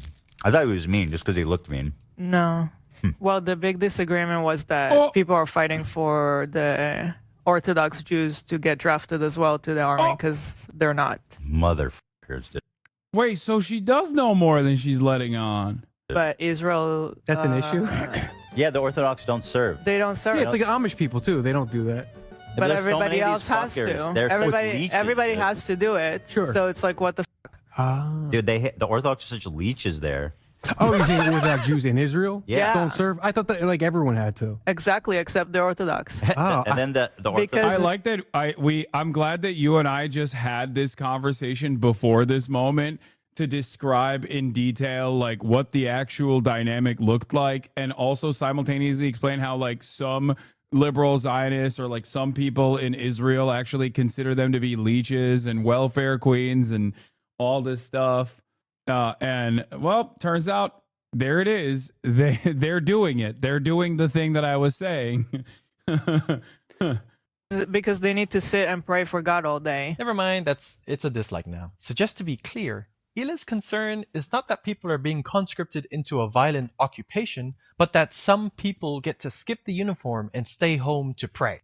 The framing is not so much about systemic inequality, and appears to be more about wanting broader participation in Israel's military forces. The same. And for the record, before people say like, oh, they're being anti-Semitic or whatever, or their take on this, the only reason why I take issue with their perspective is exactly what this guy, the soft take, is presenting, which is that it's ridiculous to be like, well, how dare they don't get to serve? Like, how dare they behave like leeches or whatever? I don't necessarily find myself in defense of some of the more fundamentalist elements within Israeli society. Let's be real. It's doubly ironic, of course, because I very famously called all kinds of different right-wing reactionaries inbred, which was what Ethan claimed I was doing in an anti-Semitic manner. towards the ultra orthodox settlers that were destroying humanitarian aid going into Gaza, which Ethan said were just a bunch of wonderful fellows that are like, why these guys look like they're holding they're holding up aid boxes and moving them into the Gaza Strip to do delivery of humanitarian aid into the Gaza Strip. How dare Hasan imply that they're right wing and bad, and also say that they look like volunteers? He said. Well, perhaps it's because I don't get my opinions off of 30-second fucking clips, and instead was reacting to a news report about them doing exactly what I'm saying, which is destroying humanitarian aid. It's also very interesting that I guess I sometimes think about things that when I see other people bringing up stuff that I hadn't. Very interesting to see that clip in its full sort of context, because I've seen it so many times, but I've never seen it where Hila clearly does actually know. Yeah, this is to do with probably the more niche part, the sort of ultra orthodox conscription, but has apparently she just thought he was a good guy because of being a moderating voice. It seems she's much more interested in Israeli societal issues than his genocide opinions. Yeah. Military force that likes to go on social media and post stuff inside of Palestine. By the way, you're doing tremendous PR for British people. I just saw someone in the chat go, "This guy is the coolest fucking Brit I've ever met." You're doing incredible PR for the island.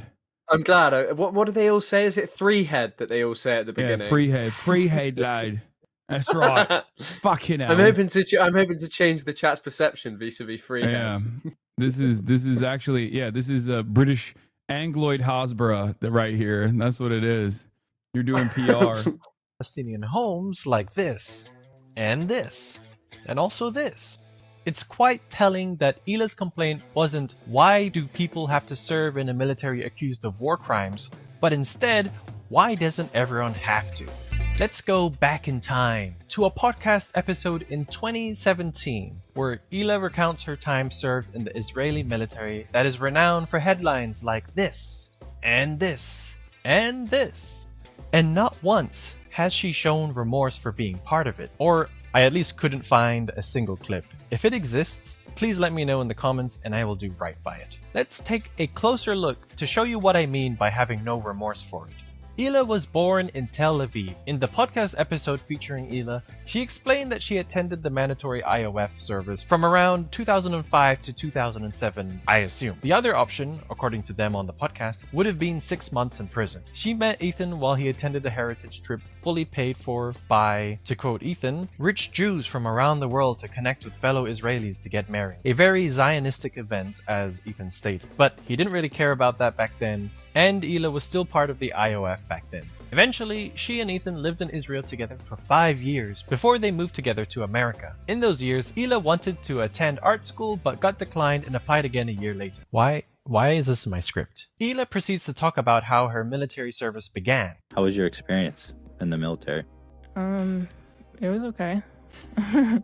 It happened right after there was some kind of a second war in, where was it? In Gaza. I remember that, yeah. There was some sort of a small war. Yeah. When I was there, and as we can see, she doesn't seem to even know what war this was, and referred to it as a small war. The small war Ila is talking about is known as the Second Intifada. Wait, and just no, I thought it was like I thought she was referencing like I don't know, one of the. I mean, it doesn't matter. Even if they were talking about like any of the sieges that has taken place, which I guess would be like closer, so the timeline doesn't add up. But I never even thought that. Oh my God! It was during it was after the Second Intifada. That's crazy. Yeah, I think I was considering putting this in my video talking about it. It is really interesting that she didn't even know what it was. I just think it's kind of mad that you'd serve in a military, like off the back of that, and just have no idea what anything that they do, anything that you're doing is kind of pretty. It's pretty wild. That's what the timeline matches up with, like the Second Intifada. Is that? Yeah, it does. I think Hila's born like I spent some time looking into this. I think she served in about, as he said, 2005, late 2005, early 2006. Oh, she was 18 in 2005. So yeah, it's like at the okay. So like okay, right on the heels of the The second Yeah. Intifada. That's crazy.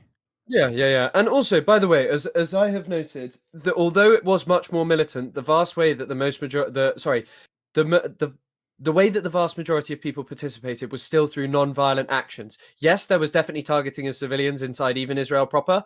However, the vast majority of people still participated through non-violent methods. That is what Andy Clarno says, and he says that is what people, because of course people protested and such. You know, people didn't just all engage in militancy. Yeah. And of course, if you look at the numbers, as is the case with the asymmetry of Israel's retaliation, the numbers do not favor Israeli restraint. Any sort of argument towards Israel being restrained in this circumstance. No, of course, and it's kind of this interesting thing about how now the Intifada is a word that is meant to mean like Jewish suffering as opposed to Palestinian attempts at liberation that were brutally thwarted. Or just the Arabic word for uprising, which in Arabic is like the Warsaw Ghetto Uprising is called the Warsaw Ghetto Intifada. Like, that's what this is, isn't it? The only thing that it might be is there is one... my friend just texted me because we spoke a lot about this. There is one in 2006 called Operation Summer Rain, which it could have been if she was talking about just Gaza, just to clarify, which is the one to do with, I think, Gilad Shalit when he was captured, because that's in June 2006. So I think that my friend checked this and she actually said that quite possibly there is a 2006 Gaza-Israel confrontation.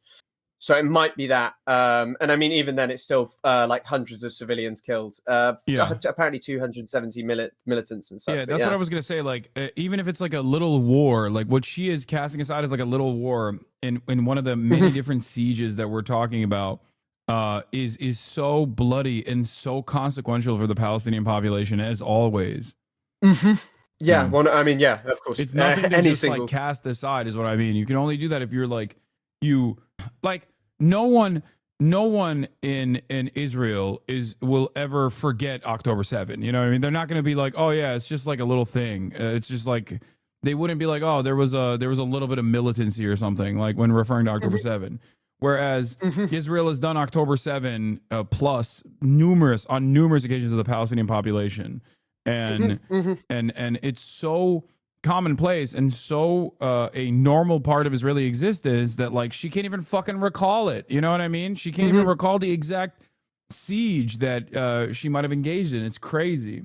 Just to give you a little bit of context, the Second Intifada was an uprising from Palestine, largely a response against Israeli occupation of Palestinian territories, including the West Bank, Gaza Strip, and East Jerusalem that began around September 2000 and went on for about 5 years. It was triggered by years of facing systemic oppression, restricted movement, and military crackdowns, all by Israel. No word from Ila about how Palestinians faced really harsh living conditions under occupation, which included severe disruptions in daily life, including food and medical shortages. What's more is that the Second Intifada actually shaped the policies and military doctrine of the IOF. IOF's approach to security, surveillance, and control over Palestinian territories today is actually deeply rooted in the Second Intifada. The normalization of collective punishments, the construction of the separation wall, the expansion of settlements, all have their origins in this period.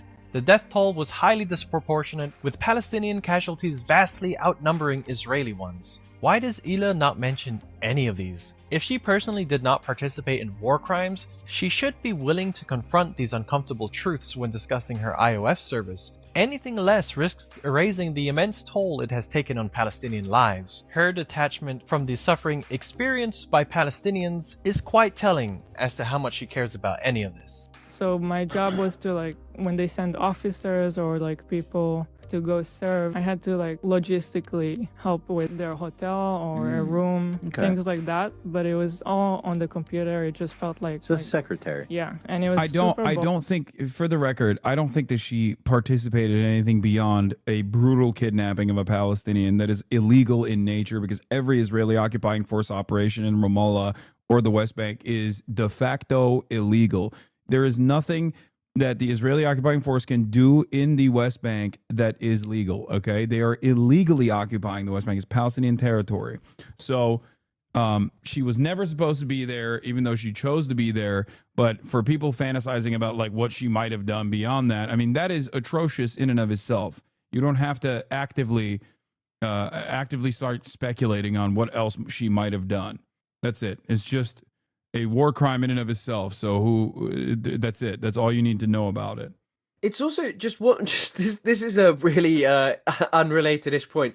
I just find it pretty interesting that, you know, now all of these sort of surrounding areas of the Gaza Strip we're told are like peace-loving communities, but the only thing that I think is pretty significant is the fact that I just found it in an Al Jazeera article. There's someone saying a member of Kibbutz Urei Eshkoli recently told the Israeli media, "We deserve a Medal of Honor for our assistance during the war. We opened our hotel to soldiers and asked for no compensation." So I assume that like you're just kind of like letting people just be booked in, you know? Yeah. And I can see what the person is saying.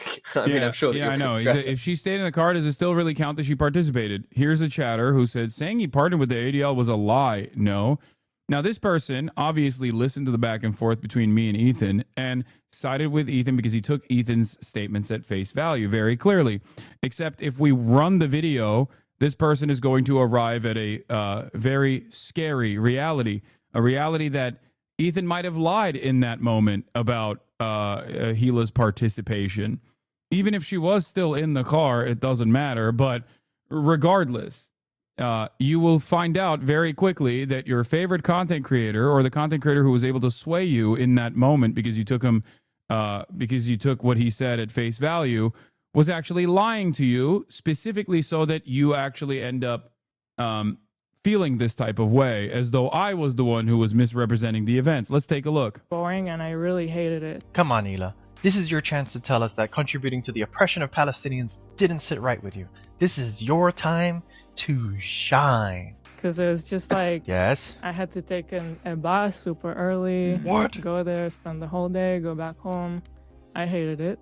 So I tried to change my role. It was super boring and she had to take a really early bus. Hila says she would have found a way to leave the IOF if she wouldn't have liked her new position. You can apply for it. They're going to give you something else, completely random. I decided to do that, and if I don't like the second one, then I'll just find a way to get out of the army. It was that bad? Yeah, I just didn't, I hated everything about it, didn't want to do it. It felt like I wasn't doing anything, like I was just wasting my life. It could get really frustrating, I don't know. And you got to do it for 2 years. At this point, she has indicated that it was her personal choice to stay in the IOF. Hila has stated in the past that it is honorable to serve in the IOF. For one person to decide I'm not going to do it is a very selfish decision, because meanwhile you're not doing it, everybody else is doing it and putting their life on hold. That's the whole country. It's mandatory service. It's the whole country. There's nothing wrong.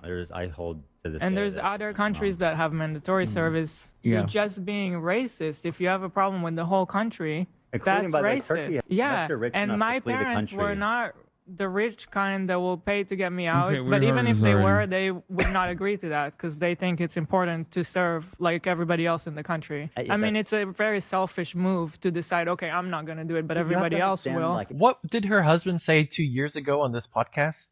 I never faked ticks. Actually, no, I did one time. That's not true. Really? I was being recruited for the military when I was in Israel. And I told him I have Tourette's, which I guess disqualifies you for the draft. Wait, you faked ticks to get out of the draft? No, I didn't fake ticks. I have Tourette's, but I went for the interview and they were asking me questions, and like, my ticks aren't always visible. Right. It's not always like, yeah. And so they make you feel like such a fucking piece of shit. That's based. And so I started doing like this, you know, but those are ticks I had. Yeah. But I was like, and then when I did that, I felt so stupid. They're like, oh, see, he has ticks. Getting out of being drafted into the IDF is the one time. I was not doing the IDF, bro. I was not doing that. I was not doing it. Such a striking contrast in perspectives here. I filled out that form and I tried it, and then I somehow ended up in a better place that I liked a lot more. So Hila stated that she ended up in a better place. She relocated from Tel Aviv to Ramallah. And just to give you a quick overview of the historical context, Ramallah was effectively occupied by Israel in 2005. For that chatter, hold on. This guy is taking a long ass time to get there, but I promise you, I'm welcome to seeing the evidence of that, and I don't see Ethan as infallible. Well, it seems like you believed his framing on the partner with the ADL thing that was actually presented in a way where it would come across like I'm being crazy when he had actually actively talked about the role that the ADL had taken place, openly admitted that he recognized that he mentioned the ADL on numerous occasions after claiming that he had never once said the words ADL before, and also simultaneously was collaborating with Destiny's podcast co-host Dan Stalkman, who's my number one stalker, 60-year-old pervert freak, who had been directly collaborating with the ADL to try to get me and many other pro-Palestinian content creators banned. Ethan was talking to him. He wasn't talking directly to the ADL. And also, simultaneously, he took credit for the ban, as I mentioned in the conversation. Do you feel like that framing was justifiable from his perspective? Do you really think that it was... Do you really think that this was inappropriate for me to say, and it was anti-Semitic in the way that Ethan suggested? I'm just saying, you literally said he partnered with the ADL, which isn't the same thing as agreeing with them. Oh my God. Oh my God. What Ethan Klein did is literally partner with the person who worked directly with the ADL. What are you talking about? Why are you still trying to entertain a semantics argument? It is not even my words that would make people that would lead people to infer that Ethan directly worked alongside with the ADL. It's Ethan's own admissions that would allow people to feel like he had worked not side by side, but directly hand in glove with the ADL. You understand that? Do you understand that? Do you feel like it was appropriate for him to try to infer that this is anti-Semitic? Pedantic princesses, all conflation, bro. I can't believe you're still trying to maintain this position. Just wait. Okay, here, hold on. I want to hear what kind of defense you have after she describes her limited involvement. Despite being officially part of the Palestinian Authority Chris, under you get the to see Oslo the real Accords, HasanAbi the experience. Israeli army controlled access to and from Ramallah, with roadblocks and checkpoints severely restricting Palestinian movement. I somehow ended up in a better place that I liked. Her new position was apparently another secretary job in the Dutchifat battalion. The new one, a base that was far from my house, so you go there for the whole week and then you come back for the weekend. So you preferred that? Were you gone for a whole week? I did. Interesting. Why? It was kind of like just more of an adventure, more of a different experience. I preferred than to just go to a boring job, sit on the computer and go back home at the end of every day. I don't know. I was in Dutchifat, that's in charge of the area of Ramallah. That brigade has like a main officer, so I was his secretary. Okay, so you were right below the big boy. Mm-hmm. Cool. Under the big boys. Cool. It's hard to explain, but for some reason it was more interesting. I enjoyed it more. You told me once you went on like a mission with them to like a terrorist city. Ramallah, like calling Ramallah a terrorist city when you are de facto, by Ethan's own admission, the terrorist terrorizing an area that you are not supposed to be in, that you're in illegally occupying, engaging in acts of military occupation. That is what is at the heart of this dynamic, and the way that Westerners receive this information, and the fact that they will never understand that it is actually Israel that is terrorizing Ramallah, and that Ramallah is not a terrorist city, but by Ethan's own admission, once again, because he said West Bank settlers are valid, legal military targets. Like if someone were to kill a West Bank settler, he said that it would be valid. That's an extreme perspective that, for the record, I literally am against on a pacifist principle, on a humanitarian ground, and is the reason why I believe in a one-state solution, because I think it's like impossible to remove 750,000 people from now these occupied areas. Okay, Ethan's own perspective on this is like supposed to be more extreme than mine. Okay, let's take a look. Yeah. That was kind of a crazy story. Yeah, my officers and like the soldiers in that brigade, they would go every night on a raid in Ramallah to arrest terrorists. So one time I wanted to go with them just to experience it. Why? You just were all of a sudden had an urge to go with them? I just wanted to see what it's like. Right. I wanted to see it. They took me with them one night, even though they weren't supposed to. You're driving in this like Jeep that's bulletproof. So I was in the Jeep. As soon as we entered Ramallah, the people in the city started shooting us. Wow. And I heard like a bullet the Jeep like right next to my head. Did it like dent or just No, you you heard just it? hear it. I mean, it was just interesting.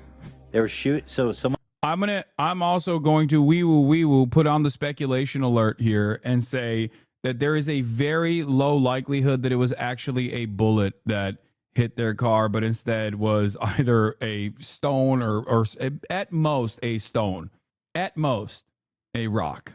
There's also something else to note about Ramallah specifically. It's in Area A of the West Bank. So it's technically not even somewhere that Israel should be under the Oslo agreements. They have this clause called hot pursuit, which is like some bullshit law they put in. So they're actually allowed to go anywhere in the West Bank. But even in terms of if you believe in the two-state solution, right? Like it's not even just occupied land. This is an area where Israel specifically stipulated under the Oslo Accords that they were not to be. So if you are a big two-state believer, why on earth you would think it was okay to go to Ramallah and call it see it in this kind of way as obscene? Yeah. Someone actually was shooting the car when you went in there right away. Yeah. Huh. I mean, I walked with them to one house. Okay. I did get out of the car once. Did they arrest anyone that night? They did. Did they bring it in the same car with you? No. Was it like, how did you feel? Was it horrifying? It was strange. Very, very weird. How so? I don't know. Just. Yeah. Notice how I think they already talked about it, right? I think I might have missed it. They took me with them one night, even when they were not supposed to. But they were so someone actually was shooting the car when you went in there right away. Did he already mention it? Did I miss it? I mean, I walked with them to one house. Okay. I did get out of the car once. Did they arrest anyone that night? They did. Did they? Yeah. She said, I walked with them to one house. I did get out of the car, and also referenced the Palestinian that was arrested as it. Let's see what you have to say. I don't think it was appropriate. No, I don't know. Well, you haven't responded since this was directly contradicted. Maybe there's going to be a point where you actually shake away from the stupor that you found yourself in, where you just think that Ethan is whenever Ethan says no, that's not what happened. Maybe he's just simply lying. That's, They bring it in the same car with you? No. Was it like, how did you feel? Was it horrifying? It was strange. Very, very weird. How so? I don't know. Just you see people in the house, and then it's like the soldiers just walk into the house and look through their and find guns, and the whole thing is really surreal. Does it feel like a normal neighborhood? Or does it feel like, oh, this is scary? No, it actually looked like a nice city. Ila, recounting her little adventure, smiles as she's talking about how their vehicle got shot at while they were invading homes in Ramallah. Yeah, they shot at you? Yeah. Oh my, were you scared? I don't think that was, I can see she got out of the car, fair. That wasn't the point, dummy. My point wasn't that whether she got out of the car or not. My point was that you believe everything that Ethan says, and you should have perhaps at least the same degree of skepticism that you apply to my commentary to Ethan. Do you understand? That's the main point of contention here, not whether or not she got out of the car. We know that she got out of the car. I was waiting for you to see it with your own two eyes. And also, again, 115 IG stories pales in comparison to spending 3% of 2 months on video content. Anti-sympathetic, maybe. Don't you think 110 IG stories over 5 months is vastly different on a scale than 3% a month for 2 months being specifically spent talking about him? Yes. The reason why my commentary, if you noticed, was if you watched, not 5 months, 3 months, by the way, again, lying once again, okay? 3 months, not 5. January 31st, 2025, 2 posts a day, 9 posts per week. And that's just his Instagram stories. And that's without even the videos on his Instagram stories. And the reason why I brought that up was specifically to show the insanity in the same time frame that he was saying that I was like talking about him all the time. And I only started talking about him after he actively and successfully deplatformed content creators that were pro-Palestinian and had made like 1 million fucking YouTube videos on me by that point. Up until December 2024, I kept telling people not to attack Ethan. All the way up until December 2024, I kept saying like, hey man, it's fine. I don't really care.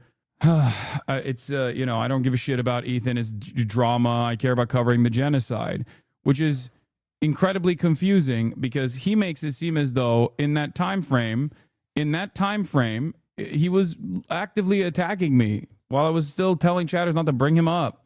Okay. Why are you bringing Chris into this? Because I wanted him to see the back and forth, the full HasanAbi experience.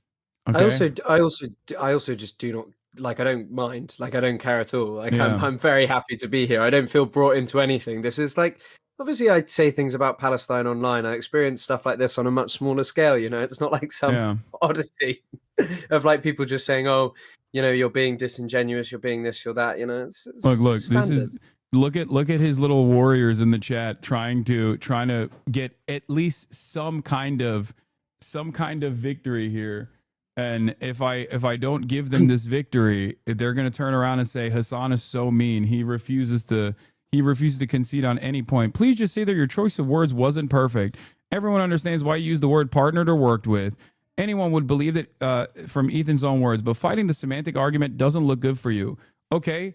He's fighting the semantic argument, though. You already conceded to my framing. So why the fuck do you still want me to apologize or say I wasn't using the perfect choice of words, especially when you seemingly, apparently agree with me? Why do you want to do that? Okay? Why? Why do you want to do that? Because you are conceding to the framing of a person that is, by your account, literally trying to smear me as an anti-Semite. Yeah, just lie so that my favorite content creator can feel better, or at least their audience will actually change their attitude towards you. They're not. As you noticed, their audience members are very firmly committed to advancing the conversation or defending Ethan more than anything else. Scared? It was pretty weird. Yeah, we were in a jeep in a really risky area. Yeah. And then there was like a here. No! Right here. No! It hit the jeep right next to my God, ear. oh my god! Oh my god! Oh my god! And did you smile like you're smiling now, or? I think I did. Yeah. I think I did. Well, did you? I mean, what do you do? I mean, do you crowd? You just did that? That's so funny. If we cut in the past and we saw that and she was doing that, that would be the funniest thing I've ever seen. Once again, I want to show this as well. This is the community that these people are coming from. This is the H3H3 Productions subreddit. Let's take a look. Okay. After seeing the title of Hasan's latest video, Asmongold thinks Hasan should be banned from Twitch for blatantly supporting terrorists. Once again, partnering with the largest right-wing content creator who has said very suspicious things about the Holocaust and Nazi Germany in the past, to actively deplatform the largest progressive content creator in North America. How did this happen? Not gonna lie, I'm loving the fact that these sociopaths are doubling down. All that tiptoeing around finally stops, and they just confirm what we all thought about them. One or two more double downs from Haas, and he'll be sharing links where to enlist to become a Houthi to his fans. If he was saying the same about black people that he does about Jews, etc., he'd have been banned 10 times over. Oh my God. These guys also are always playing fast and loose with these comparisons. Like, yeah, if hey, you say you like the HBO show Common Misconceptions, but if you were to say that about child pornography, you'd go to jail. Exactly. These are different fucking situations, not making a moral conflation between Jews and that. I'm not saying that in this analog, but yes, different things are different, okay? In this circumstance, my criticism is not against Jewish people, it's against Israel, okay? Israel and its genocide. Of course, if there was a nation state that said, we're doing this for black people, we're doing this for black people, and they were doing a fucking apartheid, if they were enacting an apartheid regime that was doing a fucking genocide, then I think it would be valid criticism. As a matter of fact, I'll give you one last example before we move back to the video. I feel like I'm harassing Chris here with this endless back and forth. I criticize Saudi Arabia all the fucking time. Ain't nobody comes around and says, hey, man, you're being real Islamophobic with your criticisms of Saudi Arabia. I wonder why no one thinks that Saudi Arabia, which literally has Mecca and Medina, okay, inside of its boundaries, the Saudi kingdom is supremely important. Muslims from all around the planet literally travel to Saudi Arabia. That's how important it is for Islam. And yet, for some reason, when I criticize Saudi Arabia for its mass starvation campaign in Yemen or its participation in 9/11, for example, nobody goes, hey, man, you're being quite Islamophobic. Why? Because you can understand that that's not about Islam at all, but instead is about Saudi Arabia. So why do you make that own conflation? Why do you make that same conflation when it comes to Israel and Judaism and Jews in general? Is Do people regularly call you Hamas liker instead of Hassan Piker? I've not heard that one before. They say Hamas liker. They say HamasAbi. There's a lot. HOUTHIS. They try to do that one, but that didn't really stick.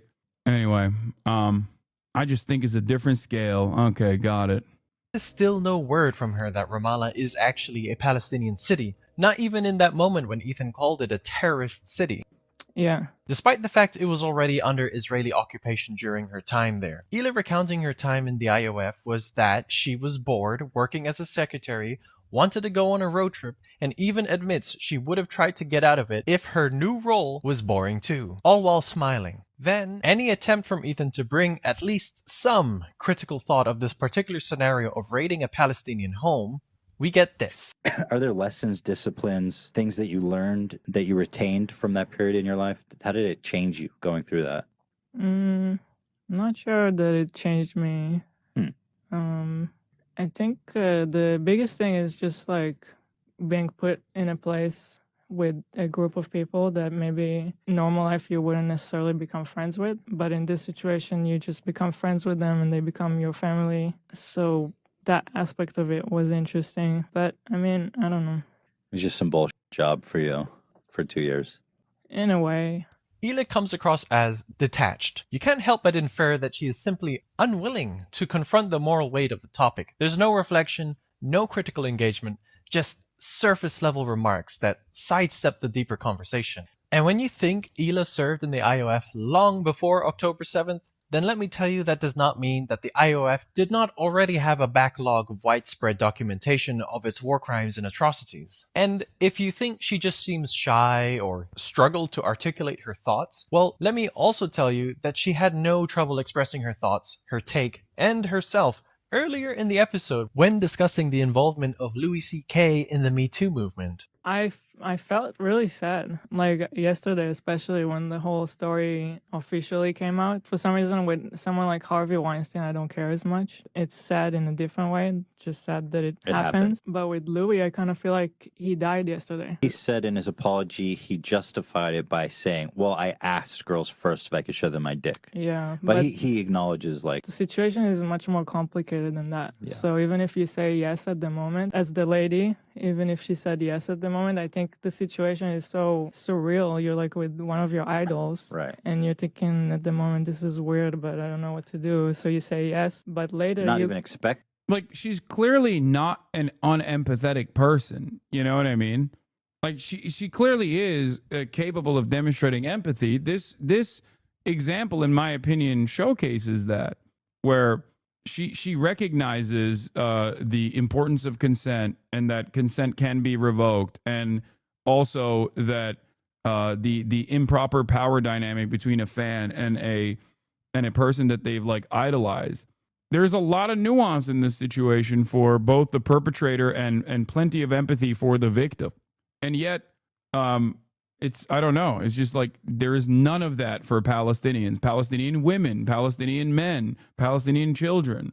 Him to necessarily even you think strip maybe he's naked. kidding or something. Yeah. But later you can think about it and be like, that was really fucked up. Or how she views American students protesting against the Israeli government. Talk about someone who's going to UC Berkeley, paid by their parents $200,000 tuition on campus protesting Israel. Do you find that ironic? I do. When I lived in Israel, I used to criticize Israel a lot. Yeah, like, me too, as an actually. Israeli, Yeah. and the army and a lot of stuff. But when we moved here and I started to go on Reddit and stuff like that, and just being more aware of like the online criticism and there's It's not just online, but it's not just general. online. Yeah. Yeah, I just became more aware of like the criticism here of Israel. Yeah, apartheid and state in occupation, general illegal around the world. settlements. And it's really, I personally think it's so ironic. It's just like, I don't know, it's kids sitting here in like beautiful California criticizing it, like you don't even know what you're talking about. Right. Now, I get it. You were 18 at the time, you've grown up in Israel all your life. All you've seen and heard are horror stories because you're surrounded by Israeli media. The Elder Scrolls 4 Oblivion hadn't released yet. Access to the World Wide Web wasn't so common. How are you supposed to think to yourself, maybe we shouldn't contribute to the oppression of Palestinians?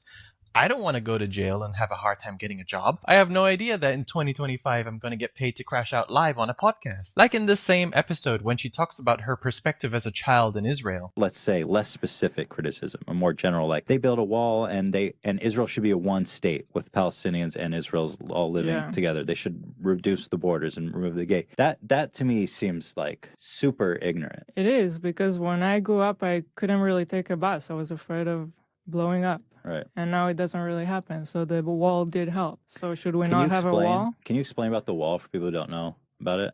I don't know how to explain Well, I guess simply it's like... It was built to prevent this attack. It's understandable that as a child, you feared for your life and saw the wall as a protective measure. No one can blame you for not wanting to be harmed. But while Hila defends the wall as a necessary security measure, as a grown adult here, 29 years old, she fails to acknowledge its broader implications. It's 2017, we have technology and access to information now. Maybe we could be asking ourselves, who decided a wall was the answer? And what alternatives were ignored? When you build a wall, are you defending yourself, or are you just deepening the divide? Why do the people whom the wall is designed to stave off feel so desperate that they resort to such tragic violent acts? The wall she spoke of isolated communities, stole land, and enforced apartheid conditions. You can recognize that the fear was real while still being honest about how the wall is a tool of oppression. All these clips are so many years from that time and struggles to apply the same level of introspection when recalling their involvement in something as significant as their military service in the IOF. And she has no hesitation in defending mandatory service in Israel to this day. I mean, when you're growing up with constant terror attacks, the army is a necessity. And I'm sorry if people think that's a controversial statement. That is the reality of Israel. She has to be so influenced by Israeli media to not comprehend that the same IOF she believes is a necessity is the same IOF that has continuously made Gaza to become the deadliest place on earth for children for the last 3 consecutive years. Every time she gets called out or criticized for things she said on the podcast, she gets super defensive and brushes off any critique or concern about this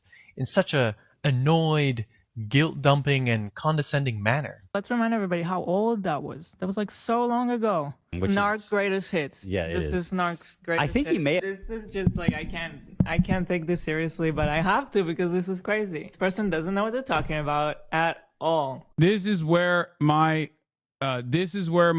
pussy ass comes into play, where I always say it's not about what you've done, it's about what you're doing right now. Because I, once again, would be deeply hypocritical living in the United States of America, also a country that was built off of settler colonial violence, indigenous genocide. I totally understand how social conditioning plays a role in the development of people and how they, in how they arrive at the positions that they arrive at and what they do. That's the reason why I'm always much more careful in my analysis and give people grace regardless of what they've done in the past. Chris, you wanted to say something? Sorry. I've kind of somehow managed to forget. Oh, sorry. No, don't worry at all. Don't apologize. It's fine. It's a regular occurrence. Actually, sorry. Yeah, I guess a lot of people probably don't know, but Ilan Pappé served in the IDF. Yeah. Ilan served, and he said he spoke about like where we asked him once, like, oh, why did you change your opinion about all of it? And he was like, it's literally because I started reading history and I kept asking my professors, I kept asking them, why is there just a bit that doesn't make sense? Like, why is there this bit just missing? And they just go, just don't worry about it. And, he kind of said, oh, I didn't feel that was a reasonable position. And I mean, this person noted it, but just like, it's mad to hear the thing about the wall. Like, the wall was intentionally built to take away Palestinian land. Yeah, exactly. That's the whole point. It's not about what you've done.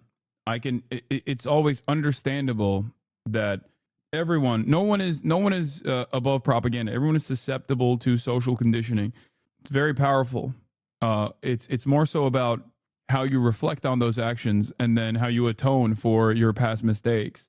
This is why when Ethan asked me, like, oh, well, you knew Hila had served in the IDF, like, I had never even considered it. I didn't even know that she had these sorts of positions. I certainly didn't know that she had also participated in an illegal raid in Ramallah. But, for me, it's if she was a staunch anti-Zionist, why the fuck would I ever criticize her? I would never do that. You think about how these narratives scare you, but then you reach a certain point in your life and you just think you might want to engage with them and have like a deeper thought rather than just refuse all challenges to your ideology and decry them as anti-Semitism. Yeah. In other countries that have mandatory service, you're just being racist. If you have a problem with the whole country, Ethan is allowed to point it out. And also, and if that's too much for you, maybe get off the internet. You don't have to be the one that is out there in the field with a weapon in your hands to contribute to the oppression of Palestinians. You also actively contribute to the oppression of Palestinians when you are a low-level secretary behind a desk, managing the life of someone so that they have more time to unalive Palestinians. And you are more of a contributor to this when you actively seek out a role you can enjoy more and then accept it because you were so bored. And what does it make you when you participate in a raid in a nice Palestinian city just to watch what's going on because you were curious? And I'm not asking her to get on the podcast right now and apologize for what you did 20 years ago. I don't need to ask someone for something that maybe warrants a response. This type of attitude towards her mandatory service is a contributing reason as to why people not only see you as someone without a good take, but also a soft take.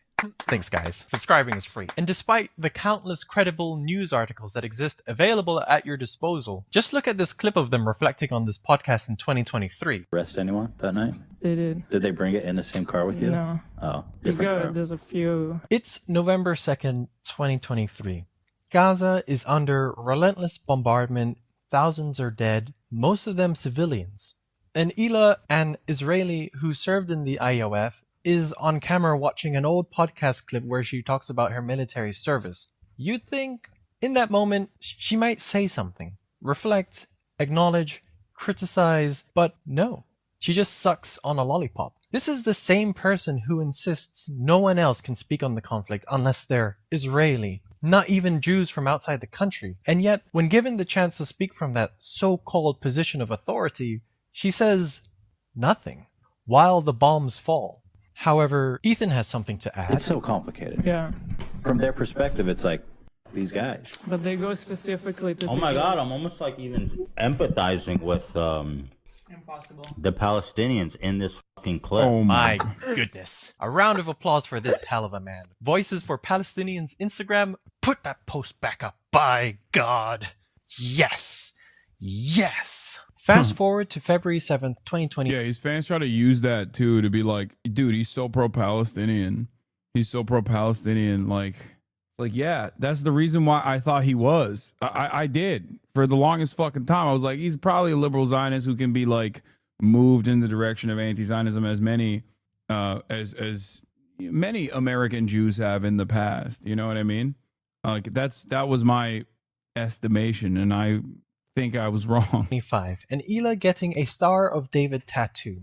Ethan says she's embracing her identity. Sure, that's one way to look at it. Although I must say that this pose with this tattoo could leave some people to wonder what's happening here. And when the backlash rolls in, with people calling her out for the tattoo, some even comparing it to a swastika, she's suddenly ready to speak. She's not silent then. She's fully here to talk about the anti-Semitism she faces and call people out. But where was this voice when the hard questions about Israel's actions were on the table? Where was the voice when it was time to acknowledge the responsibility tied to her identity? When watching this, it left me with a weird aftertaste. When she watches Hasan use the word genocide in regards to Israel's actions. Oh, it's not a war zone, so we can't say that it's a war zone? That's not woke enough? She gets snarky and defensive. The crickets are still cricketing about her lack of public criticism in regards of almost everything Israel does. But when it's time to defend her right to wear a symbol that, let's be honest, not only represents Judaism but also Israel, she's loud. She got the words to speak up. But when it's time to speak out about the actions of her country, the silence is deafening.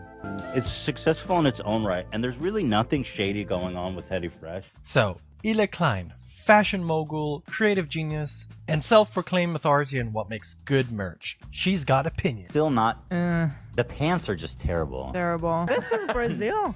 What? My goodness. Why are they not more swag? And especially when it comes to Hasan Piker's merch. Wait, so why is he dressed like that? Let me see this one with the sword. Oh my god. Yeah, bro, what are you doing with the sword there, bud? What year is it? What does the shirt Is this say? fucking Narrative overcomes truth. Oh my god. The art is Hasan sitting on his computer reading chat. I like the art on all of it. Yeah, I no agree that the problem with captions make art. it kind of. It's the concept. Yeah, the art. I have no problem with the art at all. In her eyes, his For the record, Union made, American made, ideology.shop. And also, every single drop that I do is surrounding a specific political issue that is like breaking my brain. And the last one was about misinformation. That's why I say it's some of the things that I say regularly, like narrative overcomes truth, you know, if you guys wanted to know. But it is pretty funny that they're shitting on my merch, you know. I'm not going to say nothing. Like, there's some pieces that I used to wear and actually did enjoy wearing, and some that wasn't so great. Okay, that was what really pissed off Ethan. I wore the Kai baby tee yesterday, and the lady at Sephora loved it and my outfit. Hell yeah, UB. His photo shoot is cringe and themeless. For someone that is the creative force behind Teddy Fresh and seemingly wants to be a fashion mogul, you don't have to like Hasan to understand there is a deliberate and recognizable theme here. Aestheticized political rebellion through modern streetwear with a mall ninja vibe leaning into satire. Is it so hard to recognize that? Now, I'm not saying this because I'm upset that someone said mean things about his merch. This is just a great example of how personal bias can make someone look like a huge hypocrite. Because if you're going to critique someone else's brand, your own better be good. And that brings us to Teddy Fresh. Oh God, is this guy gonna rip into Teddy Fresh? Uh-oh. How what does how I don't know. It's a little teddy bear. Hila has always emphasized how much of Teddy Fresh is her original vision. The brand, she claims, is deeply personal, uniquely designed, and all her own work. In 2017, again, the same interview with her husband, she explained how she loves to draw her designs by hand. Say the Felix take to Chris? No, I will not be repeating the Felix tweet to Chris. He can find it on his own because, again, you guys are baiting me into saying another Felix Biederman thing. And every time I repeat Felix Biederman's statements on this broadcast and directly attribute those quotes to Felix Biederman, I get called an anti-Semite, okay? Well, I get called an anti-Semite when I'm not quoting Felix Biederman as well. And to be fair, quoting Felix Biederman, understandable that someone would sometimes say I'm anti-Semitic for quoting Felix Biederman. But, you know, I'm not doing that. I'm not doing that at all today. Could someone in the Then chat she was please still in leave the a process of understanding their own concept and developing Teddy Fresh. Now, 8 years later, I wonder if Hila found her concept. Because what we see a lot of in their marketing is this kidcore. Adult models dressed like kids and presented like kids and teenagers, paired with environments that contain things like a poster with the words on the wall. referred to as lolly. It's like a genre of hentai where the girls are very young. And it's interesting to see her reaction to this because her own brand's marketing sometimes leans into aesthetics that aren't, of course, the same thing, but kind of in the same neighborhood. And I can't believe I'm about to say this, but like on the aesthetic front, I don't, you know, it's not my cup of tea, but I think this is a little bit of a stretch. Okay. And this has nothing to do with like Hila Klein and her activities and fucking like, it's just, I think it's you know, it's a little bit of a stretch. It's a personal, like there is clearly some kind of artistic vision here. Okay. It's not for me. I don't really care. I feel like, I mean, this video was so good for 59 minutes. You know what I mean? Where he was like diving into like serious historical reference points and describing what she was doing as like being pro-Israel and why people can arrive at that position. This part I don't really care about that much. And those themes paired with featuring young children, also with their faces unblurred, is undoubtedly critical. I just want to say that this is quite irresponsible and that if the issue is about how people present their merch, then Teddy Fresh needs to take a look into a mirror. Now let's talk a little bit of Control-C, Control-V. There have been a few instances where Teddy Fresh had been accused of dipping a little too deep into the honey jar of inspiration from fellow designers. Some might even say they snorkeled. Now, I just want to be clear that I am not accusing Teddy Fresh and the people behind it of stealing designs. I just want to point out some similarities here. The Teddy Bear X-Ray long sleeve tee from 2021 is particularly interesting because two parts might appear as quite similar to two separate designs. This is a long sleeve tee from Philip Plein. It looks like the body was... Oh no! Ew, Philip Plein. Oh my God, Chris. I don't know if you're a big fashion guy, but I always joke about how the only people that wear Philip Plein are like cryptocurrency sharks and pedophiles that live in the state of Florida. This is nothing to do with Teddy Fresh. I'm just shitting on Philip Plein for the record because it is, oh my Lord, it is like the ugliest shit. It is the Richard Mille of brands. What Richard Mille is to watches, which I also don't like, and maybe a lot of the big face enjoyers are gonna fucking get mad at me for that. But Philip Plein, as someone who enjoys the art of fashion, I can't stand Philip Plein. Yeah, I don't think I've ever even heard of Philip Plein. I'm, as you can tell, a bit of an unfashionable character. I'm wearing a t-shirt. Look at that skeleton rainbow Philip Plein. Exactly the type of shit that I despise with Richard Mille. That's what came up. This is the type of shirt. How much? Oh fuck! I want to play a game with you. I want to show you. Hold on. I'm going to show you a Philip Plein piece of clothing, and I'm going to ask you how much you think it is. Okay. I was quite into fashion when I was like, I don't know, 16, 17. So I may do better than you imagine. Oh really? What were you into? What brands? I quite liked Supreme when I was that age. Actually, that was when I was a bit younger. Oh, you were. I guess I do like Stone. I do like Stone Island a lot. I'll be honest. Of course. Oh my God, you're such a fucking oi bruv, dude. That's hilarious. Have you not seen the Have you not seen the photos of me getting the badge in, mate? It's quite a regular occurrence. The fucking badge. All right. Yeah, get the badge in and bash someone up. So how much do you think this shoe costs? Oh, it's got to be at least $1,000. I mean, yeah, you nailed it. What if I were to tell you it used to be 5,670? 5,670 euros. And you can buy it with Bitcoin.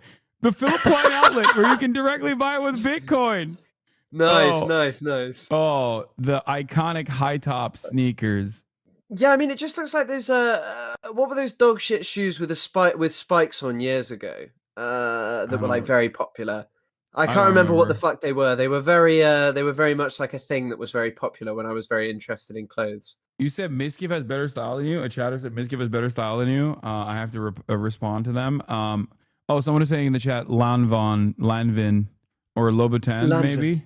Yeah. I think they were. Oh my God! When I lived in Miami, I owned a pair of Creative Recreations that kind of looks like this shoe. By the way, it wasn't bedazzled, but yeah. I mean, when I was younger, I used to just sort of buy things because I liked them. I had a pair of Stone Island shoes that were like a collab with Nike that were literally like Crocs and they had buttons on them. And I also had a Supreme coat that changed color, a Supreme Stone Island coat. So I engaged in some pretty offensive fashion when I was younger. Perhaps those shoes would have completed the outfit, though. Yeah, for sure. Ripped directly from this design by Philip Do you Plein, like except ERD? for the head. Yes, but you will never catch me wearing ERD, obviously, because if I were to rock a ERD shirt or an ERD hoodie, which is incredible design, some of the ERD designs are incredible, people would literally assassinate me, okay? Some of the ERD stuff is good, but I will get assassinated for good reason. They're like $5,000 hoodies that are incredibly distressed, and each individual hoodie is like is unique. It's like a one-of-one almost. Nobody knows what ERD is. Don't worry about it. Yeah, $5,000 for fake punk. Exactly. And Illustrator's portfolio called Seagal's Design has a teddy bear with a head that could be identical to the head of this teddy bear from Teddy Fresh. Look at the sewing holes of the button. They're at the exact same position. I understand that it's hard to come up with new designs, but come on, didn't you draw a teddy bear like a lot of times? I made all kinds of sketches for the teddy bear. That's actually the shirt, the shirt that has all the Teds all over it. Or was that all the... Those were all my attempts at making the logo. It's very much possible that the design was licensed, but when was there maybe disclosure about Teddy Fresh deciding to license designs? It's okay to be transparent about wanting to save time, resources, and money. So we didn't realize it was an exact copy until it was brought up recently. And then people say, well, why don't you do your due diligence? I'm like, bro, it's a fucking knitting book from 1995. Okay, to be fair, like I do as someone who also does garments, like I can totally see how they fucked up on this. Like, I know it happens sometimes. Design is dead from this planet. It was like some cosmic coincidence that someone even found it in a thrift store. Sure, if this is the truth, then fair enough. However, it's crazy how frequently cosmic coincidences appear to occur. Here is a Teddy Fresh, sick-ass graphic of a bear about to maul someone, and here is a PS3 game from 2013 called Cabela's Dangerous Hunts. This is a licensed image, but honestly, it's so different too. Like, even making the accusation is kind of insane. It may not even be a licensed image. I don't know. It's hard to tell. But like, it's a video game cover, and this is completely different. When you take a closer look, there is still water around the bear's paw like in the original PS3 video game art, and you can see that the bear has a little stub because the text was blocking, so they just cut its arm off. Whatever, in the words of Ethan Klein, it doesn't matter anyway. I just find it kind of funny how they write off one similarity as, oh, interesting. I will admit, is a little too close for comfort. I don't know what happened with this one, to be honest. Yeah, it's Prada. I recognize that sweater. It's a Prada sweater with the flames. I mean, this one's on a hoodie. Yeah, I mean, this one's a little sus. I agree. I'm not sure what happened here. That's probably maybe the only one that he could call me out on, that I can probably look a little deeper into. And also, like I mentioned earlier, I reached out to the charity organizations in their good cause section to verify the donations that have been made. Because why not fact check the fashion brand by H3? And while Victims First spoke very highly of Teddy Fresh and said that they were the largest donator at that time with an awesome contribution of $119,556,000 to the centralized Uvalde victims, let's just say that one of the other organizations listed here who do not want to be mentioned at this time have never received donations from Teddy Fresh, nor did they receive any communication from them. Maybe it was an error. I do hope that whatever happened there will get resolved and that Teddy Fresh can continue to have a great impact on various causes in the future. By the way, she goes, Ethan needs to be criticized for being pro-Israel, and also Hila said bad crazy stuff. Okay, well, clearly you're going to have evidence to support that, right? Absolutely. Please fasten your seatbelts, stow your disbelief, and prepare for a smooth descent into some absolutely wild podcast commentary. Here, Hila and Ethan are reacting to iDubbbz's Content Cop video. There's one here that I want to point to. I don't know if he has it in the video, People but apparently they said that they would get lynched if they went to Ramallah, like as a fact. I think that I'm being like racist or something when I say that. I think if you, as an Israeli, go to Ramallah, they'll kill you. What do you mean you think? I think that That's I'm a saying fact. if you go there as Israeli, you take the turn there, you'll be died. They'll kill you. It's not only killed, it's like lynched. It's a brutal death. Yeah, So. I think. A brutal death, as opposed to different kinds of death that are not as brutal as a lynching, I think. It's also run by the Palestinian Authority. Like, it's just not going to happen. Yeah. Slasher, has Hummus Hassan mentioned today the attack on Barstool Nation? No, I'm gonna talk about that. Don't worry, later after we let Chris go after this in video's which he over. contextualizes his wife's background, half Lebanese, half Irish, pointing out that historically her people were on the receiving end of colonial violence. Lisa is half Lebanese and half Irish. Oh, wow. Yeah, we know. For anyone unfamiliar, the Irish have been on the receiving end of a lot of oppression and genocide. On the part of the Lebanese, they've received a lot of oppression and attacks from the IDF. So Anissa is very well And familiar. sir, do you happen to know of any violence perhaps coming towards Israel, where Hila grew up? Perhaps from Lebanon, Hezbollah, perhaps? Does that ring a bell to you, you dumb, ignorant How dare you attempt to lecture? It's kind of funny because like a couple days after this clip, he literally, or a week after this clip, he's telling me that Hezbollah's inception was a noble one. Like his positions swing wildly from one pole to the next. You know, one day it's like it's a war, next day it's a genocide. One day, Wait, Ethan is posting IG stories about a Daily Caller article on you right now. Daily Caller? The Daily Caller? Tucker Carlson's operation? The Daily Caller literally had numerous editors that were outed as white supremacists that had to be fucking fired and disgraced because they were straight up posting on fucking white supremacist websites. Like anti-Semitic white supremacist websites. Ethan purposely cropped out the Daily Call. Oh my God. As Dems wrestle with anti-Semitism crisis, media tries to elevate terrorist sympathizing extremist face of the party. Where is this from? Not from AOL, of course. It's actually from the Daily Caller. But because he doesn't want his audience to know it's from the Daily Caller, because that would call into question his, his constant defense against anti-Semitism, he cropped it out to make it seem like it was a reputable outlet that said Dems are wrestling with the anti-Semitism crisis as the media tries to elevate. At no point do these guys realize, like, it's all right-wing publications that are writing this kind of stuff. I wonder why it's all right-wing publications that write this kind of stuff, you know? Wait, you're muted. Is it even cropped, or is how's that been done? How's it been cropped in such a way? I think if you're on your phone and you scroll down, the AOL banner probably like cuts it or something. I don't know. It's condensed. Yeah. They got every broken clock. Yeah, it's like, hey, if you constantly say, well, a broken clock is right twice a day, and you just keep finding all these broken clocks, maybe your clock is broken. You know what I mean? Maybe you're the broken clock. Maybe you have actually switched teams without even realizing. Who knows? Me on this conflict. Familiar with the propaganda and the coming out of Israel. Choosing now, out of all the times, to be like, please defend me. No, we're not going to fucking defend you. Okay, so this is very interesting. Wow. He says on the day that CPS was called and we're understandable. Wow, and he also then shared Sam Cedar being criticized by the Daily Caller. The Daily Caller criticizes Sam Cedar. Ethan sides with the Daily Caller over Sam Cedar. What does this mean?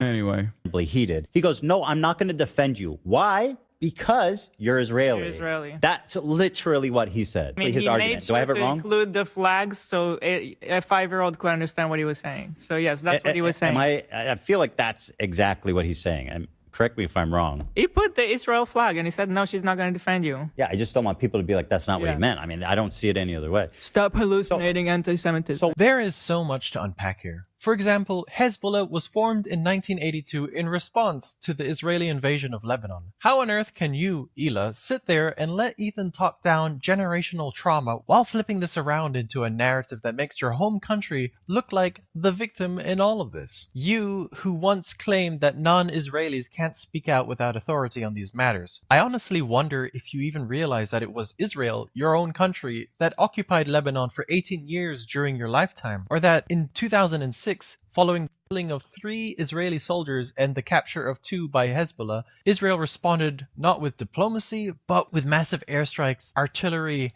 and a ground invasion, resulting in deaths of over 1,100 Lebanese civilians. Civilians, not soldiers, people. And who did that? The IOF. Yes, the ones you don't want to be called terrorists. Well, listen, they can call Israeli soldiers terrorists, but like, you weren't a soldier. Didn't go that far. I mean, I think even calling soldiers terrorists is not accurate. The army, people should serve in because it is honorable. A singer or something, and then they still go into the army and everybody will commend them. Like, that's really nice. You know, you're paying your due. And you guys sit there and you laugh and say, oh, wow. Yeah, we know. For anyone unfamiliar, the Irish... And I honestly find it remarkable how Ela can say... Stop hallucinating anti-Semitism. Right after victimizing herself because he showed the Israeli flag, even though he was only talking about the IOF in that moment. I mean, his argument. Do I have it wrong? Include the flags so a 5-year-old could understand what he was saying. So yes, that's what he was saying. He put the Israel flag and he said, no, she's not going to defend you. Stop hallucinating anti-Semitism. Now, I want to be very clear that obviously Ela and Ethan have the right to criticize Hamas. But it sure is interesting to see what they criticize exactly. Like here when they pause right after hearing that Israel's occupation must end in all Palestinian land. The occupation must end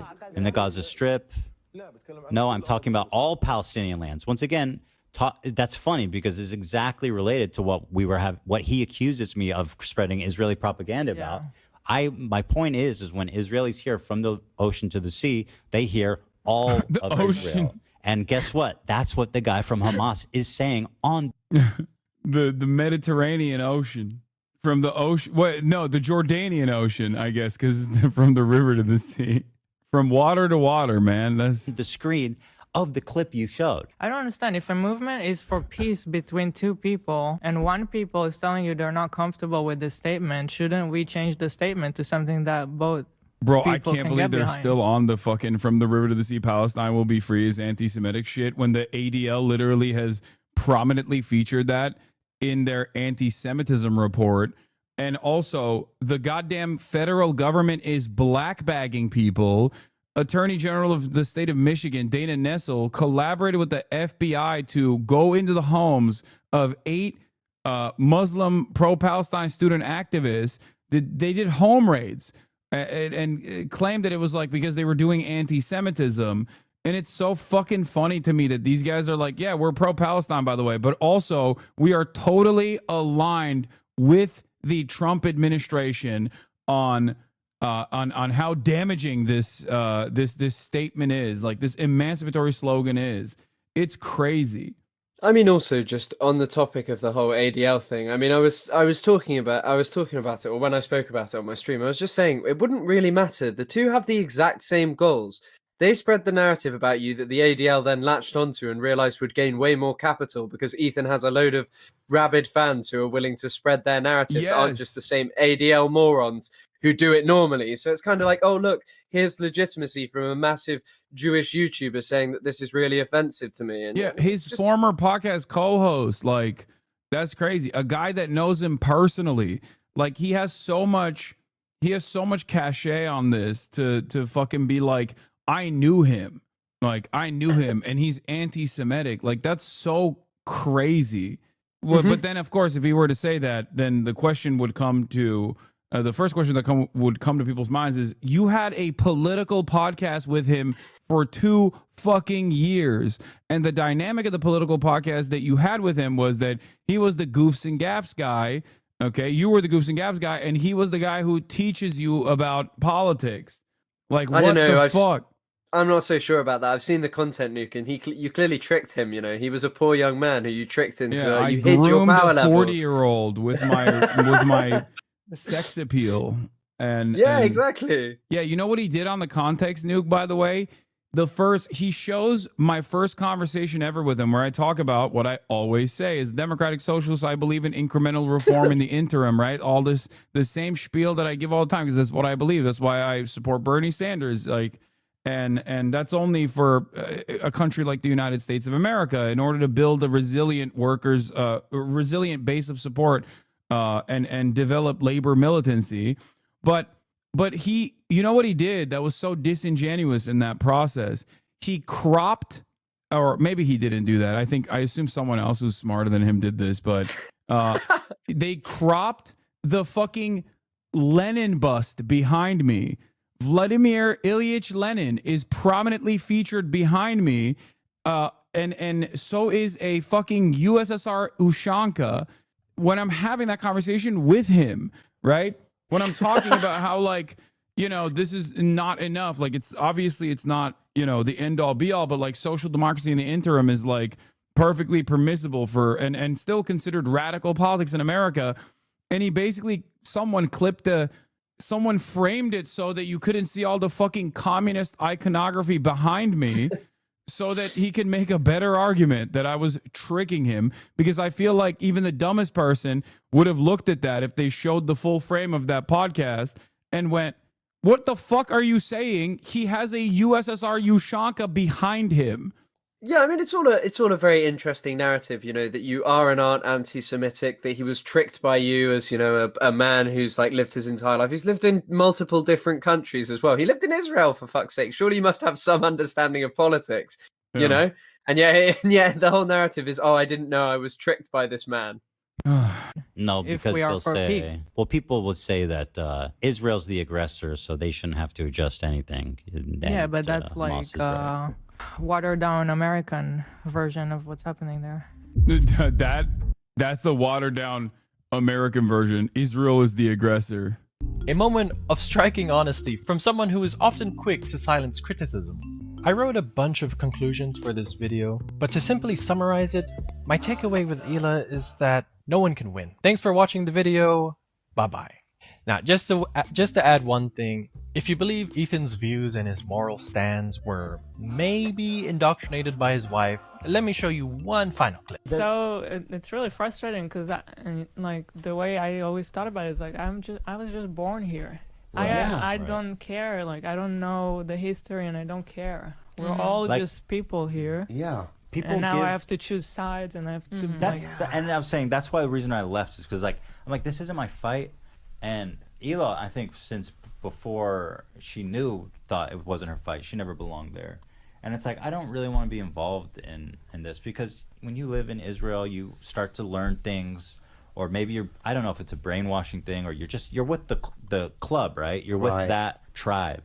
Yeah. So it gets through to you. Yeah. So before I went to Israel, I was very pro-Palestinian, because I went to a very liberal college. I went to UC Santa Cruz, and there it's like, they literally have protests on the campus of like Israeli soldiers executing Palestinians. Wow. And I was like, okay, yeah, that's totally what it is.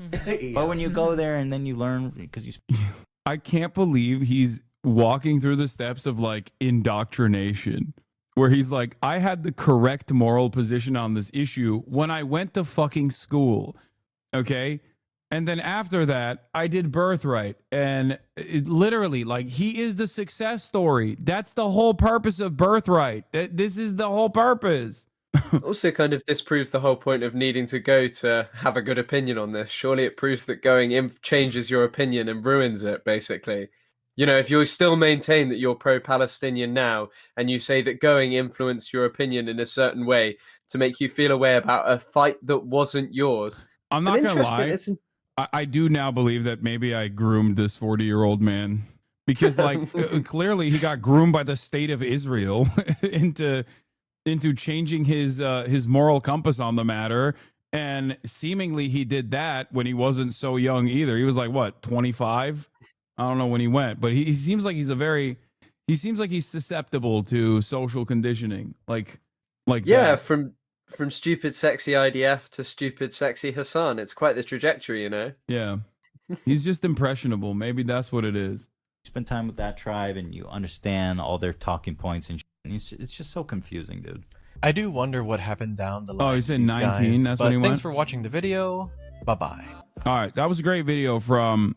we're not going to watch this right now. Jesus Christ. But that was a great video called Hey guys, Selective Outrage. The silent podcaster Hila Klein from The Soft Take. They've done... I think I watched another one of their videos that was a kind of a banger. But thank you, Chris Kunzler. Where can people find you? Sorry, TikTok, YouTube, or Instagram. All of them are just my name. Thank you very much for having me on, Hasan.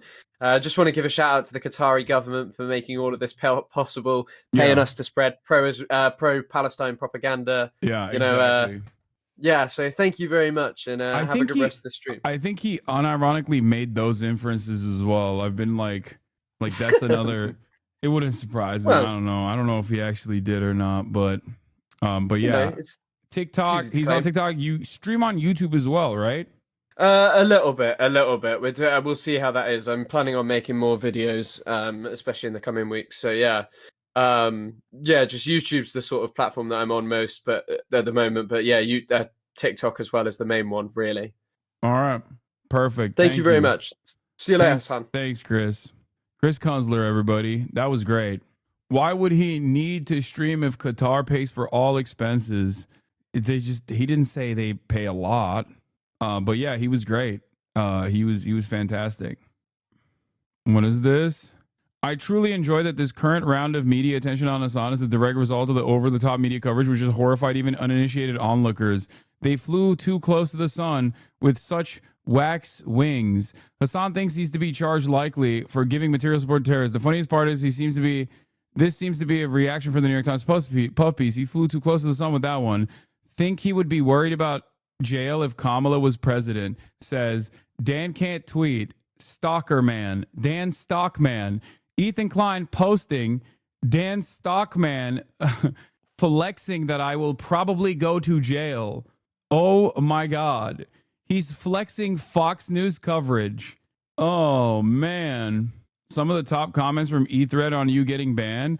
I'm honestly here for the right-wing outlets becoming aware of his terrorist-adjacent activities. They won't have the same charitability and outrage they generate will lead to accountability for Hasan in the form of a Twitch adpocalypse at least, and him getting labeled an enemy combatant at most. 35 upvotes. At what point does the CIA... That's fake. He did not post a Dan tweet. The thing he wrote is true. That's an edited story. The actual story is just another screenshot of the Daily Caller article. Oh, my bad. The story you showed was edited. I apologize. I got duped by, which chatter was it? Which chatter sent me that link? I'm going to find it. I'm going to find it. I'm going to control. Wait, where the fuck is it? Oh, here it is. Run, chatter. Run. It's coming. It was a joke. Please. Was it you? Who was it? Who sent that link? Who sent me a fucking fake ass link? Read the Reddit link title. Oh yeah, this isn't the title. This is the title. Hold on. Thank you, chatter. Wait, why is it not coming up? What the fuck? Why can't I find it? Nah, that's a band. That's not a stan. Where is it? Oh no. They're saying Ethan copy pasted it. They're not trying to bait you. What do you mean? Oh, they weren't. Maybe they use a shortened link. No, Ethan copied Dan's wording. Oh. Okay, that's the point. Okay, my bad. You didn't genuinely try to fucking dupe me with a fake tweet. It was me. I'm sorry. I didn't know. I'm sorry I got duped. I'll take the ban for being duped. It's all right, chatter. I'm not going to ban you. Safe.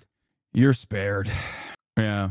I like that Ethan is posting about like right-wing outlets criticizing me as though this is a new phase in my career. Okay? You know what I mean? The only thing that is new in this part of my career, the only thing that I am that this is new to me is like the fact that this administration is like actively going after people. What is this? Hasan has a curse. Oh, I saw this one already. Yeah, Hasan has a curse where men want him to the point where it makes them go crazy. But the only man Hasan likes is his straight cross-dressing best friend from college. I think he's a cognito hazard. Yeah. Hasan, been following you since 2019 and have never once seen you criticized ever. I know. Can we get a quick palate cleanser for some wholesome TikTok content? Sure. But no. Speaking of TikTok, there was one former Ethan Klein foot soldier, rehabilitated Ethan Klein foot soldier that I want to elevate because I saw her take and I thought it was pretty good and I wanted to show it to you. And then we're going to move on from this because there's a lot of stuff happening. Video is for Ethan Klein specifically. My name is Kara. I'm a Fallen Age 3 fan, as you would call it. I used to consume your content daily. You were one of my favorite content creators, and from my earliest, literally... What is this? Would you mind clarifying your perspective? In my opinion, certainly the settlers literally living on the land, living Palestinians will have to be moved, if only elsewhere in a free Palestine. Or do you believe in some land attribution system for the right of return? I believe in some land attribution system and reparations alongside the right of return for all Palestinians. Yes, that is what I believe. I think that I don't know exactly what it would look like, legally speaking, in terms of like most likely placing a timeline on... Hasan is hot, however... Oh, I saw this one too, yeah. Holy fuck, this one has 102,000 likes. Jeez, Lord mercy. After watching that 5-hour debate, I still stand on that. I just am going to be honest with you. I hate the sound of men's voices, especially when they think that they're right about something. The both of them. That's not like a personal, opinion either. But that fucking debate was crazy because 1, racism, blatant racism. 2, delusion. Complete and utter delusion. And then 3, it ended on a very nice note because everybody loves Kaya, but racism. I'm sorry, the way that fucking Ethan was saying the Arabs sounded kind of like the way that like elderly white people say, the blacks. It's a very specific inflection. You know what I mean? It had a lot of weight, and it was crazy that Ethan couldn't comprehend the fact that when Hasan kept saying, yeah, bro, we're talking about Palestine. We're not talking about the other countries that because the whole point, I'm gonna make this fast, but the whole point of that entire misunderstanding was the fact that, Ethan was talking about the events prior to Israel being fully founded and established, and he was talking about the events that led the Jewish people to come to Israel, and Hasan was talking about the events post that, which is, in order for Israel to be created, they needed a space. What space did they pick? Palestine space, aka what did they do, the new settlers, what did they do to the Palestinian people in order to settle there? So that entire debate was very embarrassing because I'm telling you, Ethan repeatedly saying the Arabs, and wow, wow. And then on top of that, the fact that he was trying to push the idea that every single Arab country tried to dispel the Jewish people and didn't try to allow them back, crazy. And since we're talking about a state of delusion, delusional, Ethan, delusional. Because what do you mean you think that you dog walk Sam Cedar? Were we not in the same, were we not watching? I guess you were participating, but I watched it.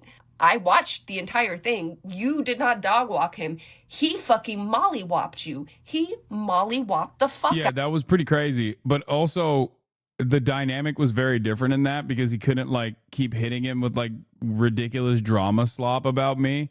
Because it's like, why would you do that? And he also is like a figure that he had presented as like a respectable figure from the start, which is why he couldn't just like turn on him in that immediate moment, because he genuinely thought that he could find agreements with him by making those same concessions that he made with me. And even then, Sam was like pretty kind to him. Fuck out of you. He dog walked you. He told you, why do you keep talking about Hasan? And then when you finally get the chance to talk to Hasan, you keep talking about everybody else. Motherfucker, call. And the thing is, I know that you would love it if you could get iDubbbz onto your little fucking podcast to yell at him, but iDubbbz would never give you the satisfaction because. Are you actually worried about going to jail, or is this a meme? I mean, it's like it's a light meme. It's half meme, half like nobody knows. Yeah, Ethan will bring up a gotcha against you and then say he doesn't care about it 5 minutes later. Yeah, when it's not that he wouldn't care about it. It's that as soon as he realized that it was wrong, he would be like, okay, well, this doesn't matter. It's boring. Hello? You fucking yelling at iDubbbz to try to get him to do shit for you was a whole reason why iDubbbz did this, because you were running your mouth and you called him spineless. That's weird as shit. And then when he correctly pointed out the fact that, like, hey, we have a conflict of interest because, you're Jewish, your wife is Israeli, my wife, she's half Lebanese, are you politically aware enough of what's going on in that situation as to why we are not publicly defending you? So, like, the other thing that I thought was fucking embarrassing and so delusional was there came a point where HasanAbi, I have watched you for 6 years and have learned little to no new information during this whole time. Following since 2025, subscribe for 3 months.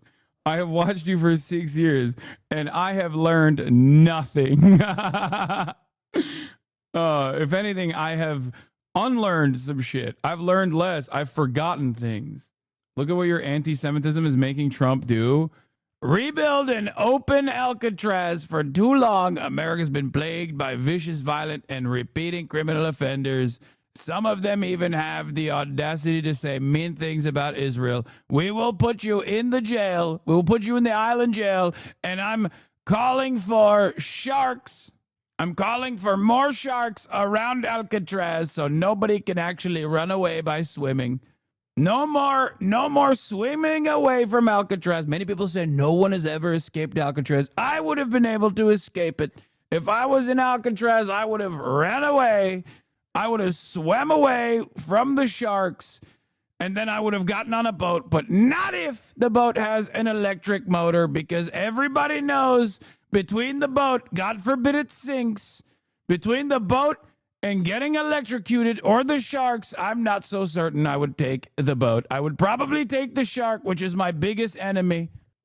I would take the shark.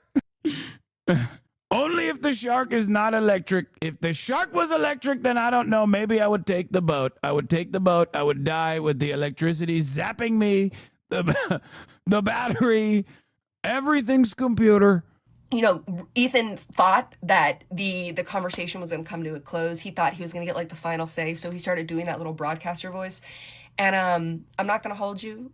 When he kept trying to repeat this point of like, I watch my criticism and you don't because you're a coward. Oh, yeah, that and was then so lame. The cringiest part of this entire debacle comes. Dude, gassing people up for watching a YouTube video is so funny to me because like it's the same principle behind like people maintaining this position that like Ben Shapiro is actually a macho man, because they are like Ben Shapiro. Like a lot of Ben Shapiro fans are nerdy little dipshits just like him. So they have to, in their minds, they have to be like, no, he is masculine because he's saying those things.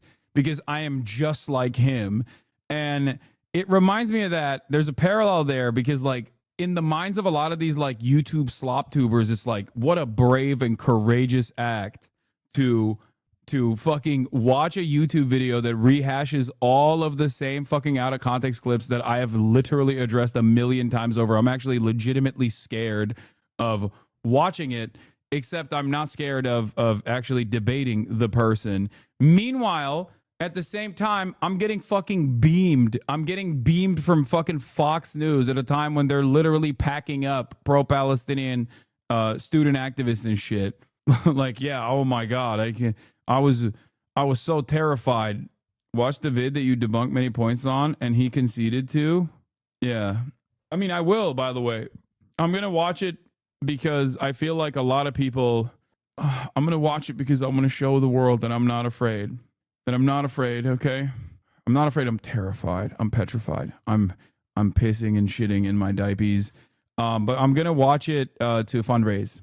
I'm going to watch it to fundraise for the charity of iDubbbz's choosing, considering all of the relentless attacks that Ethan has engaged in for the Creator Clash 3, which is supposed to be a charity event. I am going to use this community to fundraise for the personal charity that they had chosen for Creator Clash while watching it, and that is going to most likely happen on Tuesday. I just peed too. Yeah, we both peed. We peed. Have you considered that this is you? No, I'm getting destroyed. I'm getting Alcatraz. When Ethan goes, and I watch my criticism because I'm a legend. I would say things to you that would get me banned on the internet. My teeth are itching and like girly pop. And what's crazy is the debate went on for another 45 minutes because they don't know how to stop arguing. And, you know, Hasan, props to you because it took Hasan like 2.5 hours to finally swing a personal jab. Me, within the first second of Ethan calling me a liar, Ethan called Hasan a liar like over 100 times. Someone do an official counter, please. Count how many times he called him a liar. It was fucking crazy. It was crazy. Me personally, within the first 1, maybe 2 times if you call me a liar, I'm coming for you. I am coming for you. So like, you know, good on Hasan. You're better than me. If you debate him again, Christ. Oh, I feel my brain literally pulsating. God, that was literally a waste of 5 hours of my time. Yeah. Also, call me a liar on the heels of like admitting to lying and smearing me multiple times, and also after, you know, lying and smearing me for 15 months, almost not 15 months, but like what, 5-6 months on the 16th month of a genocide that I was actively focusing on covering, that he wanted to spend every waking moment shitting on me over and then trying to actively deplatform me over. Ethan was scaring the normies for sure. Text exchange with my cousin. I don't know why this made me so sad. Also, I know I need to explain the situation to her. Super random, but you are a fan of Ethan Klein, right? I watched him and Trisha Paytas podcast. Yes. Is he okay mentally? Lamau, I'm asking as if you know personally. Haha, yeah. How do you know about that? Because I watched a clip of him absolutely crashing out, having a debate with that Hasan guy. That's wild. Do you not follow him anymore? No, I do. I think it's wild. I think you saw a clip.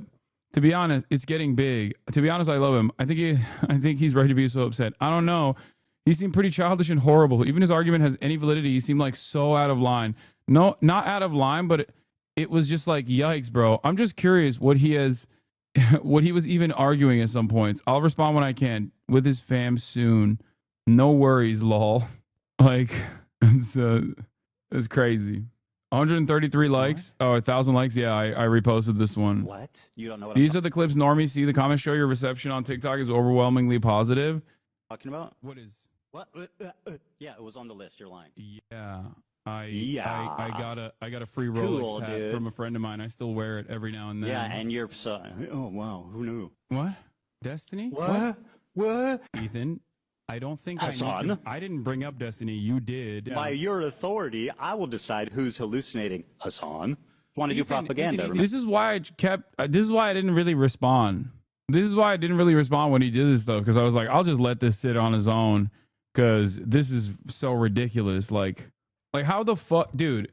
I'm not gonna lie to you, like the sex pestiny orbiters that instantly tried to brigade every fucking every place that they could on Reddit, being like, dude, Hasan got fucking dog walked by a 40-year-old man who was doing all of this shit, is like, you have to be so unimaginably out of whack with reality to look at this situation on aesthetic grounds, look at the situation on like what I was trying to argue versus what he was trying to argue, and look at the many different instances where he just basically conceded to every single thing that I was saying, and still be like, on the talking points, he was definitely great. And he also looked so restrained. He was clearly trying to bait you into reacting angry so he can accuse you of being a bully and a toxic anti-Semite. Yeah, I mean, he did that anyway. Remember? Ethan. Hasan, please calm down. You're getting worked up. I don't know why you're behaving in such a childish manner. Ethan, I don't think you want to go down this route. Really? Which ones? The book that I'm referencing is from the Iron Wall. All right, listen, it's 5 o'clock. Like I said, I have a family to go to. I have 3 kids and a wife, and I know that you have a fucking cool-ass race car bed to sleep in, and I hope you enjoy that. Okay, man. Thank you. Have a good one. I hope this was productive. Dan, he needs you more than you need him. Stop babying this man, please. He needs you more than you need him. Stop babying him. Well, I know that's true, but I don't baby him. That was a lie. Come on. Okay. That was so crazy. It was really sad. The wife's behavior seemed very manic. I know. Aren't those childish things he's doing debate tactics? What? To fucking a tactic to look worse? Like, I don't understand. Like, having some composure, I think, is probably better, right? What? Stop sending me acid communist links when I'm in the process of getting clapped here, okay? Okay, never mind. Your father's brothers and U.S. soldiers bled, sacrificed, and died for oil companies. They fanatically murdered babies for their own personal gain. You are the terrorist. What is this? I am genuinely considering full swabbing to YouTube if this terrorist propaganda isn't punished harshly. Wait, did Tectone unironically think him posting this is not going to be a call for celebration? Wait, what? Oh my God. Now people are going to advocate. Now people that wanted me to get banned yesterday are going to turn around and be like, actually, never mind. We should keep him. Oh my God. Did you pay him to post this? Oh my God. Oh no. What will anyone do if the bald pervert moves to YouTube, leaves the Twitch platform for good? I mean, didn't you join a Diddy party? No, I didn't join a Diddy party, dumbass. I went to an after party and I thought that it was fucking weird and gross. Like, that's not the all terrorism is always bad. Terrorism equals very bad. Your haircut looking scrumptious, my guy. How'd this guy turn into this person? What do you think about Asman wanting you banned? It's fucking ridiculous. I still don't understand the race car bed joke. The joke, I think, is about me being childish. I think it's like a Simpsons reference. I don't fully understand it either. Or this is the... I sleep in a racing car. Do you? I sleep in a big bed with my wife. Oh, yeah. I think that's what he was... Yeah, that's what he was referencing. That's why he kept saying, like... okay, this was the one I was going to show you. And then this was the other one. Literally memories, like years. It was fucking years of just consuming your content. I've purchased from Teddy Fresh. I loved the whole team. It just felt like a community. I was a lot younger then. I'm old as fuck now. But what shifted for me did occur post October 7.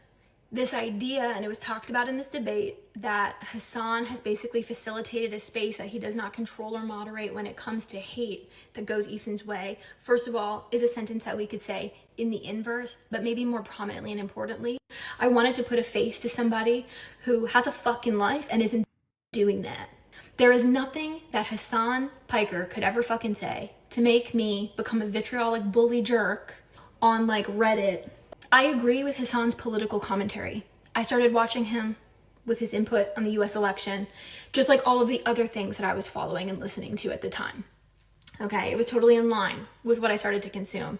And chat, I know Asman's trying to get me banned. After this, I'll talk about it. Quite frankly, the way that Ethan started to behave and the things that he started to say post October 7th in a complete silo, unrelated to anything else, I'm gonna pee. gave me pause. And I am the type of person who thinks very critically about the creators that I consume content from, who I elevate, and who I just take at face value. When I listen to Hasan Piker, I don't always agree. I don't always agree with his political opinion and take, but I do think that he provides enough information. He fully is like, if he doesn't know about something, he will speak to that. He'll say like, I don't know enough to speak about this, and he'll cut it. He'll move on. I think that he provides sources. I think he provides biased opinions that I also agree with, and unbiased opinions, again, that are educational. And I value that a lot. Like, I just value that. Ethan, you have spent the past 14 to 16 months on a hate train, oftentimes attacking creators that are much smaller than you. And that has been your entire MO. You donated one time to the Palestinian cause, okay? And ever since then, you've literally spent all of your fucking time crashing out and attacking smaller creators who are actually giving visibility to this because they're doing things that you disagree with, and you're taking things out of context. You're hyper-focusing on the wrong things, and it's a little bit so low level. What I really disagree with, and I'm disappointed in you with, is this inability to have any self-reflection. I am 33, I'm turning 34 years old, okay? Like I said, I don't give a fuck. This is so granular, it's insane. Something as an adult that has been a journey for me to understand has been how to take accountability and have self-reflection. It's not always easy to look at yourself. It's not always easy to be like, I fucked up here and here. It's harder to also admit when you get shit wrong, or when you overreact, or when you let people down, or when you face that maybe for 1 second, the reality that you're living in, perhaps, and this might make you uncomfortable, is one that you have curated over X amount of time. It is difficult to fucking face that, and it is much easier to blame. It's difficult to watch you like this. It's difficult when I'm scrolling on the internet, just on my TikTok, and I see people talking about how you're addicted to fucking coke, how, you know, we're noticing things in you like your exaggerated tics, and it just feels like you're not settled. I don't look at you and see peace. I look at you and I see that you're suffering, and it's like a mental war. And again, this is like some weird parasocial bullshit because I don't fucking know you and you don't fucking know me. I appreciate anxiety, I appreciate depression, I appreciate what you go through, and I appreciate your lived experience despite how you probably see Hasan's audience, which I think I would be classed under. But at the end of the day, your inability to reflect on yourself, your inability to understand that maybe you're wrong. Maybe you have approached some of these things incorrectly. Maybe your own lived experience is... I think it's ironic because, like, his capacity to self-reflect in the past, regardless of what people say, they're like, oh, he always harasses people. This is his content in perpetuity, all this shit.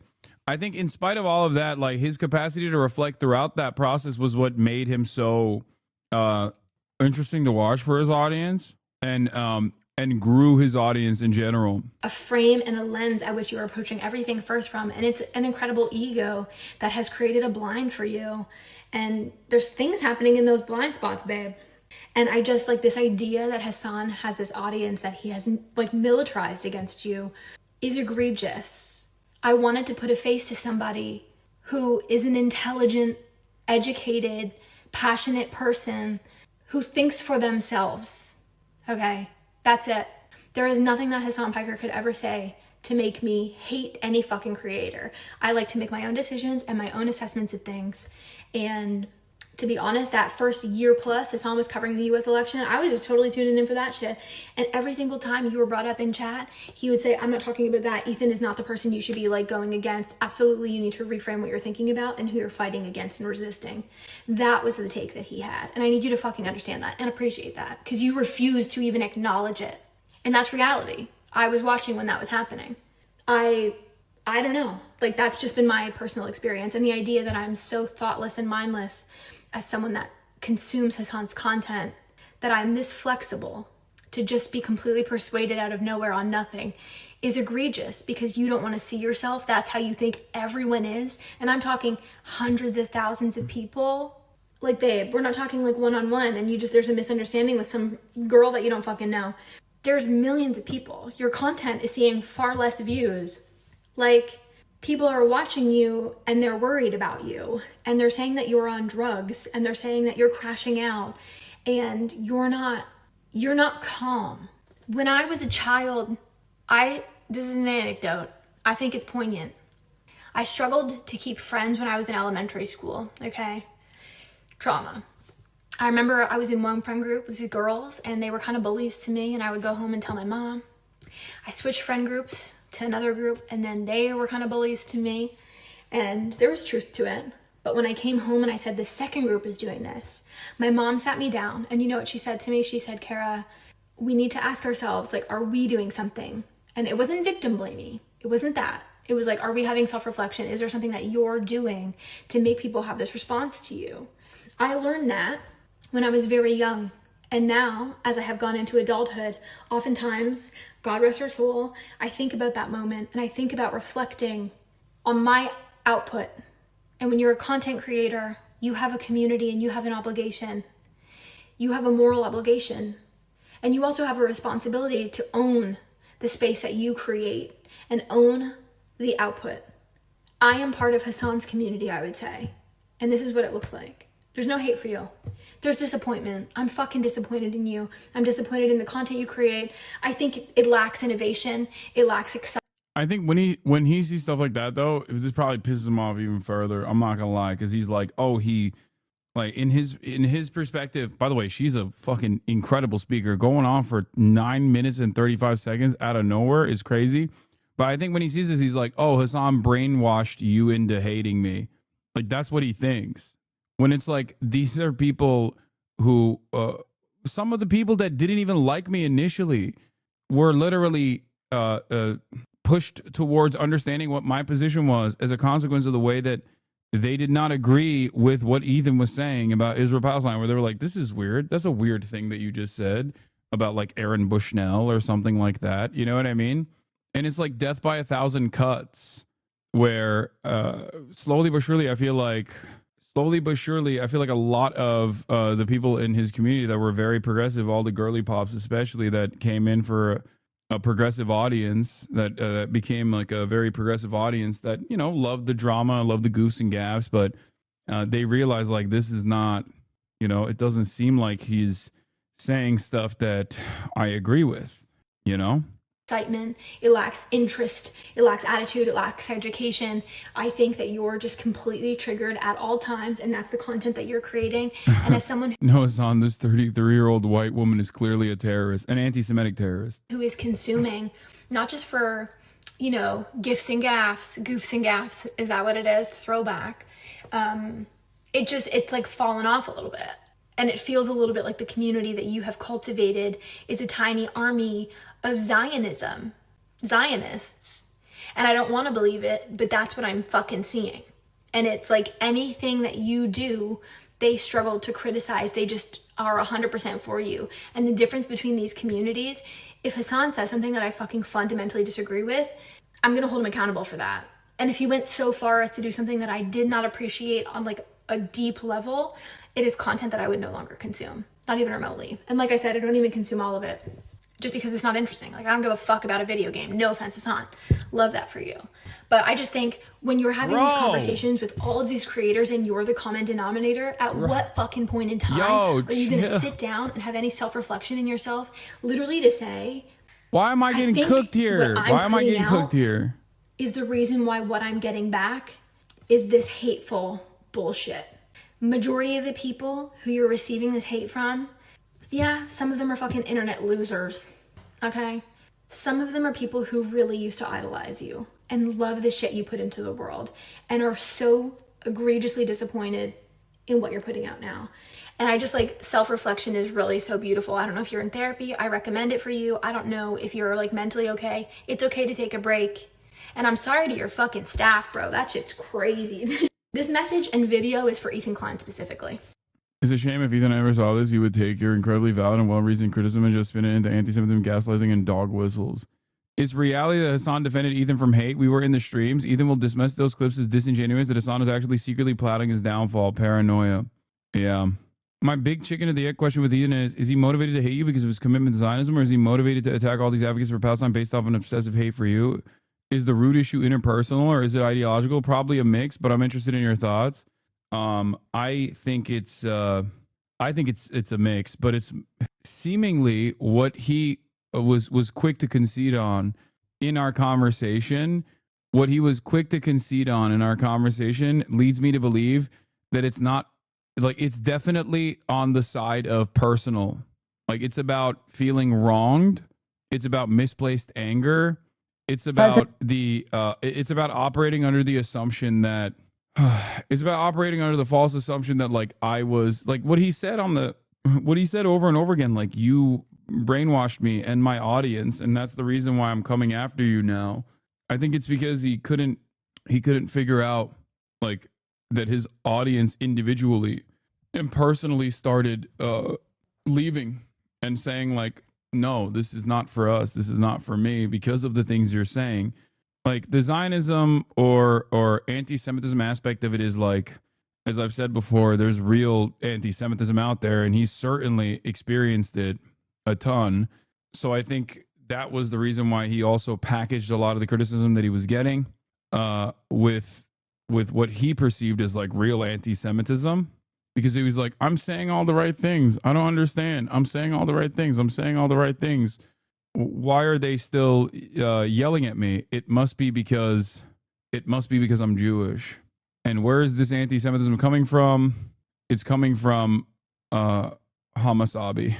He's the one who's grooming. He did.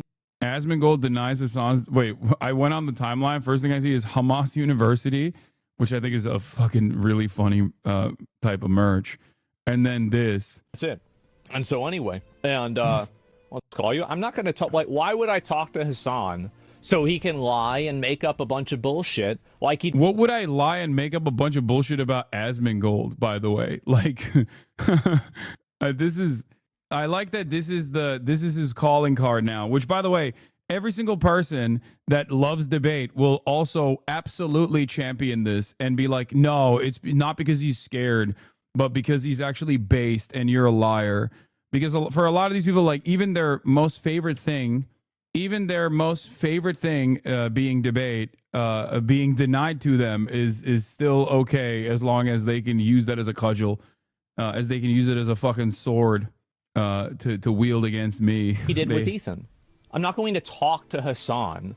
I'm not going to go and... Did he actually say I lied a bunch when he was reacting to my Ethan shit?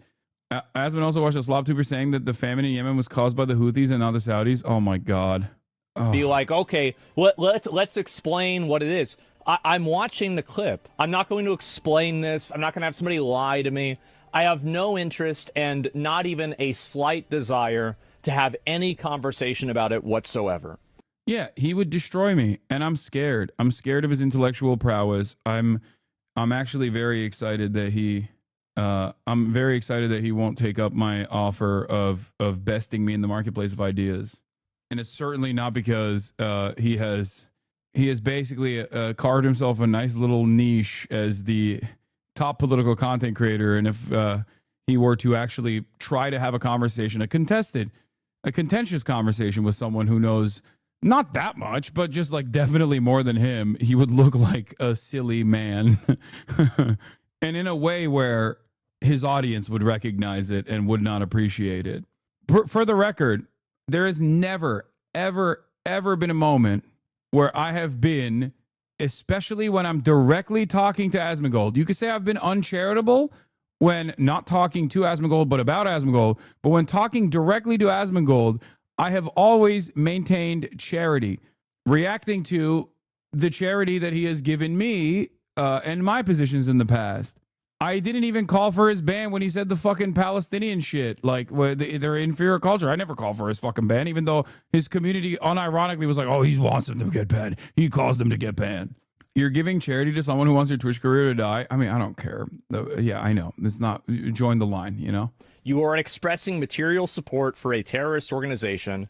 You do so on a daily basis. Whoa! And that's it. It's literally that simple. It's obvious. Based. I'm expressing material support for a terrorist organization. Yeah. I'm arming and funding. I'm arming and funding the Houthis, as you guys know. That's right. Every time you guys subscribe to me, where do you think that money's going, dude? You think that's money? Do you think that money's going to the Mansion Fund? No, it's going to the Arm the Houthis Fund, or it's going to the Arm Hamas Fund. Little does Asmongold know, I am actually funding and offering material support to terrorism. I'm an American taxpayer. What the fuck do you think our tax dollars go to? You know, that's actually kind of a banger. I'm going to probably repost this Keemstar Drama Alert tweet with that commentary on it, you know? So which is it though? Am I the one funding Hamas, or is Hamas funding me? Because that also is like, what? This is the funniest fucking response to this, by the way. Okay.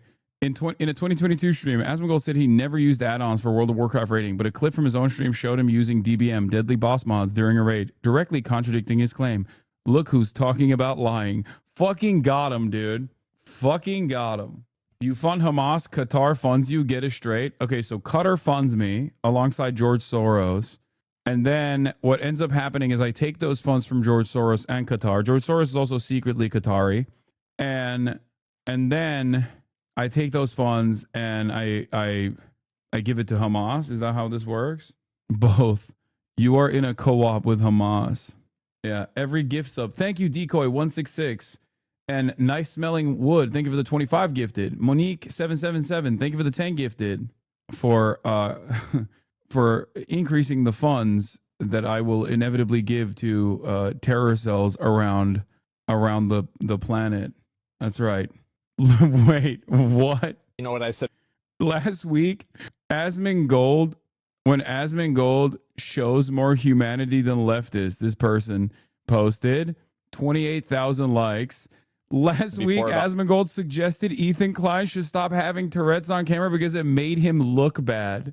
Like the live streaming, like, if you want to understand the disingenuous nature of all of these fucking charlatans and grifters, look no further than, I don't know, what they fucking New York Times posted your story on their IG. Dude, New York Times is so funny. They're trying to get me killed.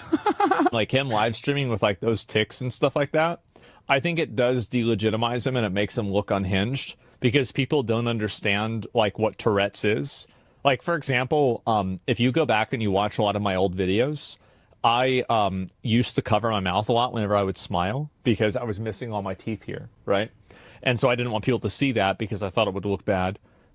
So in often cases, there are things that you probably just shouldn't display to your audience, or you should try to avoid displaying to your audience, even though there are parts. Bro, this is him trying to demonstrate empathy. That's crazy. Dude, this is such a fucking...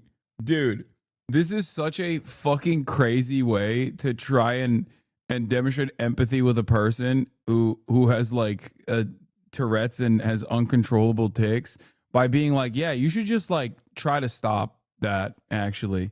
Yeah, I think that's how that works, man. You just go, I'm trying really hard. Like, how the fuck is he supposed to turn off his Tourette's, dude? What the fuck? Like, it's not like hygiene, dude. You can't just like brush your Tourette's away, you know, like you'd brush your teeth. Part of your identity, because it could lead people to have conclusions about you or draw those. No, he straight up said he was a bad person. Stolen valor. It wasn't me displaying humanity. It was my mods. Conclusions that are not charitable. And I know it might sound like a heartless thing to say, but I'm a pragmatic person and I'm just being honest and I'm trying to look out for what I think is in somebody's best interest. What an insane... Yeah, thank you for looking out for Ethan's best interest by saying, just fucking shut your ticks off, dude. And sometimes that means telling them something they might not want to hear. Like, it's not something that he might not want to hear because it's like a cold hard truth, man. I'm sure a person with Tourette's for 40 fucking years of his life is very aware, especially considering he spent the last 2 decades in front of a camera on how people read into it. What the fuck?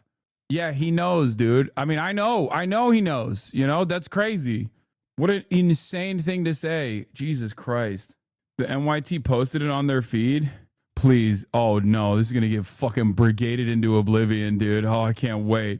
You still have time to delete this headline. Love Hasan, but this is how you introduce him? Oh, never mind. Hasan's a legend. Very handsome legend. Now that we've shown this, by the way, I know hella people are going to go in there and write fucking awful shit. So if you're watching, you know, go show the New York Times some love, at least for this article, please. And that's not brigading, by the way. I'm in the article. If you don't like me and you direct your audience to go and write mean shit under that article, that's brigading. Do you understand? It's not brigading when you're like, oh, you know, positive article. Go show it some love. I'm in it. Okay. I hope that this message is clear to all that can hear it. It's not for any particular person that I hope hears it or a group of people. It's not brigading when you're, I don't know, appearing on a piece of media, whether it be a New York Times article or a podcast, let's say. It's brigading when you, it's brigading when you have nothing to do with it and you shamelessly direct your audience to go write ruthless shit underneath it because you don't like the person. Anyway, oh, I didn't even get to the fucking Asmongold tweet that I was going to get to. Yeah, Asmongold was also trying to get me banned. I said, free speech defenders when you say anything that isn't a slur. Check us on stream title. He's so happy. Also, what about this implies happy? Like, what the fuck? I say, Houthis show the limit of Iron Dome. Like, that is literally that is a condensed news title on my Twitch stream, which was like, this is literally just like a condensed news title of this, okay? The CNN celebrating it, dude. CNN celebrating it. You're a loser. You support terroristic groups. You're nothing but a loser. Keep crying, dude. This is kind of insane. What is this? I've seen this so many times. All right, let's see. So he sees this article headline that is like literally the condensed version of this, okay? Showing the limits of U.S. efforts to weaken the group. But in any case, let's take a look at what Asmongold said when he read this. What is it? Houthis show the limit of the Iron Dome. I'm going to be honest. I've been pretty reasonable about this for a long time. That's my limit. All right. I've been pretty reasonable. I'm going to be honest. But this is actually a bridge too far, dude. Wow, I don't understand. Like, I don't understand. Meanwhile, every day, this reasonable guy goes live and is saying he wants to do fucking Pokemon Ash Ketchum-all style extraction operation, kidnapping operations alongside the Department of Homeland Security with Tom Homan. That's my stream title is Material Support. I think they should ban him. I do. This is expressing material support for a terrorist group that is Oh man. Maybe it's because he's taking this position because he had a brilliant foreign policy analysis, and in that brilliant foreign policy analysis against like what America should do to the Houthis, he was like, yeah, just bomb them and back to the Stone Age based. Bomb them back to the Stone Age, dude. What the fuck do you think material support means, man? What does expressing material support mean? Please explain. Material support is unironically the language that he learned from the Trump administration. Material support means sending arms or money or some kind of like direct munitions, something like that, to a terror organization. He learned about it when he most likely learned about it when he saw the Mahmoud Khalil arrest, because the State Department erroneously claimed that Mahmoud Khalil was offering material support to terror groups. He wasn't, and that is like at the heart of the point of contention. But yeah, Central Committee is right. Money, training, weapons, transportation, or any tangible or intangible property. And of course, that's not something that I have the capability of doing. That's not, it's just not something that I can do. It's impossible for me to do. And if I were to actually do it, I would have been in prison by now. Okay. What Asmongold is trying to do is repeat what the administration erroneously claimed about Mahmoud Khalil, which is kind of at the heart of his false detainment, his false detention and possible deportation proceedings. Because you can't just do material support through even coming out and being like, the Houthis are actually on the right side of this conflict as they stand against Israel's genocide. Like that's not material support. That's ISIS charity stream would be bannable. No, even a Hamas charity stream, a Hamas fundraiser is not only bannable, but it's also, well, one, it's impossible. Okay. One, it's impossible. Two, it's bannable, and 3, you're banned by the federal government at that point. That's not a thing you can do. So it does not mean expressing a lot of support. I am shocked, I tell you. Yeah, no. You could literally say you love Hamas every day, up and down, okay? You probably would get banned if you were to say something like that. Most likely, it would be ridiculous by my estimation. It'd be ridiculous unless it was like, unless you were saying something insane. Like you were like, oh yeah, October 7th was awesome or some shit like that. Then yeah, that is a perfectly valid, justifiable ban. Probably a justifiable ban if you said that in terms of like, Hamas's militancy or anything along those lines. But in terms of like what the Houthis are doing, describing their militancy in the Red Sea as a matter of international law is not even express support for the Houthis in a way where it's like a bannable offense. It's like saying I love Cuba. Okay, Cuba is technically a state sponsor of terror. If I say I love Cuba, which by the way I'm unironically about to go to fucking Cuba to begin with, if I were to say I love Cuba and I think like the Cuban medical program is great, and then Twitch banned me for that, that would be fucking insane. And it's the same thing for Yemen. Sounds like you are scared you are about to be banned. Brother, being banned from Twitch is the least of my worries in this day and age, I think. Are you sure that's the smartest idea right now? Potentially. What is this? Wait, what?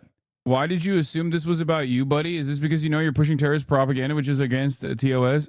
Wait, where did I say this was about me? What? Where does it say that? No, I'm just saying it'd be awesome if you left Twitch. Does he not understand words? Like what? I didn't say this is about me. I'm just saying it'd be awesome if you left Twitch. I was like, oh no, what will anyone do if the bald pervert leaves the Twitch platform for good? If anything, I'm not even directly saying it's Tectone. I said bald pervert. Maybe it's someone else. Check the replies. He did mention you under that post. He did. I mean, I don't really give a shit. Okay, you tagged him though? No, I didn't. I mean, obviously I'm mentioning him, and obviously he's mentioning me. I'm just fucking memeing. Tectone literally links a video of Hasan right below the tweet. You're such a pussy liar. What the fuck? Great video covering all the bullshit. It's worse than you think. Subscribe if you got a sec. Appreciate y'all. The Hasan situation is actually way worse. Free speech warriors, when they see something. Yeah, I'm sorry, man. I'm sorry that I think Lolly is gross. I know. I know that hurts your feelings.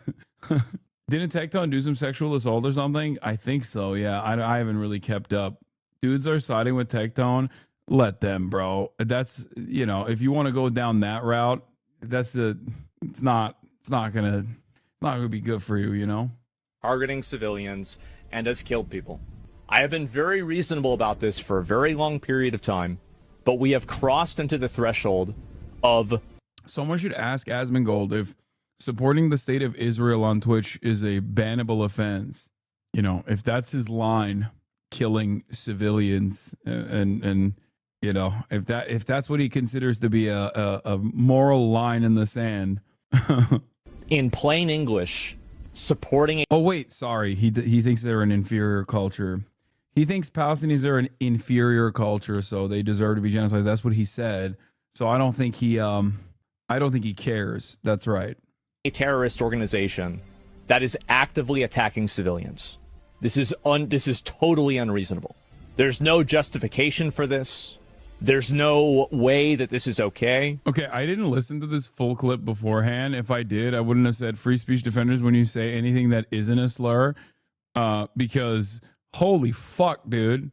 What is this? I need to prove that Asmongold's being paid to say this shit. I am once again asking you to do this. What? I don't think Asmongold's being paid to say this shit.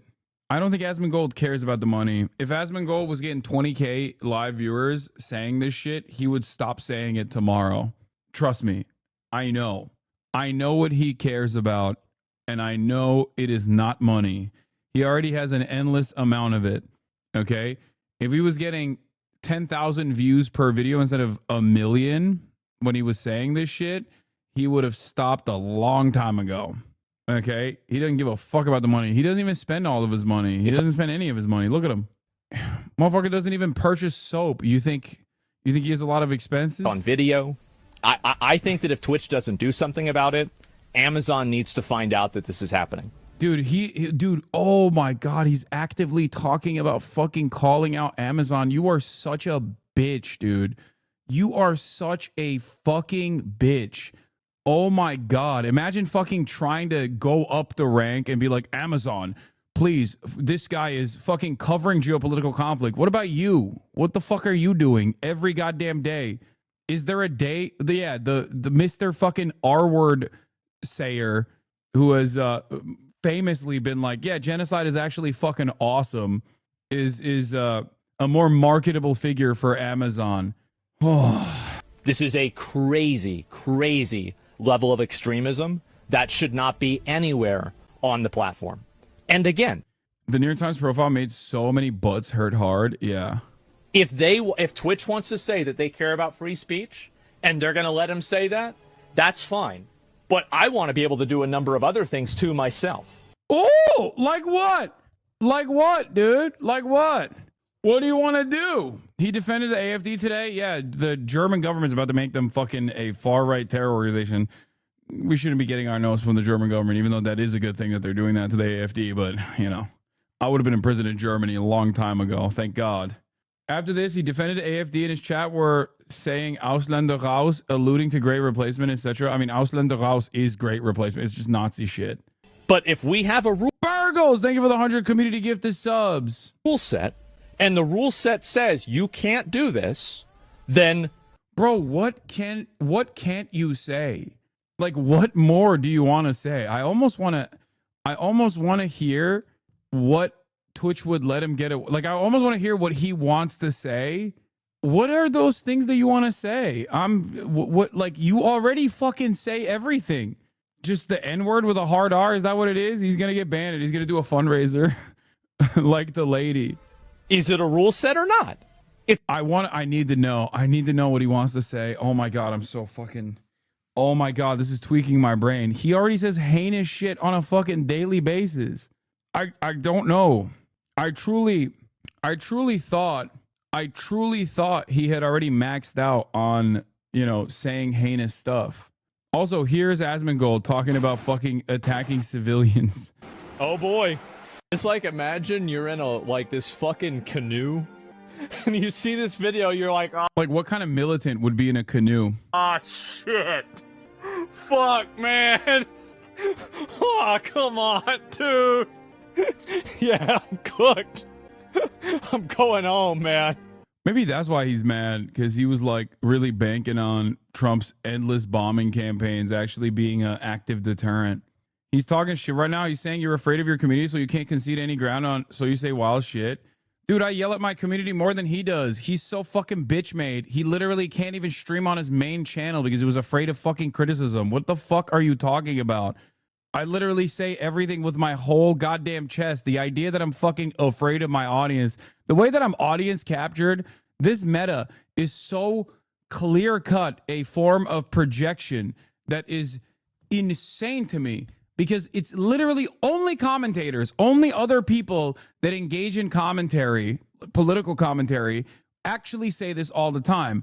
And the reason why they say this is because they actually fear their audience. They might be, to a certain degree, audience captured. Because why? What do you mean? I fucking yell at the dinguses of my audience on a daily fucking basis. How many goddamn clip compilations are out there of me fucking freaking out on some chatter that's like being too woke? The entire purpose of woke of the day is when people speak out of turn and say some dumb fucking bullshit, presenting themselves as the moral authority of being the leftier than thou asshole that everybody hates being around. Like, what are we talking about? How does that work? Like, my perspective is not exactly commonplace in the United States of America. You don't get to hear a lot of people in the United States of America go, yeah, I think what America's doing, its output in terms of its foreign policy, is like really, really evil for the most part. You know?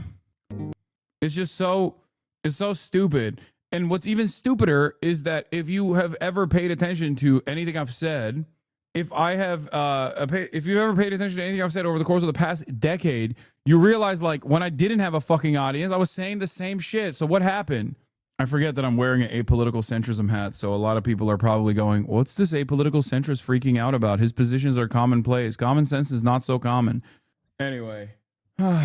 Imagine complaining about America, but then claiming you'd be arrested in other countries. What a hypocrite loser. Just move out of America if you were so bad. Hey, dumbass, I don't think you've heard me. I'm actually complaining that I might get arrested in the United States of America now. And there are people who are trying to do that to me right now. Wake the fuck up, dumbass. We're all going to jail if we're not saying "Am Israel Chai" hard enough. Okay, good, you should. Okay, man. Well, despite the fact that you're an absolute fucking baboon, I will still advocate for your best interests, okay? You might not understand it yet, and you might actually never understand it, considering how fucking... never mind. Yes. Calling for the death of innocent people is actually insane. When have I done that? What are you talking about? I've never done... You are hallucinating. You are hallucinating this. I cannot entertain your hallucinations. I can't... I'm sorry. You know, it's just, that's a you thing. You've made it up. Okay? You've made it up in your fucking mind. What the fuck are you talking about? What the fuck are you saying? Innocent boat drivers were killed or imprisoned by terrorists? Oh my God.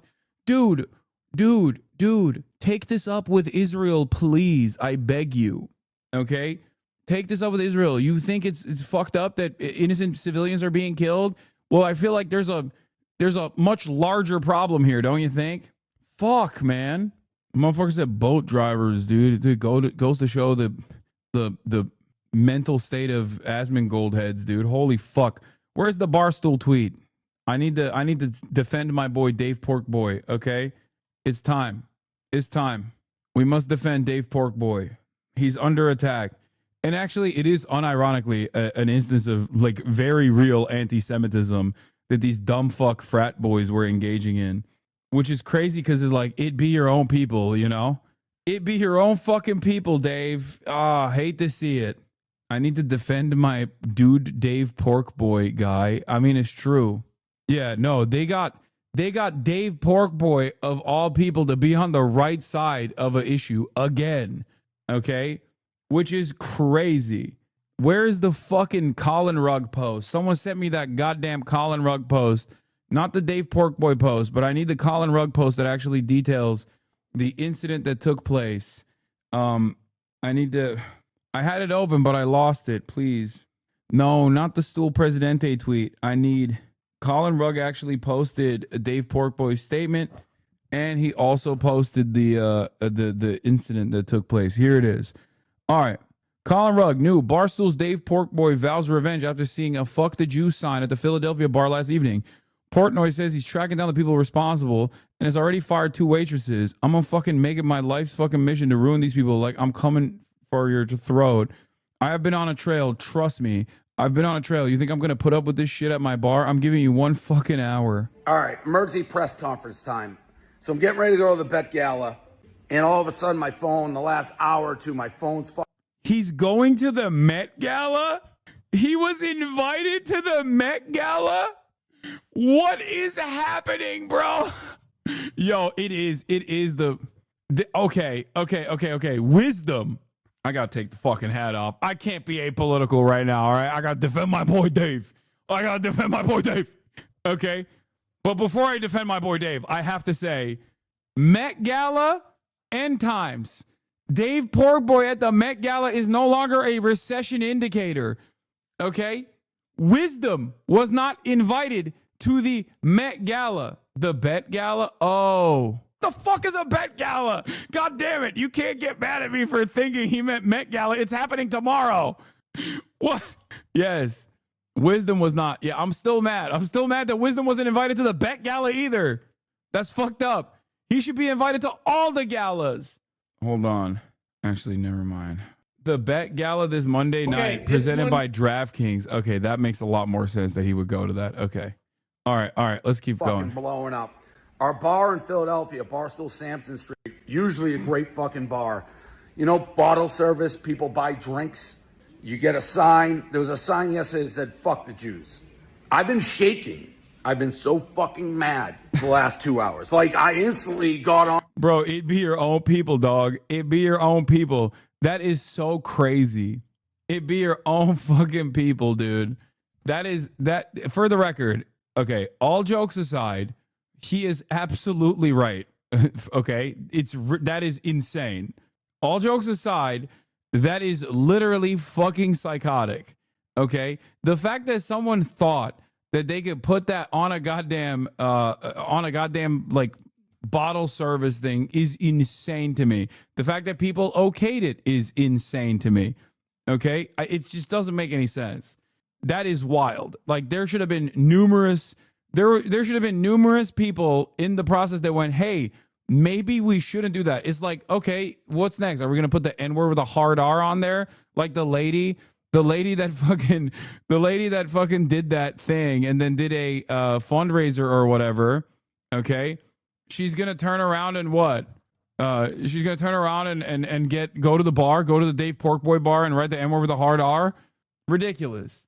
I'm so unaware of what's going on minus the sign, Lamau. Yeah, this was the fucking sign. Dude, these people are like filming themselves. Like, are you guys on crack? What the fuck? Like, that is insane, okay? That is fucking insane. How'd those guys not get immediately kicked out even when the idea was mentioned? Well, it is the Barstool Bar. That's why I said it is the Barstool Bar, you know. Kanye West, it's the Barstool Bar. If there was one place, first of all, I didn't even know that there was a bar for a Barstool. Okay, listen to me. I didn't know that this was a real thing. But if you were to ask me in a hypothetical scenario, Hasan, where could events take place one after the other where there was a moment where bottle service brought out a sign that said, fuck the Jews in celebration, okay? I would tell you, like, yeah, it's going to be the Barstool Bar. I didn't even know that it existed, but I would be like, oh, in a hypothetical Barstool Bar. Okay? Like, the only place where this would happen is, like, either... I don't even think this would happen at the fucking Nazi bar. Because they wouldn't have these kinds of signs. I don't think they have bottle service at, like, the Nazi dive bars. You know what I mean? This is... So who's the guy in the video? Can you explain? Some fucking dipshit. A bunch of dipshits that got together and thought that they were being edgy and are fucking Nazis. Like, what do you mean? Yeah, it is a Venn diagram with almost no overlap. Oh, hey, what up? Just wanted to say you're a massive piece of shit. Later. Aw. I love when someone comes in and is kind, even though they're saying stuff like this. I can't afford groceries. Rip. Winning. That's right. Guy who's still a Trump supporter. Respect. I hope you're able to buy groceries soon when the winning comes in, when the winning kicks in. Anyway, bro's just cranky because he hasn't eaten yet. Yeah, I mean, that'll do it. Oh, like, dude, and they're proud too. They're like fucking, they're like, this is crazy. This is, for the record, if you're wondering what real anti-Semitism looks like, this is it. Okay. And ironically enough, yeah, the staff brought it out, and the staff wrote it. Like, the fact that there were people that literally okayed this, like, you wrote it on a napkin and you said, this is what I want on my sign. And then someone went and took the letters FUCKTHEJEWS and planted them, okay, on that fucking sign. And then numerous people saw it in the process and were like, here, let's get these bottle service girls to bring it out. And at no point did anybody go, what the fuck are you guys doing? Kick these fucking losers out of the bar immediately. We are not putting out a fucking sign like this. The very fact that there were numerous points where someone should have fucking been like, let's not do that. That's insane, actually. It's like I know the dipshits that ordered it are probably drunk, but I don't think the fucking manager is on crack, right? Wait, where is this? What the fuck? I missed the explanation. Okay, everyone that's asking for explanations right now, I know you just probably came here from the Asmongold stream, okay? I know, I assume he ended the stream because I started receiving a lot more hatred in the chat. So all of you motherfuckers are outing yourselves as Asmongold watchers, okay? And immediately you came in and fucking outed yourself, okay? Anyway, W Trump based. Yeah, exactly. W Trump. This is Trump's America. So here's the thing. Here's the thing. Temple students suspended after anti-Semitic sign at Barstool Sansom Street.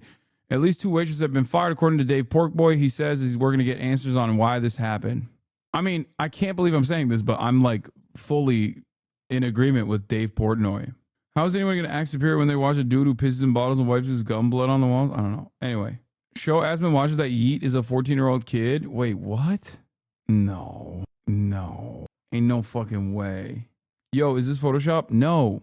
So, yeah, this is bottle service chatters for nightclubs and I guess like bars as well.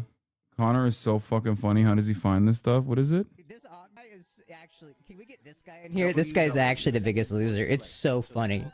He is like actually like a high schooler that just like hates his son and like loves Destiny. He's so awesome. No, he's actually like a funny little dude I like to observe. Y'all seen his kick? That's definitely a 30-year-old. Oh, bro. You got me muting the debate for this. Watch this, bro.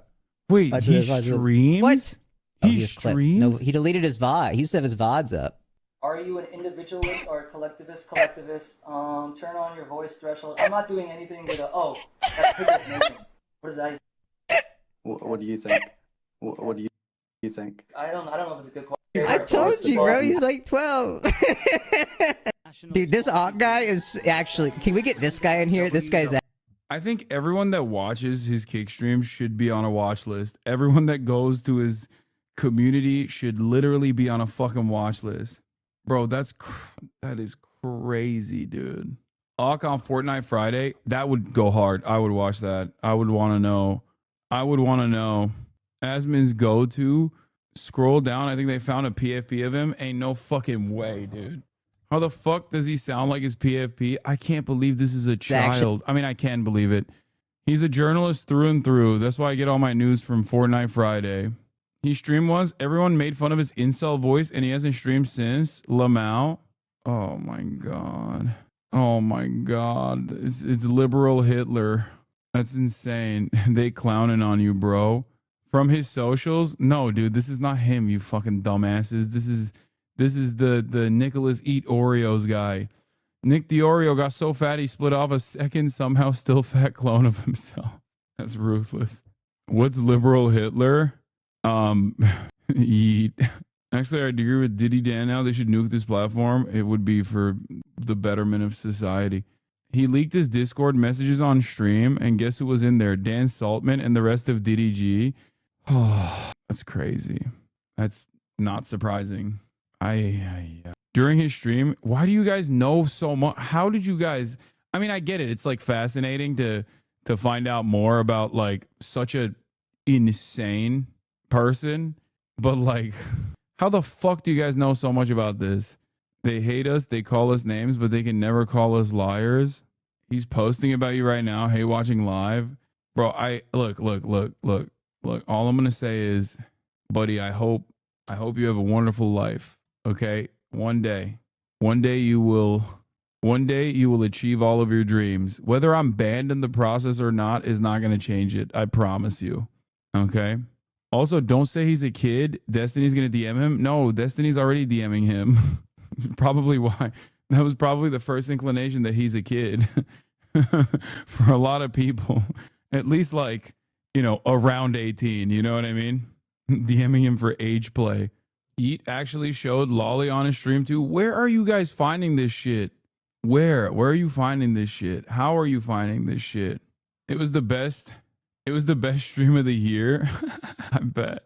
Who is this? It's that fucking soccer account. This one that like seemingly is dedicated mostly to like whatever is happening in my life.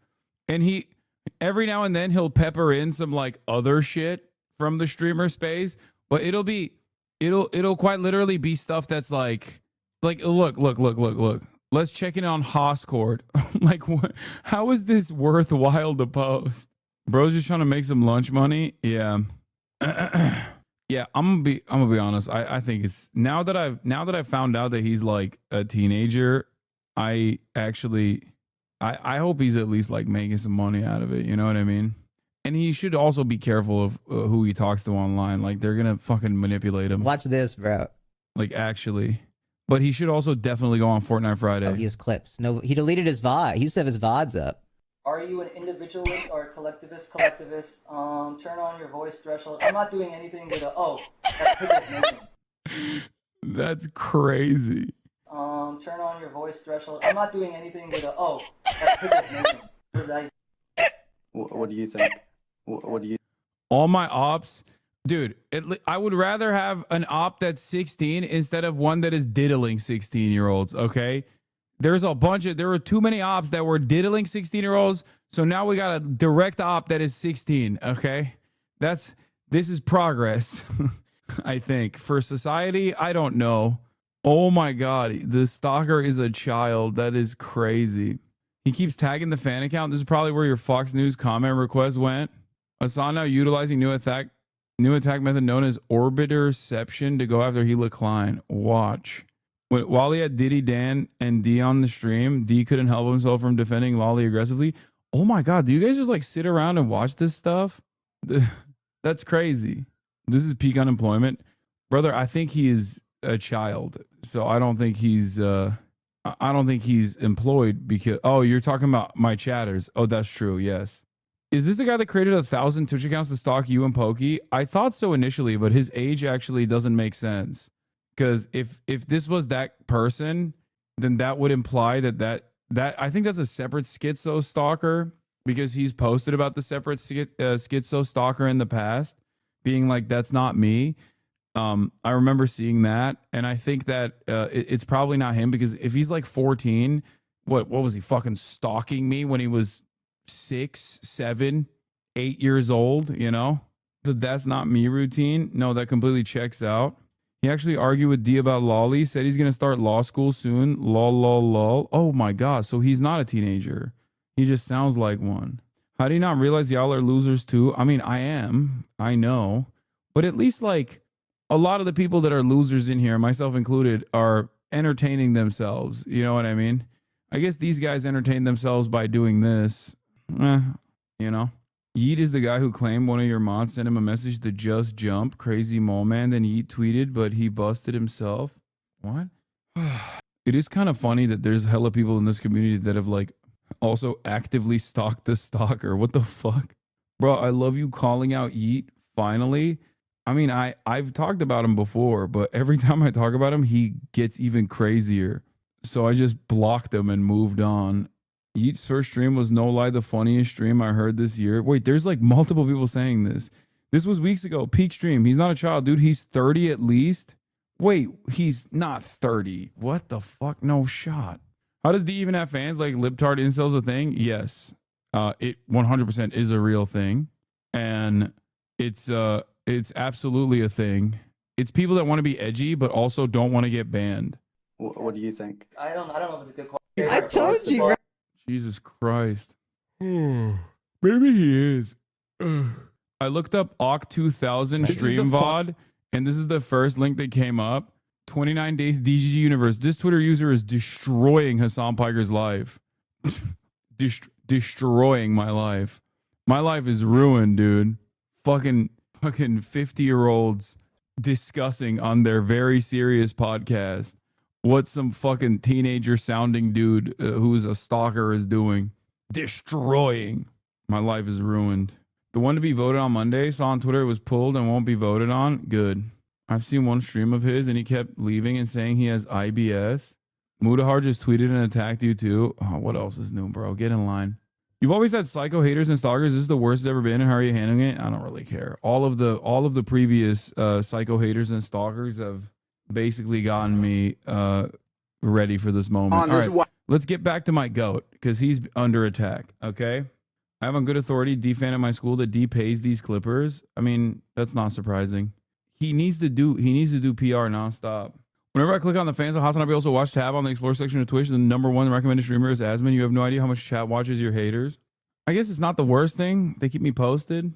Yeet said on stream that this is his job now. Bro, I'm literally, oh, that's crazy. This motherfucker's getting paid to stalk me. That is wild. All right. Look, hey, listen, make your money. Respect. It is what it is, you know? All these words that make it feel like you do less fun collabs with friends. No, I still do fun collabs with friends. What do you mean? All right, let's keep it going. Let's talk about Dave Porkboy. Why the emergency press conference was late? Because I was so over the top. It's like, I'm going to fucking make it my life fucking mission to ruin these people. Like, I'm coming to your throat. I'm never ending. And I just sat, and for the last 2 hours, I have been on the trail. Trust me, I've been on the trail. You think I'm going to put up with this shit at my bar? So I've been hunting down waitresses, the table who did it, and everything you can fucking name. Because I want fucking consequences for fucking actions. So I'm not just sitting back like, oh, what are you going to know? Trust me, I have been on it. I believe the 2 waitresses responsible for the table already fired. I talked to one of them, one of the dumbest fucking humans I've ever talked to in my life. She's at a fucking dance recital. She's like, can I call you back in 20? No fucking honey, you fucking can't. This is your one chance to talk to me. Idiot, total idiot, this girl. I've talked to the guy Mike Wade who's tagged. Guess what? He wasn't even fucking there. I had this kid basically in tears turning state witness to me, rolling on the people who were there. I've talked to one of the 2 guys who fucking did it. He's like, I'm not anti-Semitic. He's basically crying to me. And I'm just like, I don't fucking buy it for a second. Who the fuck would do that sign in my fucking bar? You think I'm just going to sit here? I'm going to make it my fucking mission to put you in lights. My fucking mission. Kid's crying. I just hung up on his ass. Bro, okay, calm down, dude. Goddamn. Oh my God. How is it that it made its way to some random person's fucking account, though? Is this dark woke? I don't know. I don't know what I'm seeing. I go, I'm giving you 1 fucking hour. 1 fucking hour. 2 kids go to temple. Tell me, how do I make this fucking right before I go fucking ape shit? You want to take anti-Semitism classes, you want to do whatever, you make it feel right. I don't need your fucking tears. The Mike Wade kid wasn't even fucking there. Wasn't in the bar. We got the footage, not even fucking bar. Trust me, they're pulling the footage, they're doing this. I'm 20 steps ahead. I'm using everything. I'm like, I am going to come for your fucking throat unless you give me answers. The 2 girls at the bar, idiots. This one girl, one of the waitresses, I just told her, like, you're the dumbest motherfucker I've ever talked to. 25 years old, going on fucking 2, you fucking dumb fuck. What I'm saying is I'm getting the names. I'm trying to be a little responsible. I'm trying to keep it together, but I'm on it. It is pretty wild because, like, this story is happening while simultaneously a white lady who called a black 5-year-old child the N-word with a hard R is fundraising like $1 million off of it. I mean, this is a reasonable crash out. It is a fucking insane thing to do. Okay, there's more. He's sending them to Auschwitz. All right, real quick update on... That's awesome. He's making him do the Marjorie Taylor Greene. He's gonna make him write a book report, dude. That's okay. Low key. This is the best course of action to learn about the Holocaust, right? Okay, dude. No, he's not literally sending them to Auschwitz to fucking kill them in a gas chamber. No, he's doing the thing where. You know how, like, when Marjorie Taylor Greene was like, Jewish space lasers caused the wildfires, and then Congress was like, you have to go to a Holocaust museum and write a book report and then apologize. And then she did do that, but it's not even a racist slur. It's just F and a group. Come, bro, get the fuck out of here, dude. What are you, fucking insane? Yeah, it said fuck the Jews. What do you mean? And the reality of the matter is, like, I think it's unacceptable across the board. There's just no, I can't think of like an instance where any kind of marginalized identity gets that grossly attacked. You go to a bar owned by a black person, and you fucking say, like, you know, fuck black people or whatever, and get that written on a thing, you're gonna get clapped in the same fucking way. Yeah, he didn't say fuck the Chiefs, brother. Like, he didn't say fuck the Red Sox. He said fuck the Jews. Like, that's insane. Anyway, That was ironically what Felix's joke was. I can't banter. I thought this was sports were about. I hear all sorts of nasty stuff about the White Sox, but the moment I talk about a way more established franchise, I'm the asshole. Fine, fuck me. Back to following kickboxing exclusively. Like Felix literally did the joke that chatter was saying. Felix literally wrote a joke that chatter was unironically advocating for. Okay. Oh, that's fucking so stupid. The fuck Jews sign that was at my bar in Philadelphia yesterday. There 2 hours ago, quoting Felix again. I'm gonna get in trouble. Literally could have cooked an egg on my head. That's how much steam and heat I had come out of my ears. And the more I thought about it, it's like these are young fucking morons who did this. They're drunk. It's like, you really want to ruin somebody's life? And let me be honest. I don't know what's going on in the world. Dude, he's so, oh my God. He's so fucking, he's so funny. He's like, I calm down. I calm down. I calm down. I don't want to ruin some drunk asshole's life. It's like, bro, dude, he is literally, I'm not the biggest fan of Dave Porkboy, but these are the type of things that he does that makes me kind of feel positively about him, where he just has this like, he's just like, this is all things considered. Okay. He's extending a hand of grace to someone that has done something completely unacceptable. Okay. Dude, the Middle East, obviously. Like he 100% has redeeming qualities. Like, look at him. Dude, he's so stupid. In the Taylor Swift shirt too. You're drunk. It's like, you really want to ruin somebody's life? And let me be honest. I don't know what's going on in the world. I do, the Middle East, obviously. But I've been doing Barstool for 20 years. I've had more hate, more anti-Semitism in the last year and a half than I've ever had doing it. You're on Twitter, dumbass. You're on Twitter. You're on Twitter. You love the administration that literally partnered with the guy that did this. Everybody always turns around and is like, how could this have happened? This is my favorite fucking meta amongst conservatives who love Donald Trump, some of which are Jewish, that keep going, we're all trying to find the guy who's responsible for all of this anti-Semitism. It's like, bro, he's right there. He's right there next to Donald Trump all the time. Okay? Like, what are you saying? I'm so confused. Like, yes, Israel has played a role in this as well. But if you think it's not because of Twitter, you are fucking delusional. Twitter has basically unleashed an endless torrent of unstoppable bigotry that has completely changed the dynamic of every website. It's not just Twitter, because I thought foolishly that shit would at most stay at Twitter. I forgot that Twitter is integral to all of the other websites, because a lot of the people that are on other websites are also on Twitter. So they get their notes from what's popping on Twitter.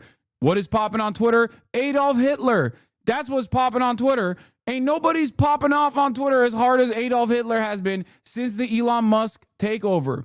And it's so crazy that all these other guys that are aligned with Elon Musk and aligned with Donald Trump turn around and go, well, how did this happen? Oh, so much anti-Semitism. What happened? How did this happen? It's like, bro, look around. They're posting Adolf Hitler fan cams on the timeline, and it's getting 100,000 likes. What the fuck do you mean what happened? Holy shit. They literally are just like, no, I'm tunneled in. It can't be Twitter. It can't be Elon. It can't be Donald Trump. There's no fucking way it's Donald Trump. It's got to be something else. It's got to be anything but Elon Musk in the fucking website where he's actively talking to Nazis and constantly talking about how, he agrees with Nazi ideas. I don't fucking get it. I don't understand. It's got to be a secret third thing. It's got to be Hamas activists on campus. It's like, no, you fucking idiot. And whether people with like Kanye, the UFC guy, it's like mainstream lunatics. And I'm not talking about politics or what's going on in the Middle East, just hating groups of people. You hate my parents, you hate my grandparents, shit like that. It's crazy. So, yeah, my initial reaction was like, I'm going to fucking burn these. It's so fucking funny, man. I'm sorry. It's hilarious. I got to tweet about this. Hold on. people to the ground, their families, everything. And it's like, you know what? Maybe that's not the best course of action. Maybe I can use this as a teaching moment. And like, before people just are like, fuck the Jews or any group and the hate, let's try to like turn a hideous incident into maybe a learning experience, as cliche and very unlike me. But I talked to both the culprits who I know are super involved in it, talked to the families. I'm sending these kids to Auschwitz. They've agreed to go. That's, of course, the Holocaust concentration. This is exactly what I mean when I say he's like, he has these like very funny, very redeemable moments. I know that it's funny for two reasons. It's funny when you say, oh, I'm fucking sending these kids to Auschwitz. Out of context, it sounds insane. It sounds like exactly what you think. But no, I mean, like, what he's doing is nice. Like, he's literally, he is going through the process of rehabilitating people. And I'm sorry, I have a soft spot for that. Okay. Were they rich or something? I think they were. That probably part of it is the reason. Camps. Been in touch with the Crafts, who run the anti-hate group. We're going to send these kids to Auschwitz, and they're going to do a tour of the concentration camps in Germany, and hopefully learn something. And maybe like their lives aren't ruined, and they think twice. And more importantly, other people like, see, it's not just like words you're throwing around. So to me, that's a fair outcome of this event. The two waitresses who worked at our place fired. One of them so dumb, Kelly, just the dumbest human I've ever talked to. And I don't know if she thought she was making a political statement, but it was basically her alone. Didn't go to a manager. Does Dave Portnoy think Auschwitz is in? No. Did I mishear what he said? Did Dave Portnoy say he's sending them to Auschwitz and then say they're going to Germany? Does Dave Portnoy think Auschwitz is in Germany? He's so fucking stupid. Come on, dude. Yeah, you know, Greater Germany. Lebensraum. That's what they were fucking saying. Well, what do you mean? He's doing his best. He's doing his best. He's doing his best. I mean, if you don't actually think or know about this stuff at all, bro, come on. This is like such a basic, dude. He wants to give a Holocaust education to these fucking anti-Semitic kids. And in the process, we found out that he needs one. Are you joking? He's Jewish. How do you not know where Auschwitz is? You're fucking Jewish, Dave. How is that possible? Dude, that is nuts. What was he doing? Picking his nose at every fucking class? Like, what the fuck? He was at J camp being like, I don't fucking care about this. I don't know why his voice is like this while he's at J camp, but like, fucking, I just want to play baseball, dude. I don't fucking care. God damn, dude. Oh, god damn, that's funny. It's so good. This is awesome. Oh, it's hilarious. Like, their lives aren't ruined, and they think twice, and more importantly, other people like, see, it's not just like words you're throwing around.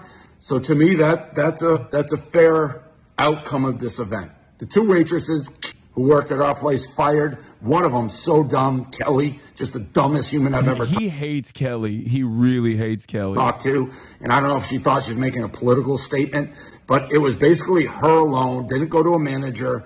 Kind of forced another girl to do it. She should have said no, but the other girl put up a fight. Those two girls are fired, but more importantly, the people who ordered these signs, they have agreed. I'm going to pay for it. We're going to send them to Germany to. Yeah, no, he thinks, oh my God, he literally, I had to rehear it because, no, he actually unironically said Auschwitz, Germany. Auschwitz, and learn a little bit about history. And we're going to send them to Germany, to Auschwitz, and learn a little bit about history and hopefully, you know, get educated. And this is one of my favorite Dave Porkboy moments, actually. Like, there was so much, this was such a target-rich environment for fucking humor. Use this as a teaching moment, not just for them, but maybe for everybody. So that's where we're at. So for everyone like who wants these kids' lives to be ruined, I think you can lay off, and I think this is a fair fucking trade. I do like that though. He isn't Jewish. His ex-wife is. He's still a massive dumbass, though. Wait, I thought Dave Porkboy was Jewish. I could swear I saw him wearing a fucking yarmulke or something at a UFC fight, waving a fucking Israeli flag. I'm pretty sure he is, because the Nazi fighter, he went to that fight. Yeah. Also, he said he's Jewish in the video. What am I saying? Like, that's your proof, brother? What are you talking about? He also said he's Jewish. Yeah, he referenced his relatives and shit. He was like, you hate my parents, you hate my grandparents. Yeah, I don't know what. I get why you don't think he's Jewish, because he's like the Aiden Ross archetype, where he's too Bostonian. It's like a higher order of priority. You know what I mean? He's too much of a Boston guy, where it just basically it all merges together, and you just become a guy from Boston. You know? These kids are already ruined. Lol. The kid goes to my school and is suspended. His internship offer for the summer was revoked. The school put out a statement to the students. Yeah, the Boston genes are just overpowered. He is very Catholic coded. That is true. He is. I love when Trump, Elon supporting conservatives, will turn around and act all confused about why it's exploding. They're doing Adolf Hitler fan cams on the timeline. It's getting 100K likes. The owner of the platform said hot twice at the inauguration. It's not just Israel. I'm gonna send the tweet. Hold on. He's coded like the Mark Wahlberg of Judaism. Once again, an edgy comedian who has no problem peddling all sorts of racist nonsense in the past suddenly discovers what it's like that when they become the subject of derision. Yes. Yeah, like Michael Rappaport. Exactly. I did not know Mike Rappaport was Jewish until the Israel stuff. I had no idea. I always just like pegged him as a fucking like a Irish Bostonian guy. Hasan is my king, but he never reads my chat. My king, I'll shave my head bald. Don't do it. This is Noah says, an obvious point of disillusionment for me as a kid was learning that some Jewish people are really, really stupid. This is why Felix was shocked when he found out Aiden Ross was Jewish. He was like, I didn't know that like our people had this archetype. Like it's a new kind. What was that reply? Again, what do you think? What do you think that reply was? Some fucking neo-Nazi. Because everything on Twitter is infested with fucking neo-Nazis. Like it's obviously, look at my replies. Anyway, I forgot to mention this, but I guess like I'll cover this tomorrow because I'm gonna go hang out with my friends. But here, I'll leave you on this wonderful note. Okay, here. This is a real wonderful question and a wonderful answer from our wonderful president. Even given those numbers that you're talking about, don't you need to uphold the Constitution of the United States as president? I don't know.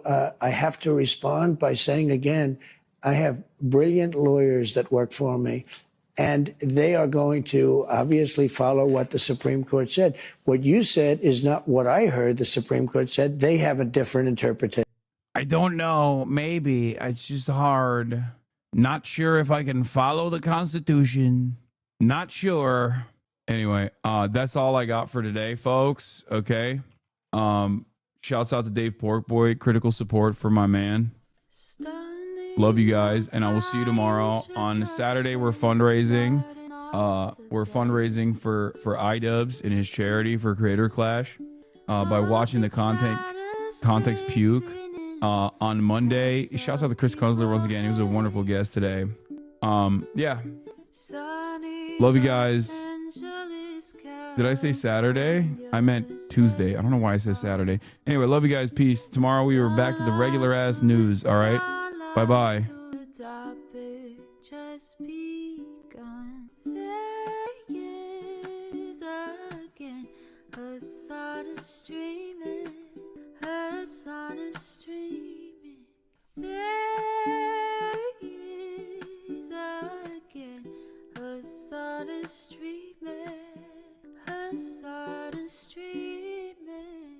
Reviewing the P.O. box, Uncle Uger's face.